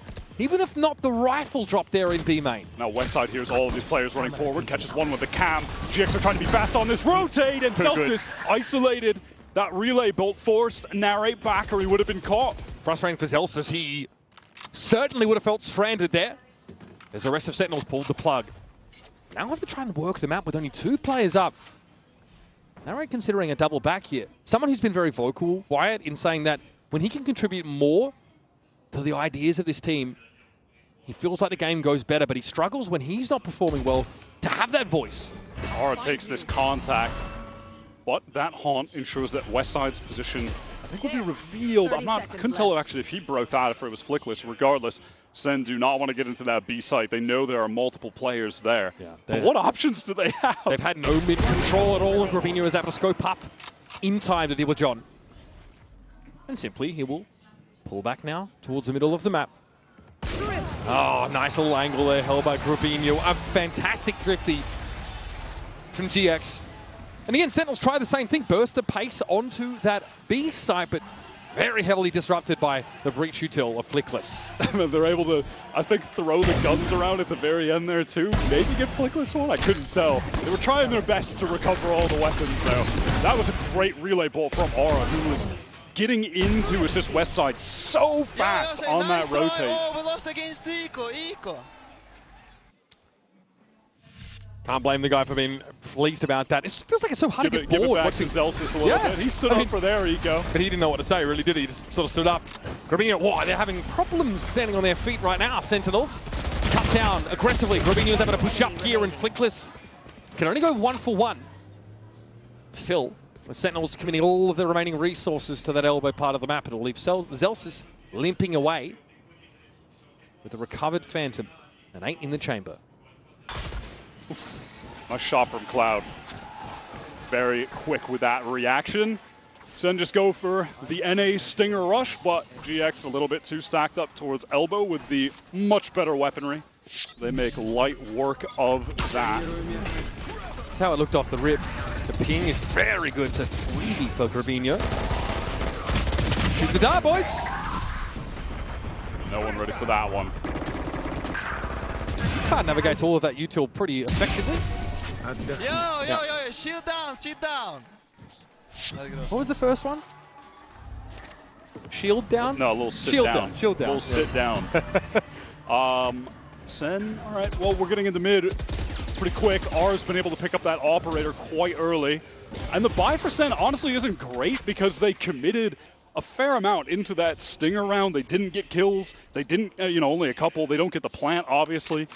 So the armor, not ideal. Bang with just the Guardian. And on Corrode, as soon as they knew that Ara had an operator, they stopped playing his parts of the map. They avoided him entirely. This time, no, not the case. They've got the Neon, of course, who can take this space aggressively, but Ara's going to repost up on this corner and might have a timing. And the danger is where Ara's in a location, you want to go elsewhere, and then you're running into the site that Westside is anchoring, and that is where he's at his absolute best, especially when he's playing Cypher. They do have the option, of course, to try and play top mid, pull the rotation through, and all this get gunned down, apparently, by GX. Man, that's going to lock Sentinels out of the round. It feels very hard to bounce back from that. What, are you going to go back to the site that Ara's still posted up on? Very cool from GX that they pivot into that high-low setup mid after assuming that Sen will be rotating away from A. Ara's reposted up towards elbow, so then they're ready to just gun them down midway through their rotate. They read the situation well, and they, as a team, will always do something proactive around that on defense, even if it is just setting up, a high-low open face like that to get the man advantage. I'm always really impressed by the sheer number of different set plays that GX can put together on defense. It feels like they've always got something. Like Pipson has them drilled to a T. But this team, right, who in this form we've only seen since, the end of stage one? They won one game of kickoff? One game in stage one? Now they're at champs? Yeah, they were 7th, 8th in kickoff, finished 9th, 10th stage one, and now they're at champs. And that is also a testament to the impact of bringing in Ara and Flickless right at the end of that first stage. So they make away with 3 rifles, saving on that prior round. Invested so heavily into this one, of course. They have that Nightfall to play around from Narrate, and they're just one orb away from getting that Rolling Thunder for Zelsis. Okay, that was a TP across tiles by the looks of things by Bang. A smoke top mid here. This is already drawing that potential high-low setup across for GX, leaving A pretty lightly held. But they're okay with that. It's Ara with the operator posted up. He's getting all of that information just by existing there. Safe pair of hands for sure. This drone heading into mid is going to at least spot out Zekin. These dark covers are going to need to be cycled yet again from Bang up towards top so Sen can safely maneuver around this area of the map. That's the second one being used. Of course, to be able to use a third should be required. Now, it looks like Sen at some point, do they just want to see if someone is over towards A? Are they going to make noise and then try to pivot back into a B split? I don't think they really made any noise towards A just yet. I think Zelsis wants to probably find a fault line opportunity when it comes back available, but Zach is going to go straight into market anyway. Sees the trip, clears it. No, he gets killed. Wow. Sen are trying to pivot into some kind of crazy A split right now. A smoke is placed top left mid for Zelsis to maneuver in. Orso has this operator not spotted out. Dangerous there, very dangerous, but Bang goes for a diligent little shoulder peek. Ara, those asking for more, and there's no opportunity to trade it back. Flickless may have fallen, that's a breach shield till gone, but most of it was already expended to the favor of GX now. We've got 12 seconds left in the round. Sentinels accelerating here. My goodness. Threatening to break the sound barriers. They hit that A side, and all of GX get drawn out into the town square. What an insane execute from Sen. That's a crazy pivot back towards A. Making it seem like they were going to go through market, then they smoke top mid for Celsius to kind of re-flank up top while they're going through main. That was madness. Ara's set up here ends up being what the trade is to play here from Link. Narrate has his crosshairs set already for that emergence out of elbow, and Sen just send it. They got no other choice. John is... Wow, he went crazy. Yeah, he's disgusting in some of those moments. I think the pistol 3-piece as well back on Corrode. Another moment memorable. Yeah, he's had some insane individual plays so far today. Cloud did not look pleased with how that round went. I cannot believe that they won that out. Because Zekin goes down immediately in market as well. On Sunset right now, it feels like GX kind of locked down the entire map. They've got really good setup there in market. It catches out Zekin. Ara's posted up on the A side of the map. pretty reluctant, I think you are, to push into that kind of setup. Especially when, you might have a Prowler available to you or something like that. Seems like Sentinels just took that situation in their own hands. Raw gunplay on that A side allowed them to open it up. But that's not something that's replicable, right? That's not exactly a core strategy or heuristic that you're going to lean on over the course of this attack side. Sentinels need to make use of this timeout, which they've called. Yeah, and to that point, yeah, it's Kaplan calling the timeout despite getting that round win. It did kind of feel like a Hail Mary that they just threw to win that one out. I mean, that is very much just trying to make the most of what you have left. Bringing the lemonade recipe out here to Paris, I guess. But again, tough to replicate rounds like that. Now, we've seen from GX, when they have a Hunter's Fury, they often like to send it into spawn just like this. R will push down Grabinho through mid. This is something that Sen need to be prepared for. It's a play that they like to activate that they've used in EMEA. Zelsa's got battered there by the Hunter's Fury, and Grabinho winning in tiles is huge. It means that GX don't have to worry about the spike is down in that corner. Center getting sold out by the dark cover, Paranoia going through, or in an isolated 1v1 though. They have the Rolling Thunder to get A-main control back. That is absurd. A counter one comes out though. Flickless lets it go, but it's Grabinho who eventually falls by the wayside. Sentinels have not got off the starter's mark in this round, and Zekin's not there to double up. Now trying to at least play off this aftershock. Zelsa's got his, and it all falls apart. Talk about a team who likes to be assertive on the defense side. GX, more than most. That is a classic GX play right there. Keep them coming, baby. They love to use an aggressive early ult. This is an exact round out of their playbook that we saw them use to win a round against Fnatic, for instance, in their matchup in the playoffs. This is what they excel at. Their strat book on Sunset is absolutely as dense as it gets. And Sentinels have definitely seen that. Kaplan has definitely seen that. It didn't really seem to prepare them for it either way. What a nice look there for GX. Here's a fault line that'll force Cloud off the line, and in Fury allow the cross back, but Grabinho finds a perfect window to punish that rate. And again, early in the round, Sen have been knocked down to 4. It's good to see Grabinho really getting into the game here on map 2. I don't think that Corrode performance in any way is representative of the normal level of play that he is offering to this GX team. And he's starting to come to life here when they desperately need him to stay in this series. The buy here for Sentinels is tragic.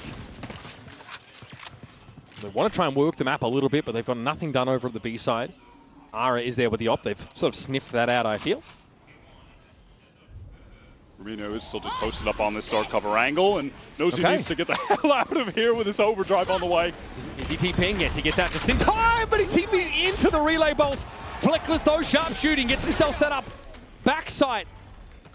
And crucially, Bank's still in play, so need a smoke to come back online for him as 30 seconds are left in the round to probably cover up, that spot in spawn. But Ara has had time to get here with the op. John, he sprays through smoke.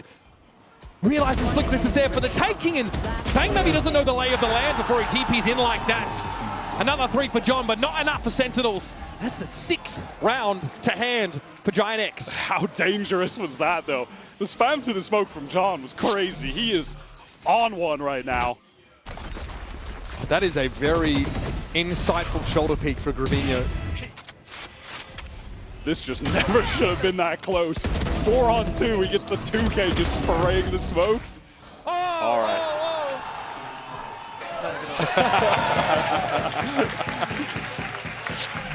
Hey, you got to be feeling good here. Tough first map. Much improved on Sunset. They're going to thrust down mid again. They're going for an R and pans that to shreds. Sentinels barely get out of bed before getting clotheslined. Ara finally taken down, but once Sen cannot get 10 seconds into the round with 5 players wide. They just can't do it. This is just another play out of the GX strat book that we've seen from them before, and no team seems to know how to stop them. It's just the combination of their initiator util, the push down mid, a push through B main. There's a fault line that comes through B main that canvases all of bottom mid for Aura to fight. And then there's that recon up top. It's just, they run the same plays and it just keeps on working. And here's a neural theft for John. Sees all of this at top mid. The second baited into that swing, and I mean, why not? Cloud was right there using that drone, obviously. Just good that he had support from Flickless for that instant trade. Zekin doubled his entire kill total in that round, Wyatt. He had a quiet outing up until this point. John has been making plenty of noise. This timing is going to hurt them, though. Tell you what, that's value for ammo, isn't it? Flickless exits around with 3. GX, 5-round lead. These guys really lock the map down. This is just where they're at their best. It feels like even if you prep for the rounds like this that are going to be thrown at you, it just doesn't even matter. Dude, the util comes in perfectly for Ara. This is just what they are best at. Look at how all of that util is placed on the map so perfectly.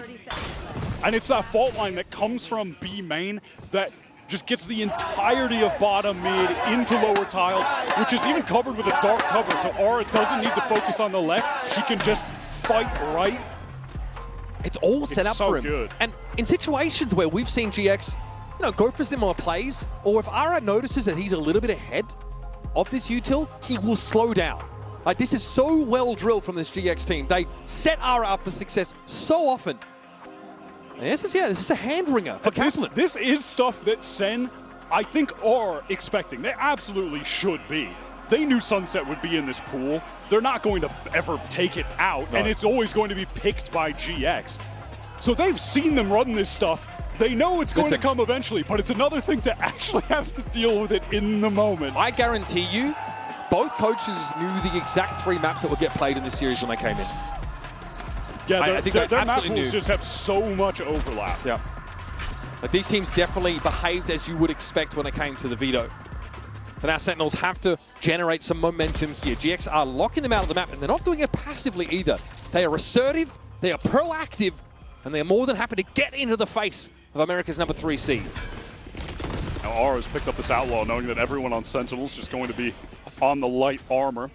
He'll be controlling that B main side, and the rest of GX on account of that can really put the emphasis on stacking A together. Grabini here is going to be forced back, timing not quite on his side, but the paranoia came out enough to act as a relief valve. Flickless might try and work this angle with him. Not affected by the C's, but sprayed down as those bullets were intended for Grabinho. That was very, very dangerous for Flickless. He was getting stalled up by those bullet tags, slow movement. Whoa, this is crazy from Aura. He's all the way out of B main, holding the exit. So, okay. I mean, GX, they know where Sen are hitting. They know that they're going A. I mean, this is just breaking conditioning for Sentinels, who probably just aren't used to being in some of these positions. Ara, in no hurry to push off that. Full trust in the rest of GX to lock this A side of the map down, but it's to where push comes to shove. Zekin gets onto the side behind the box, but the aftershock came through. And Cloud swings for the fences. 2 kills cleaned up. Now Ara decides to get a little active. Catches Zelsis out. Timing certainly works in his favor. And Westside will step in when needed. Flawless round and so many metrics there for GX. Untouchable on this defense side. Yeah, they really do a lovely job of just fighting together on the site when the hit comes in. And second getting stalled up in the back box. That was essential for the win there. And obviously Aura just getting the entirety of the map controlled by that Outlaw, flanking out a B main and holding their exit. Yeah, that was somewhat important too. Just a comprehensively great round from GX, who are running away with their pick. Yeah. And Sentinels are struggling to adapt why they've not found a gear that suits them against GX. And Aura has actually kept this Outlaw, does have a few 125 HP targets. Zekin and John, though, they're the ones with armor. So John can have some confidence pushing into this. Much faster from Sen. They're going for that 3-prong sight exec, splitting from multiple sides. Now, how do they deal with the anchors, though? Westside's going to be dug in here, but Narrate steps up with the Guardian. They know, yep, Prowler confirms. Westside in the corner and only gets his one. Stinger goes to work for John.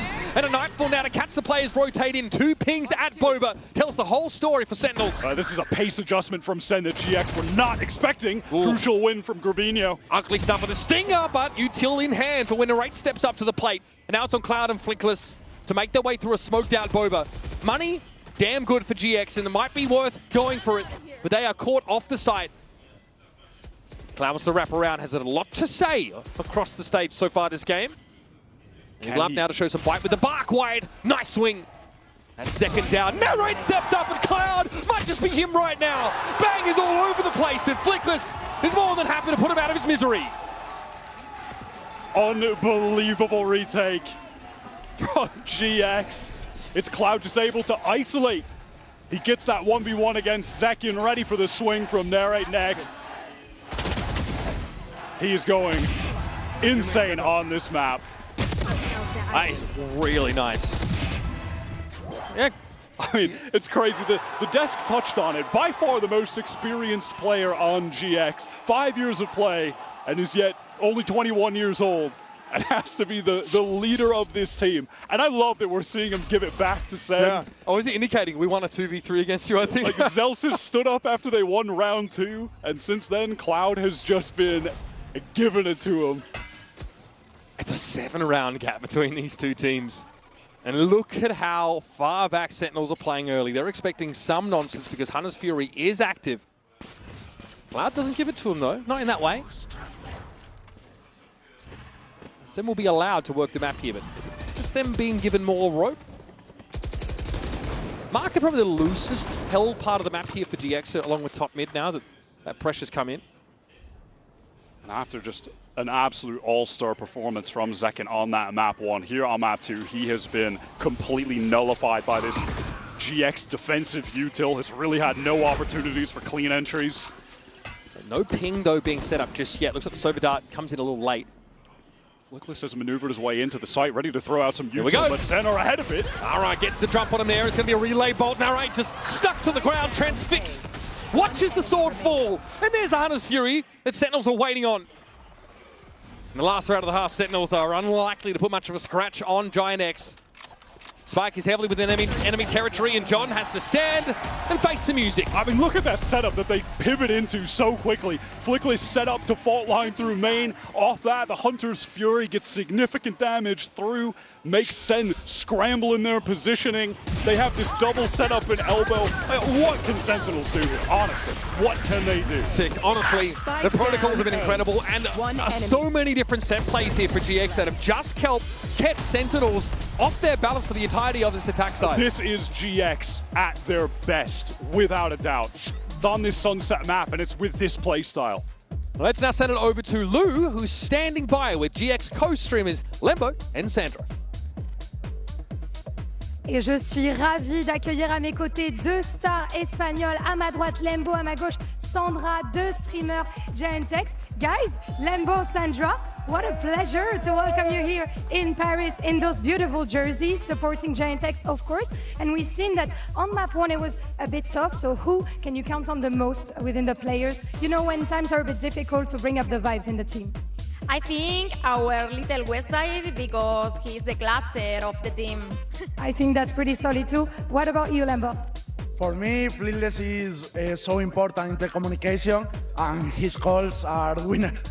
Du coup, sur qui est-ce qu'on peut compter finalement quand c'est un peu compliqué? Ils ont perdu la map 1. Qu'est-ce qui remonte un petit peu l'ambiance dans la team? Et bah, du côté de Lembo, c'est Westside et également Flickless qui sont là. On a le facteur Westside pour les clutches et aussi pour les calls, on a Westside. Donc on va ensuite pouvoir leur poser la deuxième question. I wanted also to ask you, because we know that French and Spanish fans are very passionate, you know. So what do you think about our French audience? How are the vibes so far?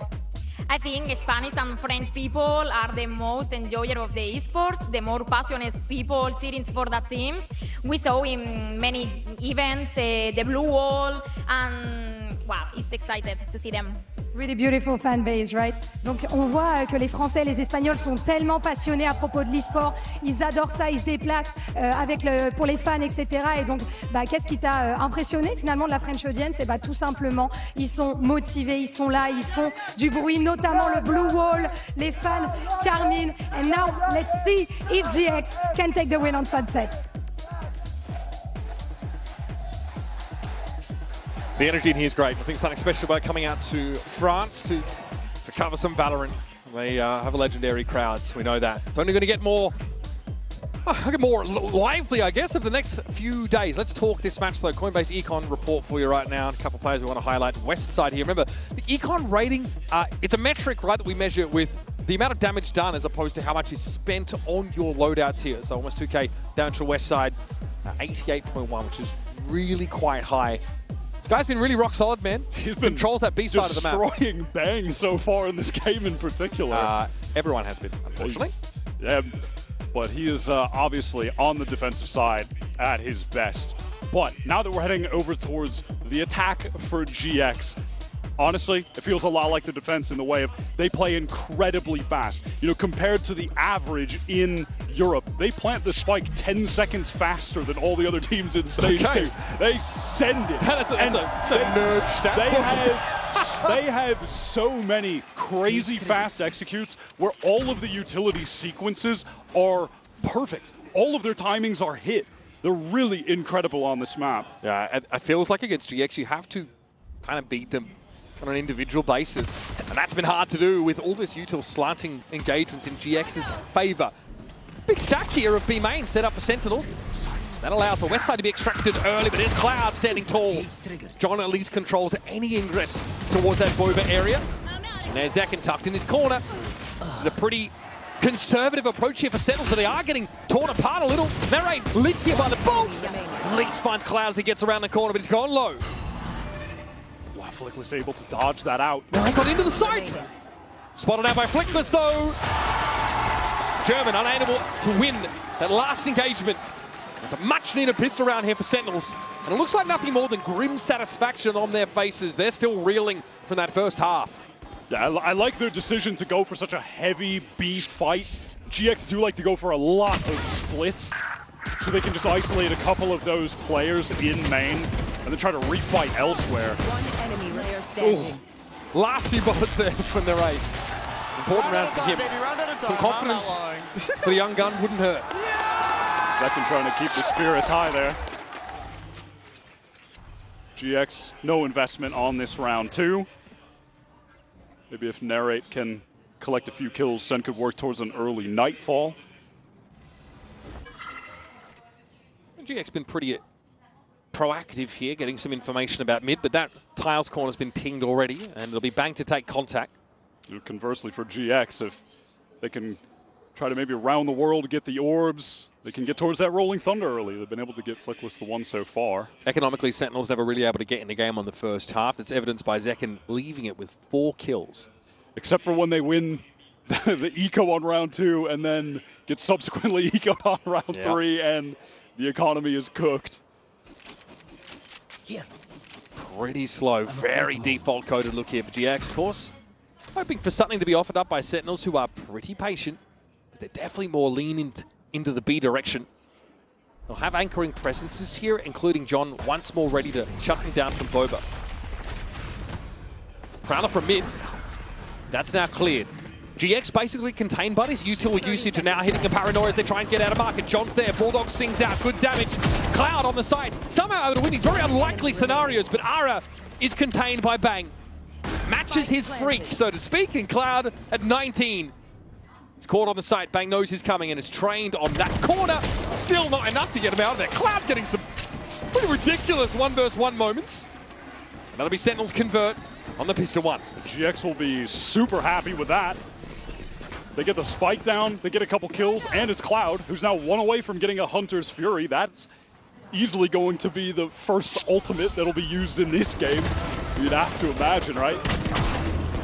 So not too bad for them. I think this team has drawn criticism from some of the attack side calling from Cloud, and he's maybe sort of less experience being pointed out, but yeah, this is not the start that we're looking for on the attack side anyway. Now we get to see a little bit though of what's cooking, what's under the dome for Cloud. Like you mentioned, that Hunter's Fury just a whiff away. Fault line set up if there's going to be some aggression from Sen towards A main. The GX could go for a bit of a refight here. But it's just a safer cross setup for the Sentinels defense at the moment. This fault line likely set up reactively here or to set Ara up. And now they can get more aggro with it, especially with that drone getting the information. Okay. So it's good reactive fault line that comes out from Flickless just to stop Sen pushing up.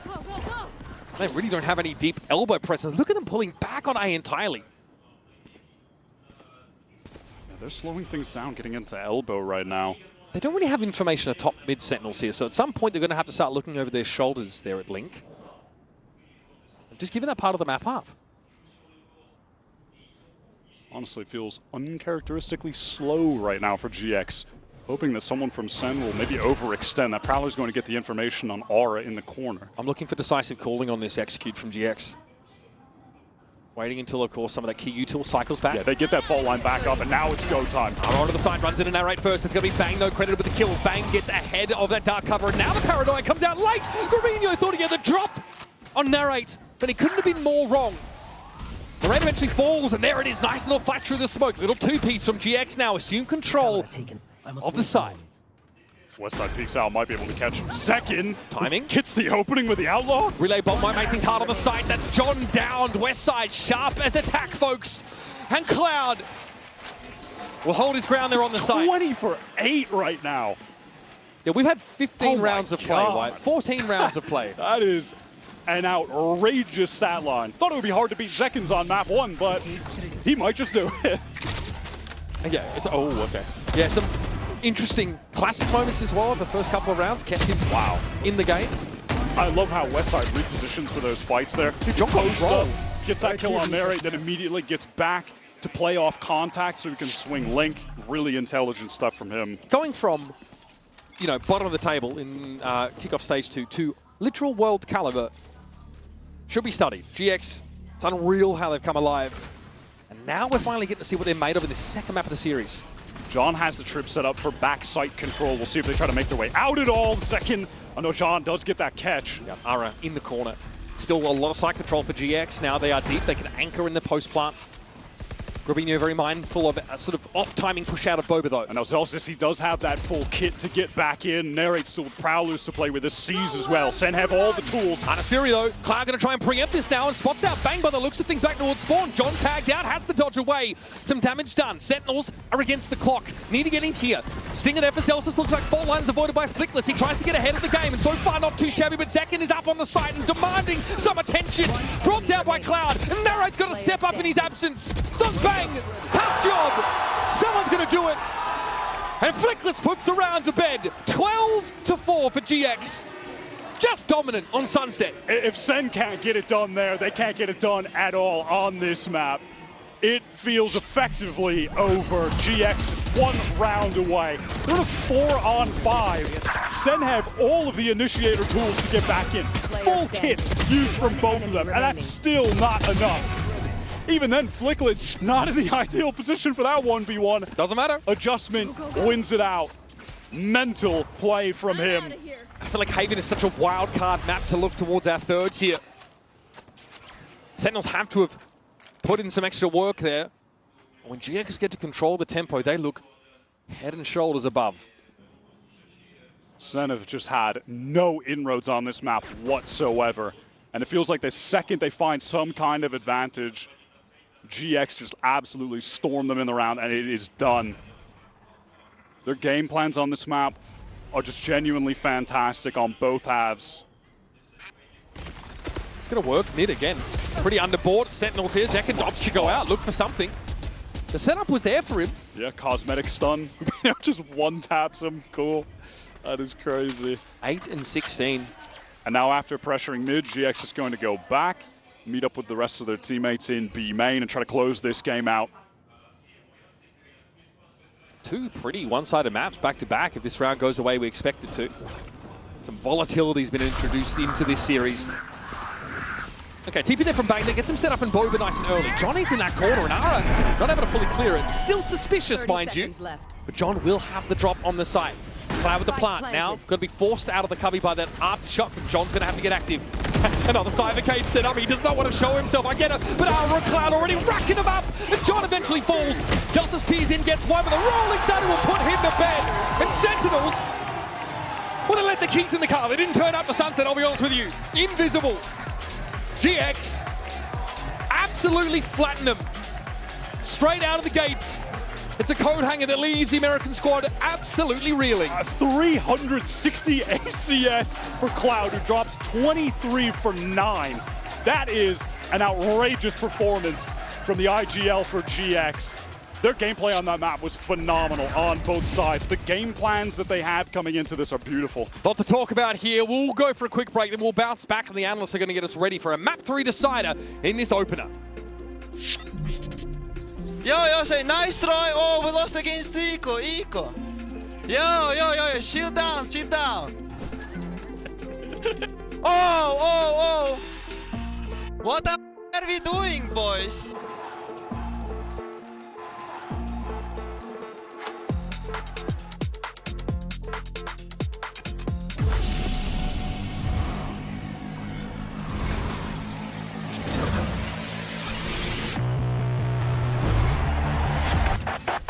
Game changers. It's about competition, pure happiness. It's like a crazy experience. We're making history. It means so much to us.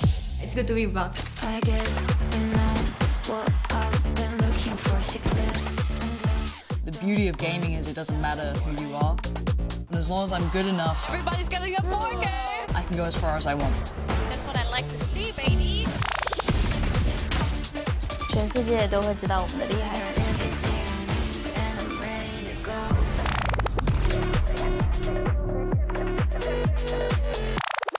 Are your Valorant esports instincts next level?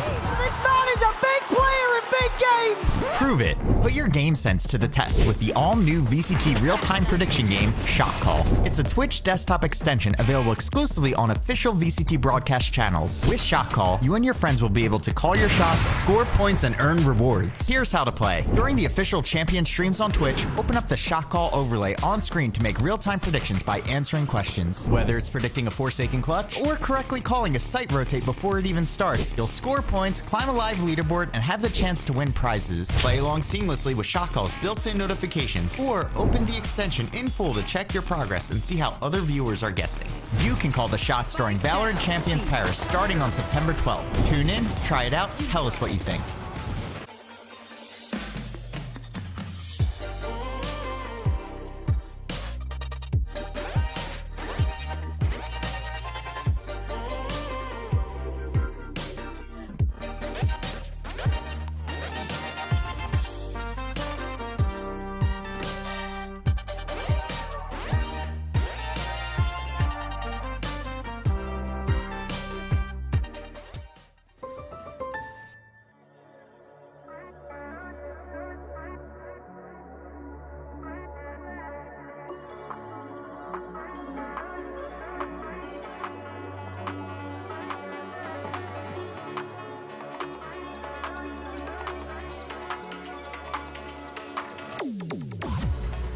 My scope was so narrow.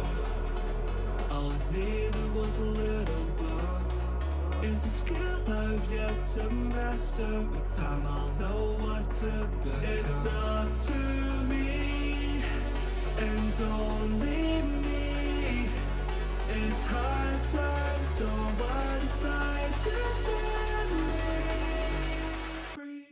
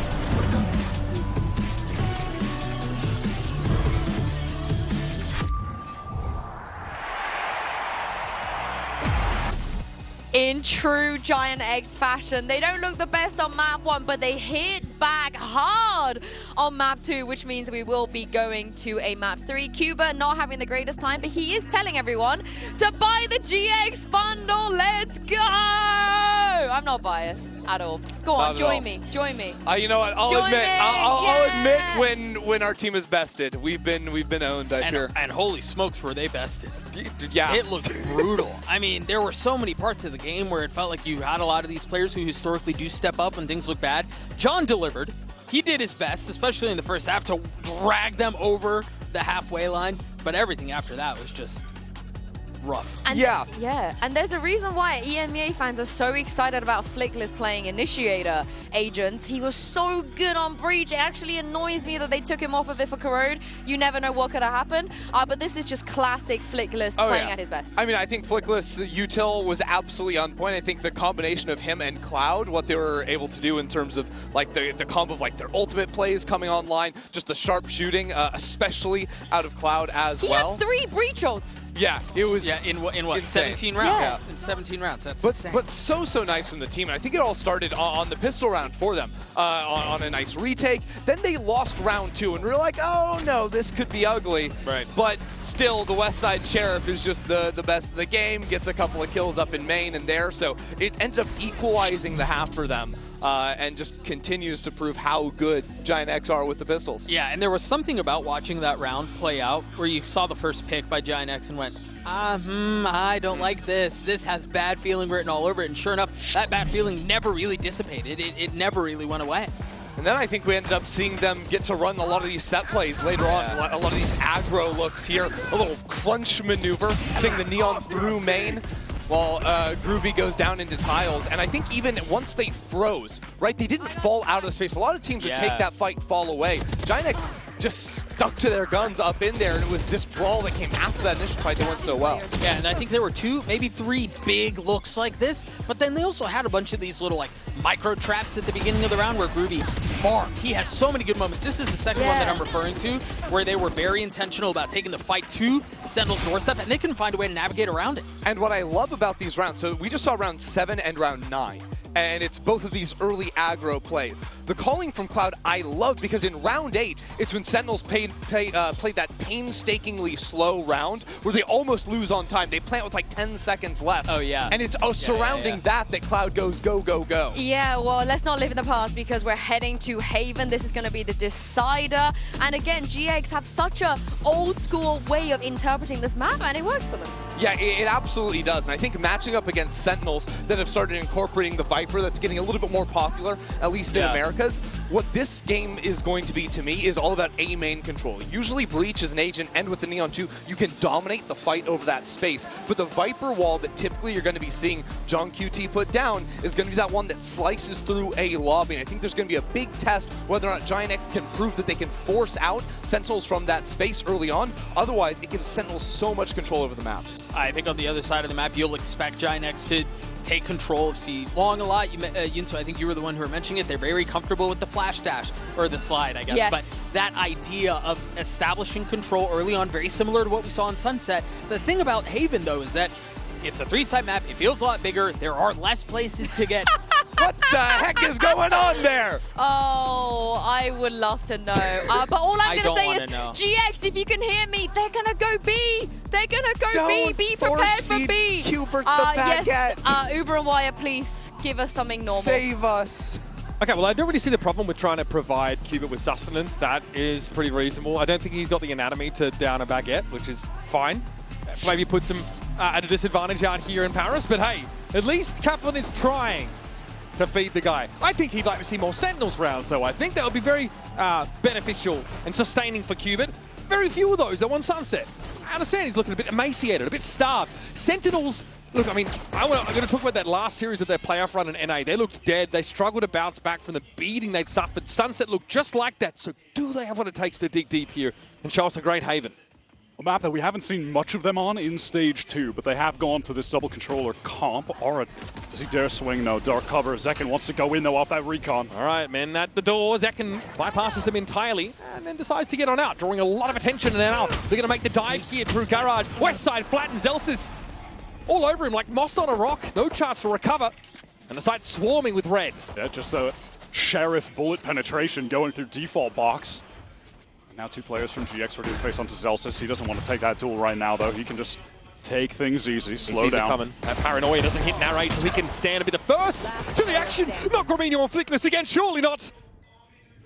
It's the Polish player alone. Zelsis waits for him to step out into the sun.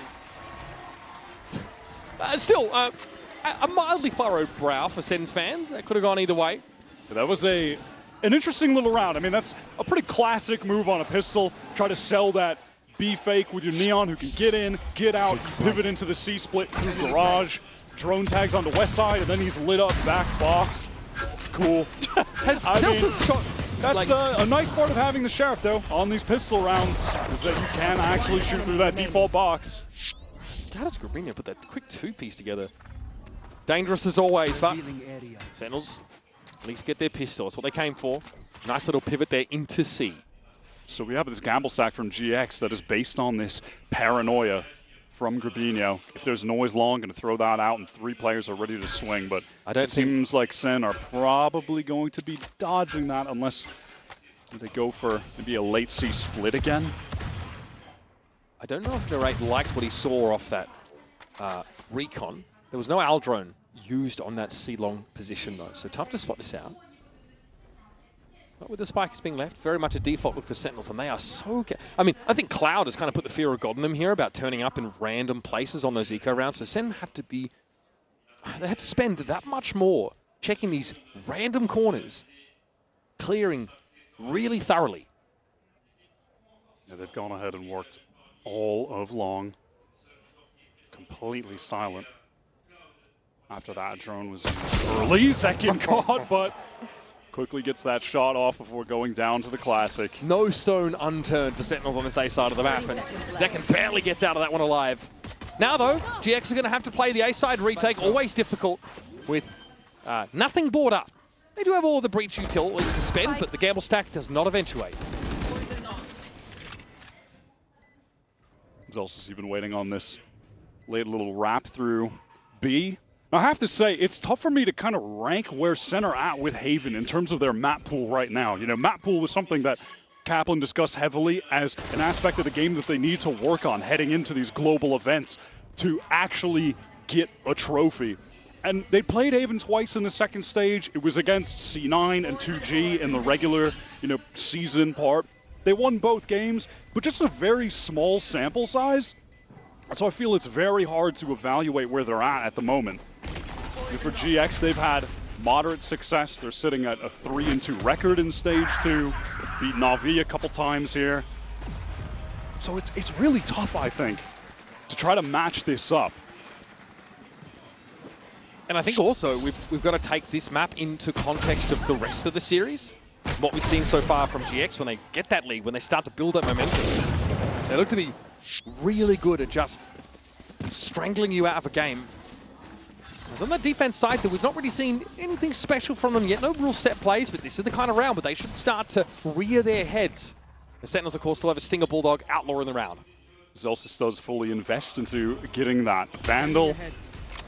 Early recon, certainly going to be broken. Cloud taking the opportunity to spam through that standard A-long dark cover that Sen can use to claim this space easily. So far, and this is small sample size of rounds, GX are a little less proactive. Again, it's a 3-site map. You're spread a little bit more thin. Losing a player on the extremity hurts a lot more than it would on Sunset, for example, where there's almost always someone else to back them up. Even like a 2-1-2 or even a 3-1-1. Eyes are down. Sen have maneuvered all the way back to this C side, which was vacant. Westside wants to get in backside. Will anyone actually be here in time to assist him, though? He wants to break the recon that might come in on that top left side, but it doesn't. It's just a drone, yeah. Okay, well, they've got presence, though. You'll notice that he's been joined by Grabinho. Plenty of GX players here now. They're going to be lit as they come around the corner. Zekken, though, tracks back and then forward. Almost had the better of Ara. But the guy is a little too quick with it. Westside, backside, caught out. And Cloud, not inside. He is still making his way over. And has the unenviable task of making his way into C from defense spawn side. So GX are able to rotate everyone into backside. Sen really slowed things down, but then eventually I do feel that that kind of played to their advantage. They get a lot of clean fights. At the end there, Cloud even caught by Narrate. Lovely little kill, and is now just one away from getting that Hunter's Fury in terms of the orbs. Bonus round converted for Sen. Scanning ahead. Yeah, it's this late recon comes through. And GX, they really, feels like they kind of try to overfight there, you know, with that double swing coming back default, and it sends patience getting into the site that does pay off. Getting that recon thrown back sight after the drone had given them front sight. PTSD? That's a deep cut, John. Any knowers? Okay, so sending it out. Pretty slow. They work slowly enough that Ara's able to get in there as well. GX maybe just not ready for that tempo. On this round, GX looks like they maybe want to explore down mid, try something more proactive, which has not been the case for them so far on Haven, in contrast to the style that they had on Sunset. I'm not surprised to see Sen waiting for a push out of mid, for example. And actually, GX are more interested in trying to allot the correct number of resources to the side that they think Sen's going to land on, as opposed to trying to get early info pushes. They're not doing any of that so far. Again, the weapons don't really maybe allow for it. But they've made a gamble stack that looks unlikely to pay off for them. And honestly, that lurk wall over on the B side of the map will keep a few of them there. This game as well, I will say it's an interesting clash of styles with the two approaches here to Neon. Westside has made his way into this backside that should be cleaned up, yeah. It's this double controller with the Viper that has really been the trend in Americas versus the very classic approach to running Neon on Haven, where you're running double initiator with Breach and Sova. And I think a lot of people do have concerns when they see teams picking Breach on maps that aren't Sunset right now. And I do think that's valid, but GX have shown a real proficiency with that agent still, where their sequencing of utility is really effective. Their timings are usually impeccable. Honestly, they're certainly going to have to be if they want to win this map against Sen, who are going to be at 4. I think the KJ choice over the Cypher is an interesting one to examine. The turret lets you usually on the attack side watch for any pushes out of Garage, and Lockdown is pretty awesome to force retake circumstances on that A side especially, which is so hard to get back into. But GX here don't really see any way to make an inroads on the map. Cloud always seems to just ferret a kill away late in the round. But no, it'll be GX perishing to the blast and hoping to hit the ground running in their second buy round. All right, let's see if GX can finally stop this run of rounds the Sentinels have been on. Winning both the pistol and the bonus obviously gives you a crazy advantage in the series. The economy has finally gotten to a place where Aura can pick up that operator. Okay. We definitely highlighted that on the previous two maps, how that is really a linchpin for this GX success on defense. Him just being able to control space somewhere so they can rotate elsewhere with the rest of the players. Now it is a little tough at times when you're playing against this Viper. Having to deal with the wall does make the angles on A bit more difficult to work around.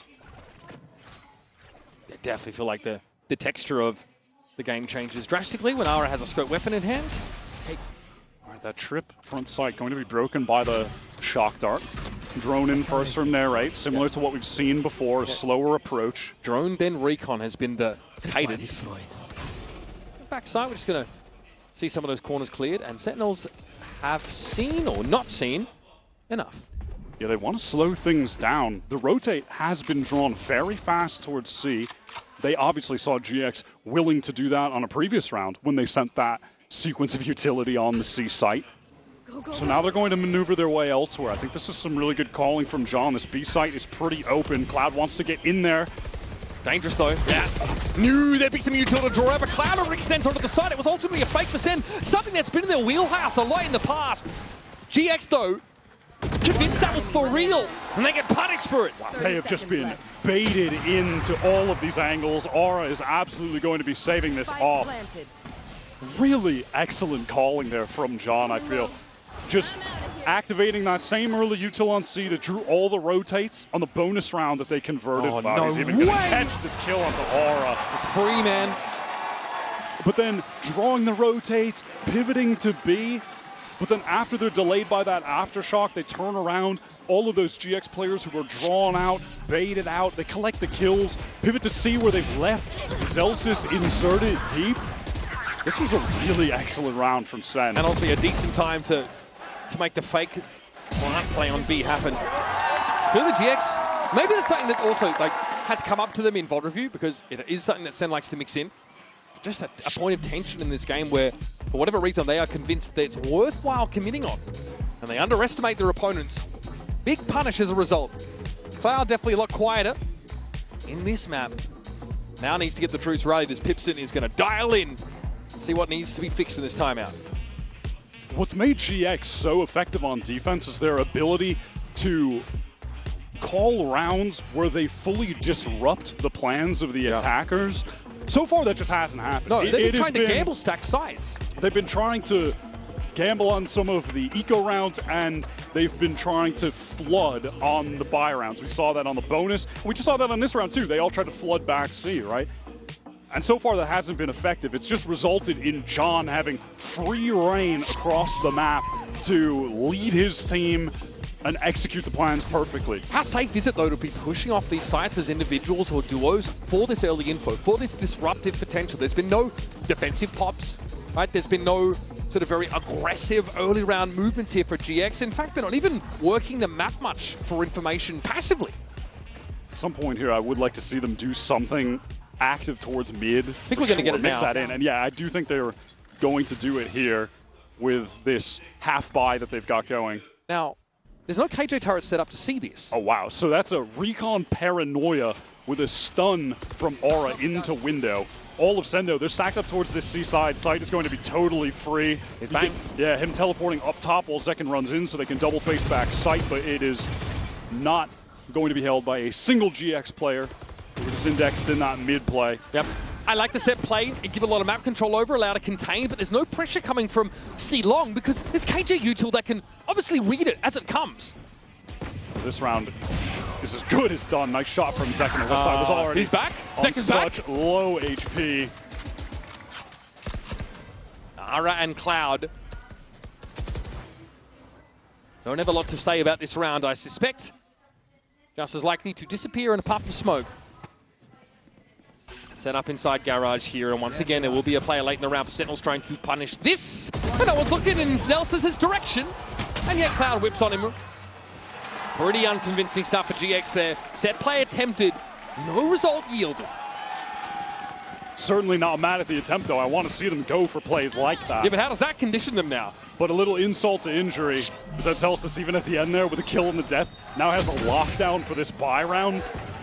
They have the Hunter's Fury with the lockdown to put GX on an eco again. GX have to play ahead of that lockdown potential. They still have an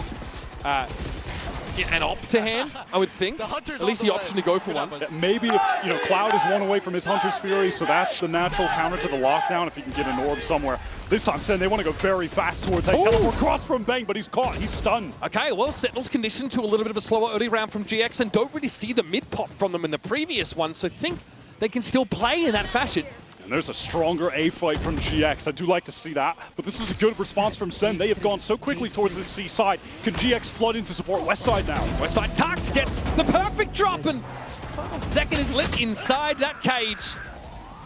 Too easy for the Cypher, and finally Westside gets himself onto the board kill-wise. John, not the timing would have hoped for, I suspect. And now Narrate, unsuccessful in trying to crack the remainder of this C-side open. Finally, Giant X get on the board on Haven. Signs of life. I like how they played that round from start to finish. It's that A fight, very aggressive, fault line comes through, recon into lobby. It was on a round where Sen wanted to go for an A fight of their own. They are completely caught off by that breach util. And then GX recognizing that there was that fast pivot to C coming. Westside gets all the way deep towards Plat.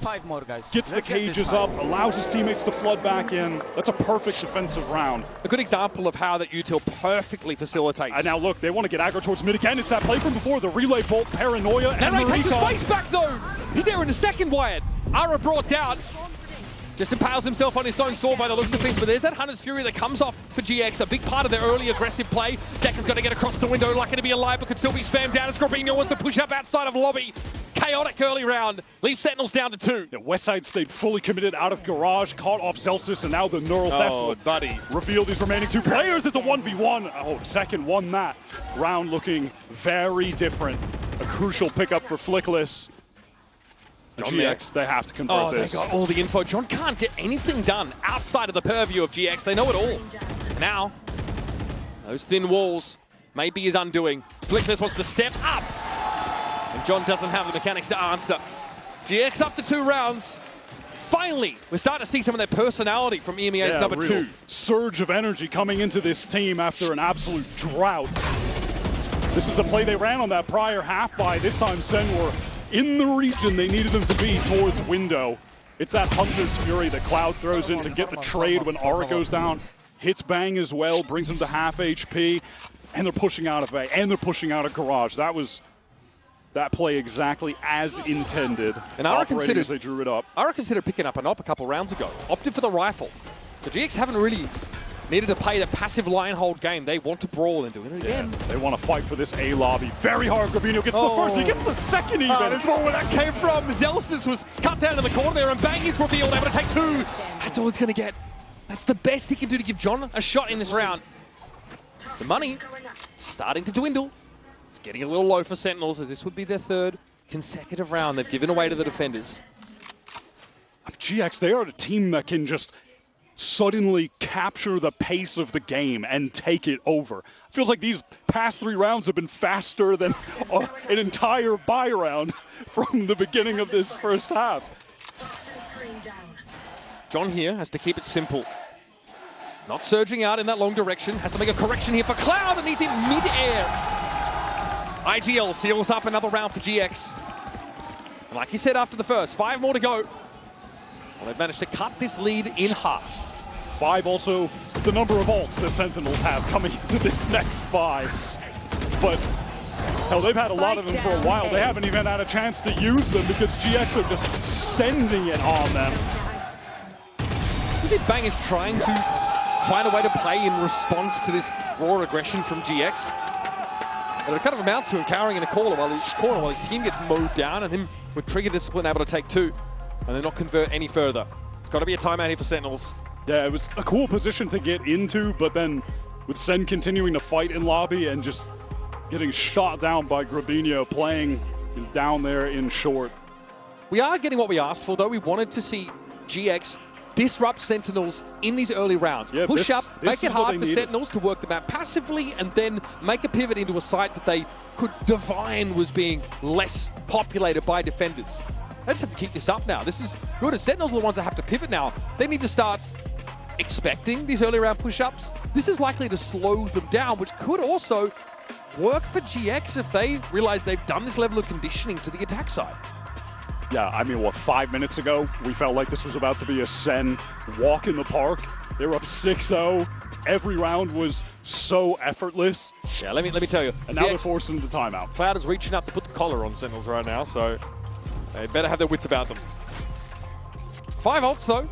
It's a good number. You see a round here or there, 1 out purely on strength of those alone, so we'll see. And now it looks like GX, they have a play to go down long. There's going to be a recon going in towards that seaside of spawn. Fault line, relay bolt, Aura running it down, and John is just stuffed into that corner on account of the util. They know where he's going to have to reposition to.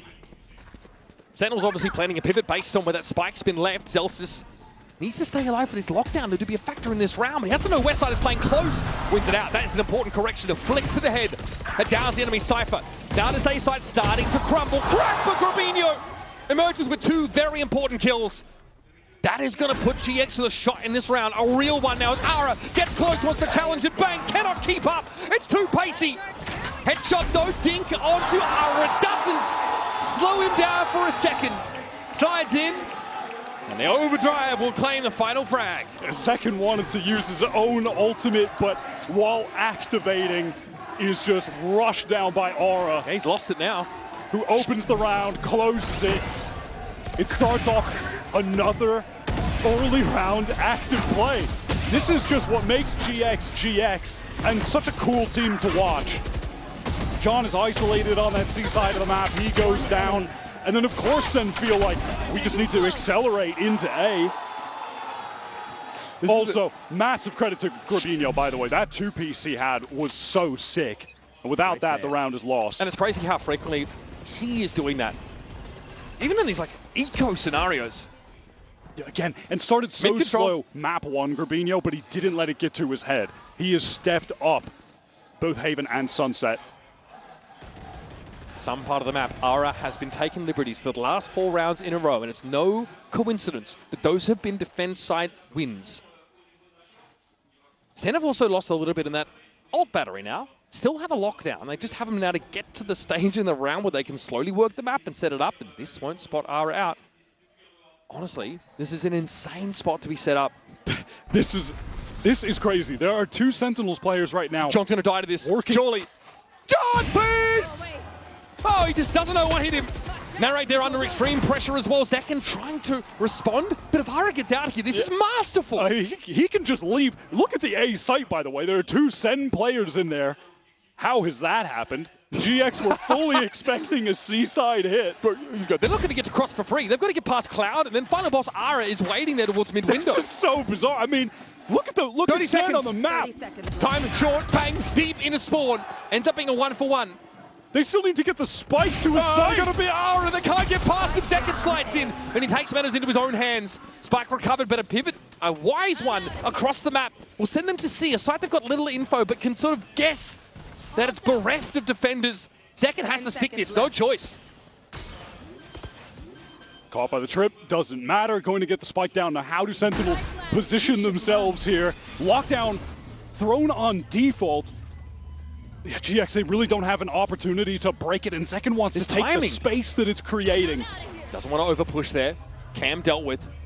Delsus also has to play a little bit slower. Yeah, now GX, they have to think someone could be positioned in Garage right now, surely. They're not checking for it. No one's... Okay, West Side is watching it. Will you see the barrel? Yes, wins it out. That leaves Zekin now. Oh, God, you hate to be in this spot. Has to play long in the post plant. Tough to really spam this down. Gorbinho on Spike, and Zekin's not 100% sure exactly where he is. He's going to have to spray through, and he gets there! What a crucial round! The Red Bull clutch gets the Vibe Merchant on his feet, and much of Sen City in the crowd. You've got to be joking. No one from GX can connect the shot, and Zekin sprays them all down. Jeez, they needed to come up for air, though, didn't they? I mean, that's how this run of rounds for GX ends. They're in a 3-on-1. They got the lockdown out.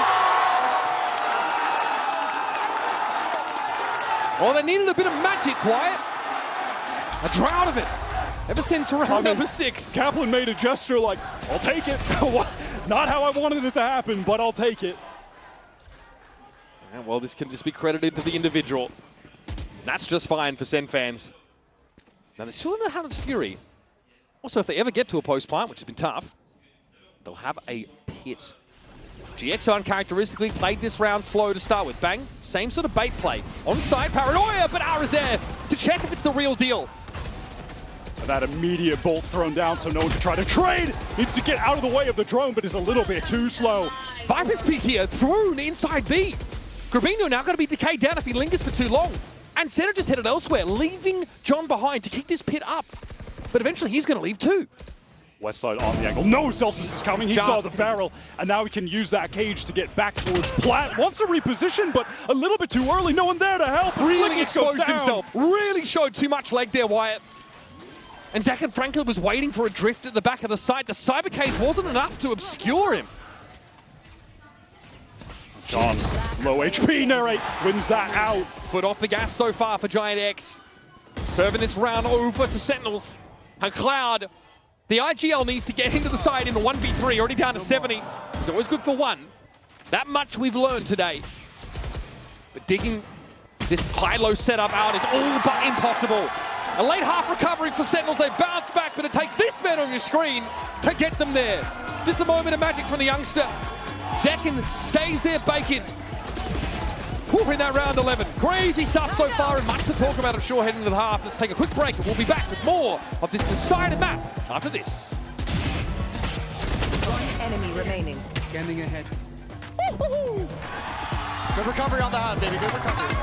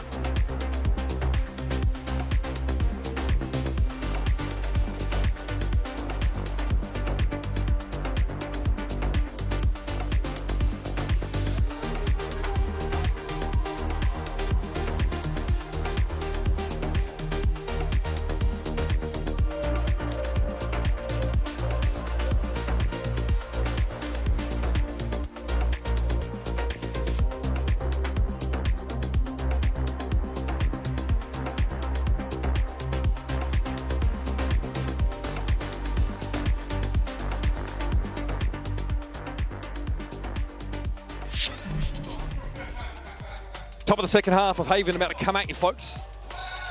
It is Giant X, the number 2 seed out of EMEA, versus Sentinels, who frankly limped into Champions this year. A lot to prove after a 4th place finish last year and then a pretty significant roster change that saw the infusion of some younger blood in the roster. Narrate had to hit the ground running with this team. Now, every round that GX win on that defense side, it's paired with an aggressive pop, a moment of unexpected volatility from GX, and Ara is able to get in there and catch Sentinels unaware.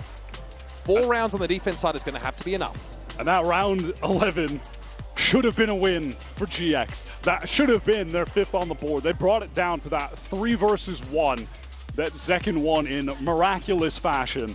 And you can kind of see on the Coinbase Econ report that his report quite good on account of he's getting a lot of kills. He's doing a hell of a lot of damage. That head-to-head against Cloud is a pretty good result, accounting for many of Cloud's 9 deaths over that first half. Someone who was frankly taking the game over on Sunset. It was like 20 and 5 at some point. It was pretty absurd. You can see the spend to damage ratio is what gives Zekken such a high econ value. And again, it's tough not to point him as the protagonist on this map. 13 kills, 7 deaths after that first half, and a disgusting, what was it, 1v3, 1v4 moment from that round 11. Keeps them with their head above the surging tides. And I've said they started this map winning the pistol and then winning the bonus. That gave them that early 4-round lead and all of the momentum. GX goes without saying, but they desperately need to win this second half pistol to stay in the game. Less of a gamble stack approach here for Sen and more just distributed heavily in that A direction. The wrinkling here is actually going to be fruitful. So they've got confirmation of at least one player pretty far into A long, and Ara has already set foot over the threshold of A. Bang just ready to throw out that paranoia off some sound cues. Util exchanged, but no gunfire. Everyone's slowed down. Everyone's stalled out. There's a lot of Util drawn out of the defenders, Wyatt. Narrate here forced to fight. Westside will get away and avoid the shock dart reprisal. All of A main is populated by attackers. Sen at the moment have not much reason to leave, though. At this noise cut, at this time, now they do. It's that B side that could be open, garage could be open, and GX have just picked the absolute perfect moment to get in, exactly as Sen give it up. Or Sen picked the worst moment to give it up. It really depends how you want to look at it. Glass half full, half empty. Yep. Depends on your point of view. Well, I think either way it's about to be spilled over the cobblestones, Wyatt. And now Flickless does have that fault line back, so he can throw that out towards main, stall out the center retake. Narrate can't really drop out of heaven here. He is too low. And then having to play the retake after making the right call on the side, it's not too bad. Ara with the stopping power of back truck. Deals with Zekken at least, but Zelsis is there. Narrate here from up on high. Judging the peasants, he will drop down onto the box, but makes some noise. He gets a bit of damage on Flickless, but not enough to write home about. And it's John Grabinho. 32 points of health left for the Moroccan mastermind. He needs to step up. He sees the shoulder of the Omen, but Grabinho doesn't give him enough to work with. GX, get that pistol locked up. They needed it with absolute desperation, and they got it. Perfect timing window to get into the site. Sen were staying on A, they were staying on A, they were staying on A, and after enough noise cut, had to be concerned about that B side. The moment they leave, it's taken by GX. Flickless posts up in hell with that standard breach util, that line with the, where you can throw the fault line into spawn. And by the time Sen get in, numbers are depleted, and all Grabinho had to do was even just waste time, and they would have won that out in the 1v1 clutch. Or, of course, with the Outlaw. Always has it that second round. And now, of course, we gamble stack. It looks like Westside and Cloud just down to Ghosts here to facilitate for their duelist. Be equipped as well as possible in the early stages. The double swing potential here as Narrate shows shoulder, but sees Ara coming. Might try and play off some of this util. And, well, the Outlaw does his job. Just flattens these under-armor targets. Westside, yes, that's nice. And lovely little shot. That aftershock good as well to push Narrate out earlier. Fault line comes through a little bit too late, but yeah, don't think John will be getting away from this one. Well, we call that taking responsibility for what we start. Ball basically chunked him down to minimal amounts of health. Zelsis here will look to simply exit the round, hoping to get some value, even trade himself up. Never not shilling. You got to respect it. Also the homage to Sufat BB, his quote-unquote boyfriend. As was discussed in the press conference, he was expressed some, you know, regret that Wolves couldn't be present here. And I think seeing how they showed up in Toronto, many of us would feel the same. Just going to wait out to go down to the spike explosion, unless maybe Aura does go towards that B side. Nope, just going to run towards spawn. Hold up, wait. Potential for an orb. All right, makes it a noise. There it is, Elsis. Not too shabby. Nexus around with an orb. Ara down, but the Outlaw was given over to Flickless to preserve that. So no harm, no foul, really, if you're the attack side. We just saw some good util here from GX. Nothing unbelievable, but just the standard ways of getting players out of those angles into the open sight lines all works out. One enemy remaining. As clean as they needed it to be, they saved the crucial guns. And now on this bonus, we're able to buy up a rifle for Aura, Guardian for Westside. All things considered, not too bad of a bonus buy here. Cloud actually has the Outlaw this round. The solo A main player. GX were showing some real desire to get into that B site, but they slow things down. John forced away. There's a nanoswarm in the default location that would also slow them up. I think I'm trying to get some early util out of Sentinels. It's never a bad call. And you would imagine the alarm bot in that spot will often be broken by a shock dart from Cloud. That's usually the standard. Zekin does spot out Aura in Garage. GX are getting a lot of map control right now, but Aura goes down to Zelsis. Yeah, just to send try and get 3 players on C. They've realized that they need to get in that B direction, and that's nice from Zek and Grabinho's. Mostly been good for their first one in this series. Yeah, this is GX taking a lot of liberties on their bonus round. Going for some individual plays to turn the tides. Cloud going to be able to plant in this default spot, but now in the 3 versus 5, what can GX do realistically? Only Bang and Zekin susceptible to the one shot from the Outlaw right now.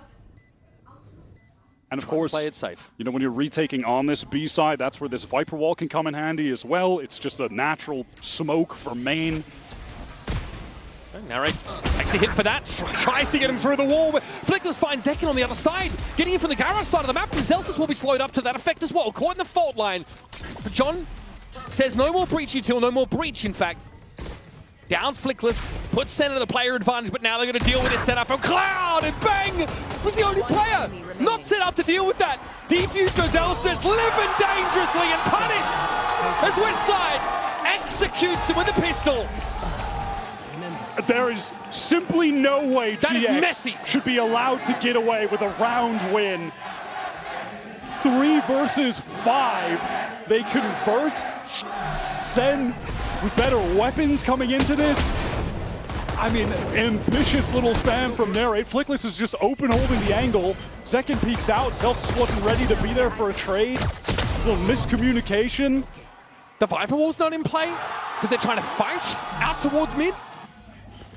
You can't tell me your protocols for dealing with the post plant on B aren't ironclad at this point, at this level. I guess in a way, there's some justice that both teams win the pistol and the bonus round. So it'll come down to honest gun rounds as to who will win this game out. Oh my gosh, nice shot from Aura, putting them in position to convert here. Light armor gets you there. I am a little nervous as a representative of the North American region, I won't lie. Ara now with the scope weapon back to hand. He's already thinned out the herd of Sentinels players. Now we'll look to take that mid. Thrown down top mid from Bang. Zekin working his way forward, wants to close the gap with that stinger, of course. No one actually in this B site. Drone over top will confirm that. Bang got in. Aura wants to just draw out a little attention, a little spam, maybe find out if someone was hiding wrapped around the drone's view. This garage spot's starting to become a little more relevant now, Wyatt. As is a commitment here by GX towards the B side of the map. Bang sees Ara coming a mile off and is able to down him. John, patient, collected. And he'll have himself a frag. Zekin now with that fast lane, trying to get in Grabinho's direction. It's a bit of wayward, ham-fisted. And Zelsis now finally on the wrap, but this spike's headed on to B. They are going to end here. Westside though in a safe corner. Grabinho has the line covered and Zelsis only has a classic. This is looking terrible for Sentinels. Zelsa's just no opportunity to upgrade that weapon. Flank from Westside was perfect. Bang does a great job backside getting that first kill, and then Zekin hit a really quality relay bolt that connected onto multiple players. How many times has Grabinho got a stunned kill, by the way, in this series? It's like the third time we've seen him do that. Yep. Well, considering he only needs one bullet to kill someone. Yeah, just hit him in the head. Just don't miss. Yeah, the guy has been very resilient to any form of disruption. And GX, honestly, like a decent pivot after things start to go a little haywire at B. They don't leave the site. Just a little reposition. Spam being exchanged. Cloud, if he can get this orb, is going to have the Hunter's Fury. So GX, they want to get that C-long control, smoke it off, make sure they have that tool. Ara with a judge here. And the overdrive, of course. Yep. So can just use both of them when he pleases. Aftershock to break a common turret position will do so. So that's some passive info gain that Sentinels would have had on B, now removed. Yeah, now John has to watch it. He's giving it to him. Okay. Ara says, well, that's maybe a little bit more than I expected. Ways from the fast lane in place. He's got no interest in trying to recover that weapon. Overdrive will suffice for him late in the rounds when push ultimately comes to shove. Now, what is the move? Paranoia and Breach Util used on A to try to draw these Sen players away from the C site, where GX are intending on going. Westside knows he's going to get some action because the alarm bot is now no longer effective inside Garage. Zekin's got to take it up himself. And Corbino, he had that from the shadows, so he can use that Paranoia on A and get right back to the pack on C. So they have full ready to get in that site. And they've got Westside, this late lurk through Garage. Flickless might even be a second player. Maybe Westside goes first, takes contact. The timing here is beautiful. Westside so patient, so calculated. Emerges just as John had his back turned. Here come Giant Eggs. They are storming into the rest of the map. Looking really adaptable on this attack side. Yeah, Giant X are always going to come in with some kind of cool set play around their ultimates. They've always got them. This time, it was working into C-Long, posting up Aura. You hate to re-clear a guy with a judge. That is miserable. But then from there, it's GX running their Omen, their Breach over towards A-Long. They use the stun, they use the Paranoia, they're drawing all that attention from the shadows. Grabinho right back to C. They hit into that site with the Hunter's Fury. Every time GX have the ult rounds, they're always going to throw something unique at you. They're always going to have a cool set strat. Timeout here called by Sentinels. They have the resources to have a modest buy coming into the next round, but it likely will feature some smattering of Guardians and maybe not full util. But this is about the round. This is as important as it gets for the North American squad. Can they reverse their fortunes now? But so far they've struggled to really adapt to what GX are throwing at them. It's just a play style that they're a little unfamiliar with, as was evident with those 4 defense side rounds won by the EMEA squad. I mean, they just get completely worked across the map. I mean, they absolutely bought into that fake. Zekin was in Garage, sure, but he's just smoked off. He can't do anything. It's like really GX are getting a lot of what they want here. The push up into Ara's position, free judge pick. It being on a Killjoy of all people, which meant that Westside could actually pull a player into Garage, further thinning the defensive setup for Sentinels. Cannot afford to lose Senti so early. Now, Sen, they have basically fully invested into this. Not the best weaponry, not the best armor either. But they do have this Viper's Pit to just control all of that short A side. And GX, they could just try to heavily index and fighting through long if they really want to get into A late into this round. And it does require the attention of a second Sen player to stay on A. Someone needs to be looking at long. John needs to know what's going on. You can't play off the site now. So Narrate has to be back at A jump spotting for eternity, basically. And I understand that Sentinels do not want to have to retake the A side of the map, but like you mentioned, it can leave them a little limited elsewhere. I mean, look at how passively Bang is holding B. Only the Killjoy util on the C side, but there's going to be early warning there, at least for Zelsis, who's not offered himself up as a free frag early. Alarmbot spotted out. They're going to accelerate into this. I don't know if the Sentinels can respond quickly enough. We're about to find out. Straight to the Nanoswarm they go. Some spray air out from Zelsis. Ara took a hit, but most of that is decay down from the Poison Orb. Westside, though, has eventually fallen. Zelsis, his spray through that smoke yields a kill. Flickless quite low in HP as well, but one away from the Rolling Thunder. If there's a way that he can find a kill, that could certainly be enough to convert on this 4 versus 5. Every other Sen player also one orb away from ultimate. They could rip that, but Ara look just at that gets confidence. No other swing into that as well. There's no response. Ara doesn't linger for long enough either way. Gravino in trouble though, getting hammered out by that molly. Flickless has to stand tall on the side. His teammate is on the other side of that smoke, so needs to ping them out. Oh no. Yeah, I mean, we're doing it again. Hunter's Fury. I mean, surely Cloud doesn't repeat the Zekin from back here. Doesn't quite have a bead drawn on the spike location. The smoke comes down. And also, when I said, oh no, it was because Flickless used the ult, but he died before it went off, so he lost it. Yep. That is brutal. I feel like that happened to Zekin a few rounds back. And he tried to pull out that overdrive and died. Yeah, it did. I mean, how it's more painful with the Rolling Thunder. Oh yeah, that is real rough for GX now. 6 snakebite in the corner. I think that forced. That forces Gravino out. Gravino out in the open. Yeah, he had a paranoia ready as well for the choke, but he just had to run out. Not too shabby from Sentinels. That's the round they needed. Maybe trying to make a GX-like play there for a second with Zekin pushing down mid, but not going to happen. All the KG util over at A, so Sentinels don't have to over-invest in holding that site right now. It looks like Yezelsis is going to drift off of it pretty early. And I have a drone from Narrate that's going into A long. Is of course not going to spot anyone out, so they can definitely remain confident in just playing other sides of the map. Zelsis might be hoping for a lockdown mid-hit here to disrupt. Yeah, and with this Zelsis position, he's keeping the alarm bot online, and he's also in position for the lockdown if they need to retake on A. So they're just cool with playing over towards this C side. Second back site. They might call for a Narrate Hunter's Fury here from Spawn. Second, though, holding on it. Might have heard this TP come in. There's Cloud spotted. Yep, Hunter's Fury going to come from the spawn side. Gravino walks into the sight line of Zekin, reveals himself, even though it was John that took the kill. Now looking to anchor. This Hunter's Fury slows things up for GX, but they are committed to this site, and Zekin is more than happy to hear it. There's the step up from West side, and the anchors are down. Recon broken. Descent trying to get back in while the spike is being planted. They know he's going to be there right now. Shock dart, though, not enough to clear him out. Narrate is down as Cloud just finds the timing to leave that corner. The lockdown is going to give that control back to the defenders. How deep into the site can they get? Just going to come down to spam.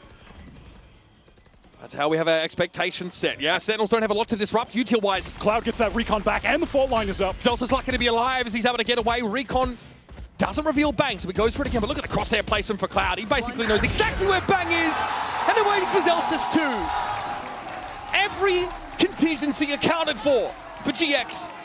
And an important conversion here in round number 19. GX had a really quality second wave fight into backside. He was here with Westside, with Flickless, picking off that player towards Plat. Because initially it was Aura. He went in with one of those breach flashes, but goes down right away. Then there was a cage spawn. No one could flood, no one could help. Then they refight backside, claim the kills on the anchors. They force Sen into a bad economic spot. Look at what they've got remaining. Not very much. It's John with a hero rifle. He certainly had some heroic plays. He has gotten some pretty sick multi-kill rounds so far today. It's time to dig deep. If you're an Americas fan, Stinger Ghost, Phantom. Not the most compelling arsenal. At least this stack onto A might prove fruitful. GX have shown less of an interest in bouncing off the sides. They tend to commit once they dip their toe in. This breach util, though, is going to be something that Sen have to contend with. It's dangerous to anchor against it, Wyatt. But they are gambled correctly. 4 players ready to go here on this site. Do GX sniff it out? Did they see the second player there? I think they've had enough. Well, Sentinels, how long does it take for them to read this? Yeah, they don't want any of this site. They are out of there. Now with some haste moving towards C, totally empty. Going to be able to get it for free. Yeah, I mean, look, Zelsis is going to hear a fair bit of this, and he'll know. He's even pushed ahead of the Viper wall on the B side of the map, so might be looking to wrap around. Full retake for Sentinels with Overdrive and a Phantom. Despite, unfortunately, having wasted that breach ultimate, the Rolling Thunder, a couple rounds ago, Flickless has made a lot of progress towards getting one for the end of this game. could be used at a pivotal moment to close this out for GX. But right now, they have to win this 5-on-5 retake. They have the better weapons to do it. So far, Westside's able to get clear of that paranoia, but Flickless was impacted. Here's the push backside. Ara, just the player you want to stem the flow of Sentinels players, and they get absolutely bloody trounced. GX just stuffed them in the choke, fighting together, swings from all angles, overdrive, no value.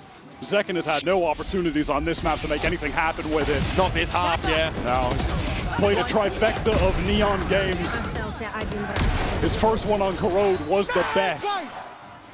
But can he actually come to life at the end of this game to get Sen back in it? They're down 11-9. Sen, who we absolutely expect to be at Champions, versus a GX who we still don't know how the hell they made it here. And honestly, the work that GX have put in over the last couple of months is really showing fruit. No, we certainly get it now. Hunter's Fury from Cloud coming into that. Sight not getting any tags. GX will slow things down for but a moment. Relay Bolt. Now Aura through. Sen have lost their re-clear info, though, off this overkill. And GX don't quite have the stall for the post-plant. No controllers up for the attack side here, and yet that allows Bang just to peer into the mix, see what is there. West side served up. They'll stay in the site. GX more than happy to fight tooth and nail for this space they've claimed. It's going to be John looking for a timing for a swing. Again! It's these refights in the site where GX are just better. Now it's just Bang. Has to clear Graffiti, but there's a crossfire from the drop. He gets that first up to Aura, but the adjustment isn't there. It's, as you said, GX, they're so ready to fight together when Sentinels are coming in. They hit all of the shots. They have no smokes, no paranoia, nothing to give them a material edge in terms of util. It doesn't matter. No, it is straight up raw aim. It's Aura getting crucial kills. Besting Zekin here on this final map of the series. This Champions debut versus one of the best duelists we've ever seen on the global stage. And he's outperforming him right now on Haven. What a showing. 21-16. Outlaw to hand, overdrive in the back pocket. Should have been required. Match point here for Giant X. Sentinels have languished, and that's putting it nicely on this defense side. They try to push Zekin down C. We saw that earlier from Giant X, but it just does not quite work as well for them. And now things have been slowed down. This execute ready to go off from GX. Flickless just one orb away from getting that Rolling Thunder narrate on the angle. Gonna get a lot of action, and there's Ara once again, steps up. A bit too much action than he hoped for. Bang is committing to the backside anchor. Pinked out, no, he's there, he's cut down so easily, it's on second again. 2 kills will have to be enough for John and Zelsis to put it together. West side on the lurk, isolates John. It's all on Zelsis, miles away, only has the stinger. Flickless even has the Rolling Thunder on account of the plant. This one is as good as done. Not the auspicious opening that Sen City were hoping for as they took to the stage here in Paris. But it's much the same fashion that they'd limped out of America's playoffs with. Question marks over the map pool, question marks over the individuals, question marks over their postseason prospects. But now we have an answer, at least for now. Up against a GX team that finished 7th, 8th in kickoff, 9th, 10th stage 1. They bring in Aura, they bring in Flickless, and they just won their first game at Champions. And it just turns out that Giant X are the Goliath in this parable.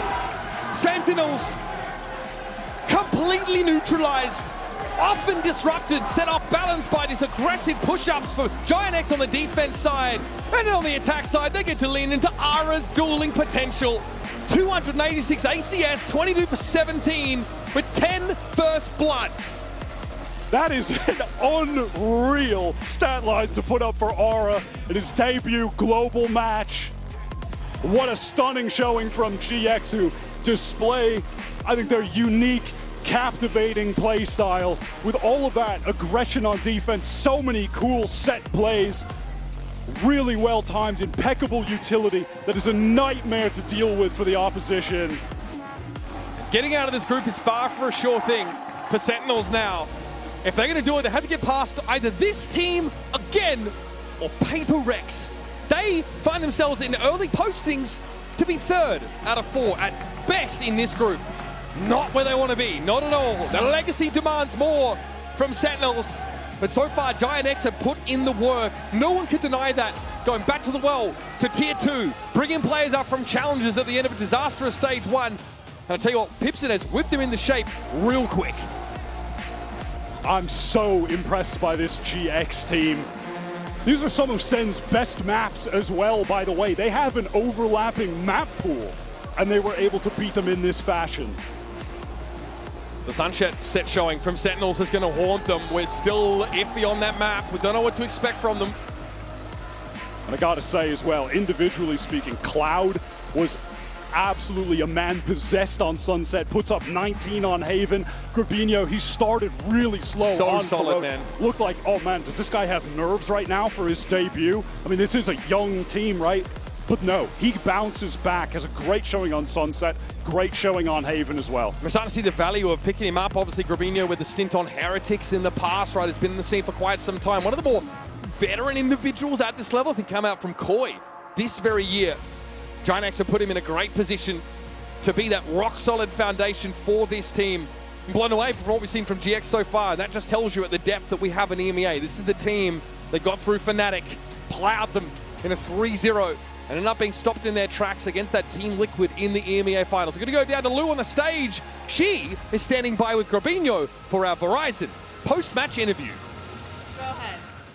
Fiers représentants des Giant X qui viennent de battre Sentinels, je vais pouvoir être rejointe par Groovy. Groovy, congratulations for this massive win against Sentinels. And I heard that you like interviews, so here I am. First of all, I wanted to ask you, it was a bit complicated at the start, you know, like first time on an international stage, and we know it can be shaky sometimes, but you guys were better today. So my question is, what were you scared about, maybe worried about before the game, and how did you overcome it, basically?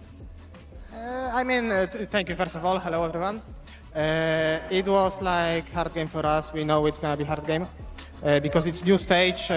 Also, it's the best teams from every region, so it needs to be hard. And we started our first map like always because in Europe we also were losing first map. And I think this is our routine. I think to start bad first map and then play better next.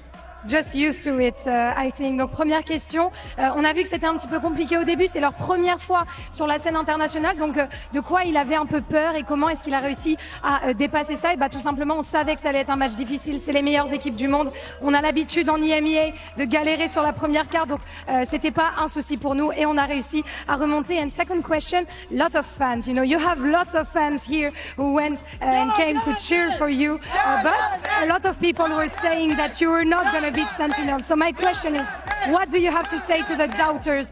Why should people stop underestimating Giant X? We like to be on position of underdog. Whole year was like this for us. I think we kind of like it, but maybe people can start believing a bit more in us.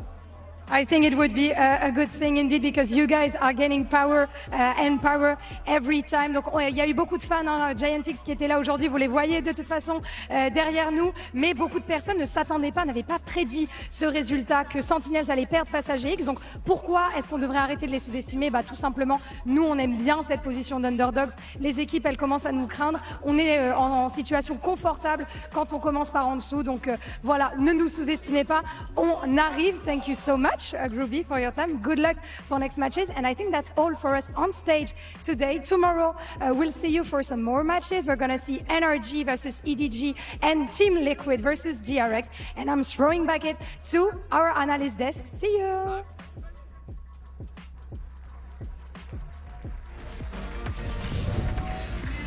I am about to be the most insufferable person forever.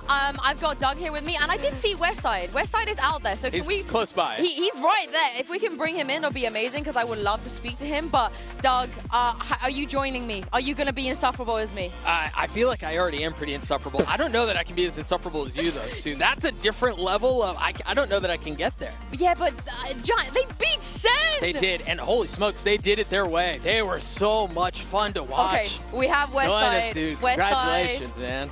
No, we're not shaking hands. We're holding hands. But come sit down. Put the headset on.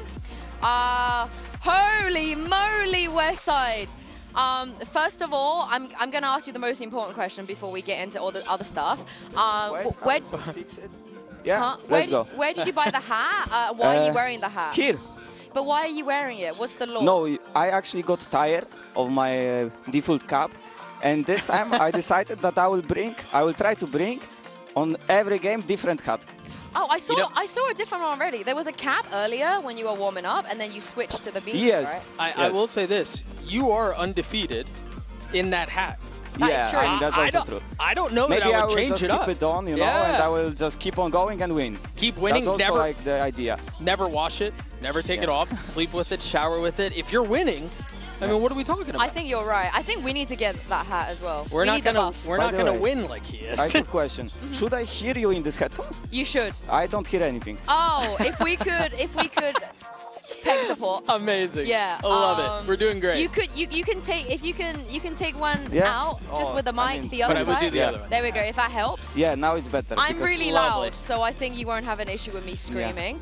And speaking of screaming, did you hear Lembo and the fans? Yeah. The Could you Giant hear X them fans, from the They crowd? were screaming like crazy all game. Yeah, yeah. They bring some people from Malaga, from Spain, to cheer for us today. And when I was sitting on the stage with my headphones, I can still hear, you know, like Giant X, Giant X. So Like, many people, so many people. I gotta say this: you guys have way better fans than we do. In America, we could never do something like that and it be that much fun. The GX crowd Yeah, has been. They gave me a ton of T-shirt. fun. Have you seen the T-shirts? they Yeah, brought? I mean, you should wear it for next game, to I'm be honest. going to wear it. Yeah, I do, also. do you know how hard it is to be in an arena and be out cheering Sentinels fans? Yeah. I mean, you know how Yeah. it is. The Sen fans, they are everywhere. They travel everywhere for Sentinels.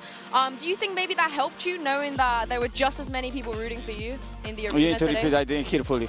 Did it help that Yeah. there was a lot of fans? That you I mean, yeah, at your it first was, global yeah, event? yeah. I mean, it was helping us. You know, when we were struggling a little bit in the beginning of the event, we were like helping each other, like making like some speeches to each other. Like you know, we need to focus. We can still like keep it up and do it. And every time when we heard like Giant X, you know, people screaming, I think it also helped us a lot, like to push it at maximum that we could. Doug, why were you not screaming Giant X today? I didn't see you down there. Because I was in the green room watching the games, so that I can ask this question. Okay. 6-0 down on map 3. Yeah. It's a nightmare of a start. You mentioned that a lot of the team was having to give each other speeches and stuff like that. Is that what the comms were like when you were down 6-0 to start off this map? I mean, the comms were like, I felt like we went a little bit down with everything. Yeah. Then we took like the pause, I think. I'm not sure if we did. I think we did. Yeah, we did to take the pause. And yeah, we got said like we are not playing our game. We are Was playing Danny it. screaming at you? Yeah, no, he was not screaming. He wasn't screaming? No, he's not screaming. I don't know why people think he's screaming. 'Cause he looks like he's screaming. Okay, he will scream probably only when someone will fuck up something. Ah, okay, fair enough. And Fair that- enough. and that's a I good mean, reason that's to fair enough, scream. right? Yeah. I would do the same, to be honest. So you know how each one of you have like the thing that you bring to the team. So like Groovy is the silent one. I know about Chicken Nugget as well. I've heard all about Chicken Nugget. And like Ara likes to hype everybody up. Yeah. I hear that you are the trash talker. Were you trash talking today? Did you? I mean, little bit. Yeah. What were you saying? I mean, I was saying like when we went out of the stage after Sunset, when we lost first map, and then we come on Sunset, we destroy them. Yeah. I come back and my manager is saying, bro, please just win them. I just said to him, bro, they are so shit. I swear. Bro, after the second map, I swear I said they are so shit because I didn't feel them on the second map. Yeah. I mean, they didn't really I play. didn't believe we will lose. After the second map, it's I didn't great. believe that we will lose. Oh, you're the best, Westside. I love you. I mean, Yeah. This is don't what know. you've been missing, by the way. I mean, this is a treat. You've been missing this. This is your first champs win. Yeah. This is your first international Yeah. win, if I'm not mistaken. I hate this question, but I think it hits here. How did it feel? I mean, you know, I feel like I'm in home, you know, because after all, they are coming from NA, right, to here. So they are coming to us, you know. They are coming on our ground, and we are just sending them back. Oh my God, Westside, I love this so much. I mean, that's the idea behind it, no? I love this because usually sometimes when like Ara's here or Flick is here, they're like, yeah, it was really fun, you know, like can't wait to play again. And Westside's like, I don't care, we're sending them back. I love that. What anime you been watching lately? I mean, I told you, this new one is like gachi something. Oh, it's really good. Yeah, I started because of you. Yeah, it's really good. Do you think it's a real buff, anime buff? It's real? I think yes. I don't know if you know, but in my previous team, when I was in tier 2 in Diamond, my coach, he was like explaining me the basics of Valorant based on Blue Lock. That's why I love it so much. Okay, so who have you seen Blue Lock? No, I have not. You need to watch Blue Lock. I do need to watch Blue Lock. Who are you in Blue Lock? Like, which character are you? Oh, I don't remember his name fully, but I love this guy. He was lazy. He was super lazy, and he was on the phone all the time. You know him, right? Oh, yes, It's yes, Nagi, yes, I do. I Nagi, think. it's Nagi. Yeah. He's my favorite. He's gold. Wait, you relate with him because he's lazy and on his phone all the time? No, he's just super talented, like raw Yeah, talent. yeah, but he's like all the time. He don't care. You know, Yeah. he's sitting on his phone. Then he's going into the game and he's like destroying everyone. Yeah, like the whole thing with him is like he doesn't even want to be there, but he's so good that it's like I might as well. You know, if I'm that good, I might as well. Yeah. I do want to ask you this because the series started off not great. Obviously, they walk away with map 1. Was there one thing in particular that you walked away with from map 1, knowing it needed to be fixed for the rest of the tournament? You need to repeat a little bit louder. I think. Is there anything that you saw in the loss in map 1 that you felt like you need to be able to fix going into the rest of the tournament? Why is Flickless not playing Initiator on Corrode? Sorry, that's what I took away. Like after first game, we just what we do is just we always reset. You know, we go next game and we just think it's our BO1. You know, we just play every game like it's BO1. You're so used to it. Losing yeah, map I mean, we are also used to it. Like Giants always lose first map and then we just win. Yeah, it's so normal. Yeah. It's so normal. But if we look at the bracket, I cannot believe I'm about to say this, but GX will be going through. They have 1 win under their belt, which means Westside, if you beat PaperX, you are in a crazy, crazy good spot for a great run at Champions. Do you think PaperX will be better than Sentinels? For sure. Yeah? For sure. Why? But I'm excited. Why? Yeah. I mean, they want Masters Toronto right now, right? Yeah, and I think they're individuals. They are insane guy mechanics, insane people. And also they speak like also native language, but Sentinels also speak it. But I don't know. Like you can ask me after the game. Okay. Okay. What I think, because I don't expect many things. Do you watch PaperX a lot? You're familiar, like you watch their games? Yes, there is so many of my friends like telling me, bro, I wish you will play PaperX because they want me to see like playing against them, you know? Yeah, they love them so much, but it's like because of the playstyle. I think it's gonna be annoying because they are like BBL or fast players, you know? They just go, pick, aggro, and you need to expect it. This is gonna be the worst part, probably. I'm excited for it. How are you feeling about I think that? it's going to be an insane match, and I think we also got to touch on the fact that XLG are playing Sentinels in elimination. Yeah, to go home to crack. That would be disastrous. Who you got? You think Sen wins or XLG wins? You need to tell me what was the, because I didn't watch XLG versus PaperX, what was the last 2 maps? Because I know first map was like, it was 2-0, right? Yeah. Okay, so first one was close, kinda, right? And it was like 13-9, 13-8. Yeah, and second they one? had a good start. They had a good start. Yeah. Yeah, second wasn't so close. Okay, so Yeah. I think Sentinels, to be honest. Okay, that's interesting. What about tomorrow? As you can see on our screens, we have NRG versus EDG and then Liquid versus DRX. I'll ask you about Liquid because all the fans outside of EMEA are expecting Liquid to be really, really good. Do you? Is that what you think Liquid I mean, are? yeah, I think they will be one of the strongest teams in their group, but to be honest, they have, I think, the hardest group of all of them, to be honest. Ooh. Yeah, I think so. They have, like, it's stacked. But I think Liquid is gonna win versus DRX, right? And it's EDG Energy, right? I think it's gonna be close. I need EDG to do well and you guys to do well so Cloud gets his rematch. He has a lot of trauma against EDG. I saw EDG. Yeah, I saw it somewhere. Someone showed me. It's like he came to Chans and he has to play EDG first, loses to EDG, and that kind of kickstarted EDG's, people starting to respect them more. So I need that to happen, but I'm really getting ahead of myself. Thank you very much, Westside. Thank you so much. I'm really looking forward to your next hat. So we're going to keep a hat count, see what hat he brings to us. I will bring something. Yeah. Listen, if it's not broken, don't fix it. I'm saying you're undefeated. Oh, I need you to bring one of these, the Dan penguin hat. Maybe one of these. They have? Yeah, I think they do. Penguin is insane. Yeah, they've got a Killjoy one as well. You have a lot of choices. Yeah, I think Cypher would be insane actually, you know? Cypher hat, imagine. You could throw it off mid-game. Yeah, no, how do you put your headset over that? I mean, that would be difficult. Yeah, I mean, that would be difficult. Okay, we'll talk to our people. We'll talk to our people Yeah. to talk to your people. But thank you, Westside. Congratulations once again. Thank you, Doug, for joining me, and thank you to you guys for being with us on the first day of Champs. We're going to be here for a while, and we're going to bring you some amazing Valorant, of course. But for now, have a lovely night, and don't forget to come back and join us tomorrow, starting with NRG versus EDG. We'll see you then. XLG wanted an opportunity to prove themselves on the global stage. Who better than PaperX to answer to that challenge as we head to the first match of Champs Paris, and surely this is PaperX's to lose. That lamp's position, it leaves just two. Make that one standing! Only Diva left! A nice couple of shots though. Maybe in with a chance! All of their money invested. Forsaken is going to spot this out, but this is just a shooting range. He's going to try and take this fight with a bucket. There's absolutely no hope. As Diva rumbles up close, but finds himself too. Now, inside the smoke, he will fall. Drop will be known, and it's risky from Divide, and the risk pays off, and now No Man left alone. Pick going to be dropped, and Divide is there to close it.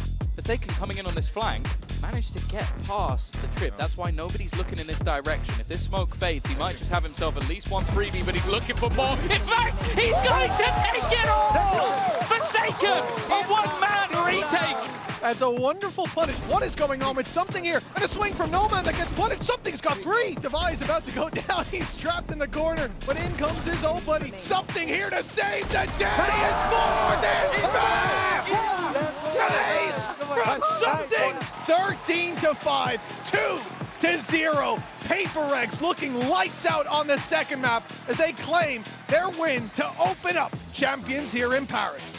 It's not often that we have 4 players make their debut on the global stage, and it's going to be Champs that we see them on the side of Giant X. See it, doesn't check the corner, danger abounds. Westside, he takes his opportunity and he converts on it. And that's back to full as well. Razorvine already popped out on the side. Second is there already. And he has got an overdrive to work with.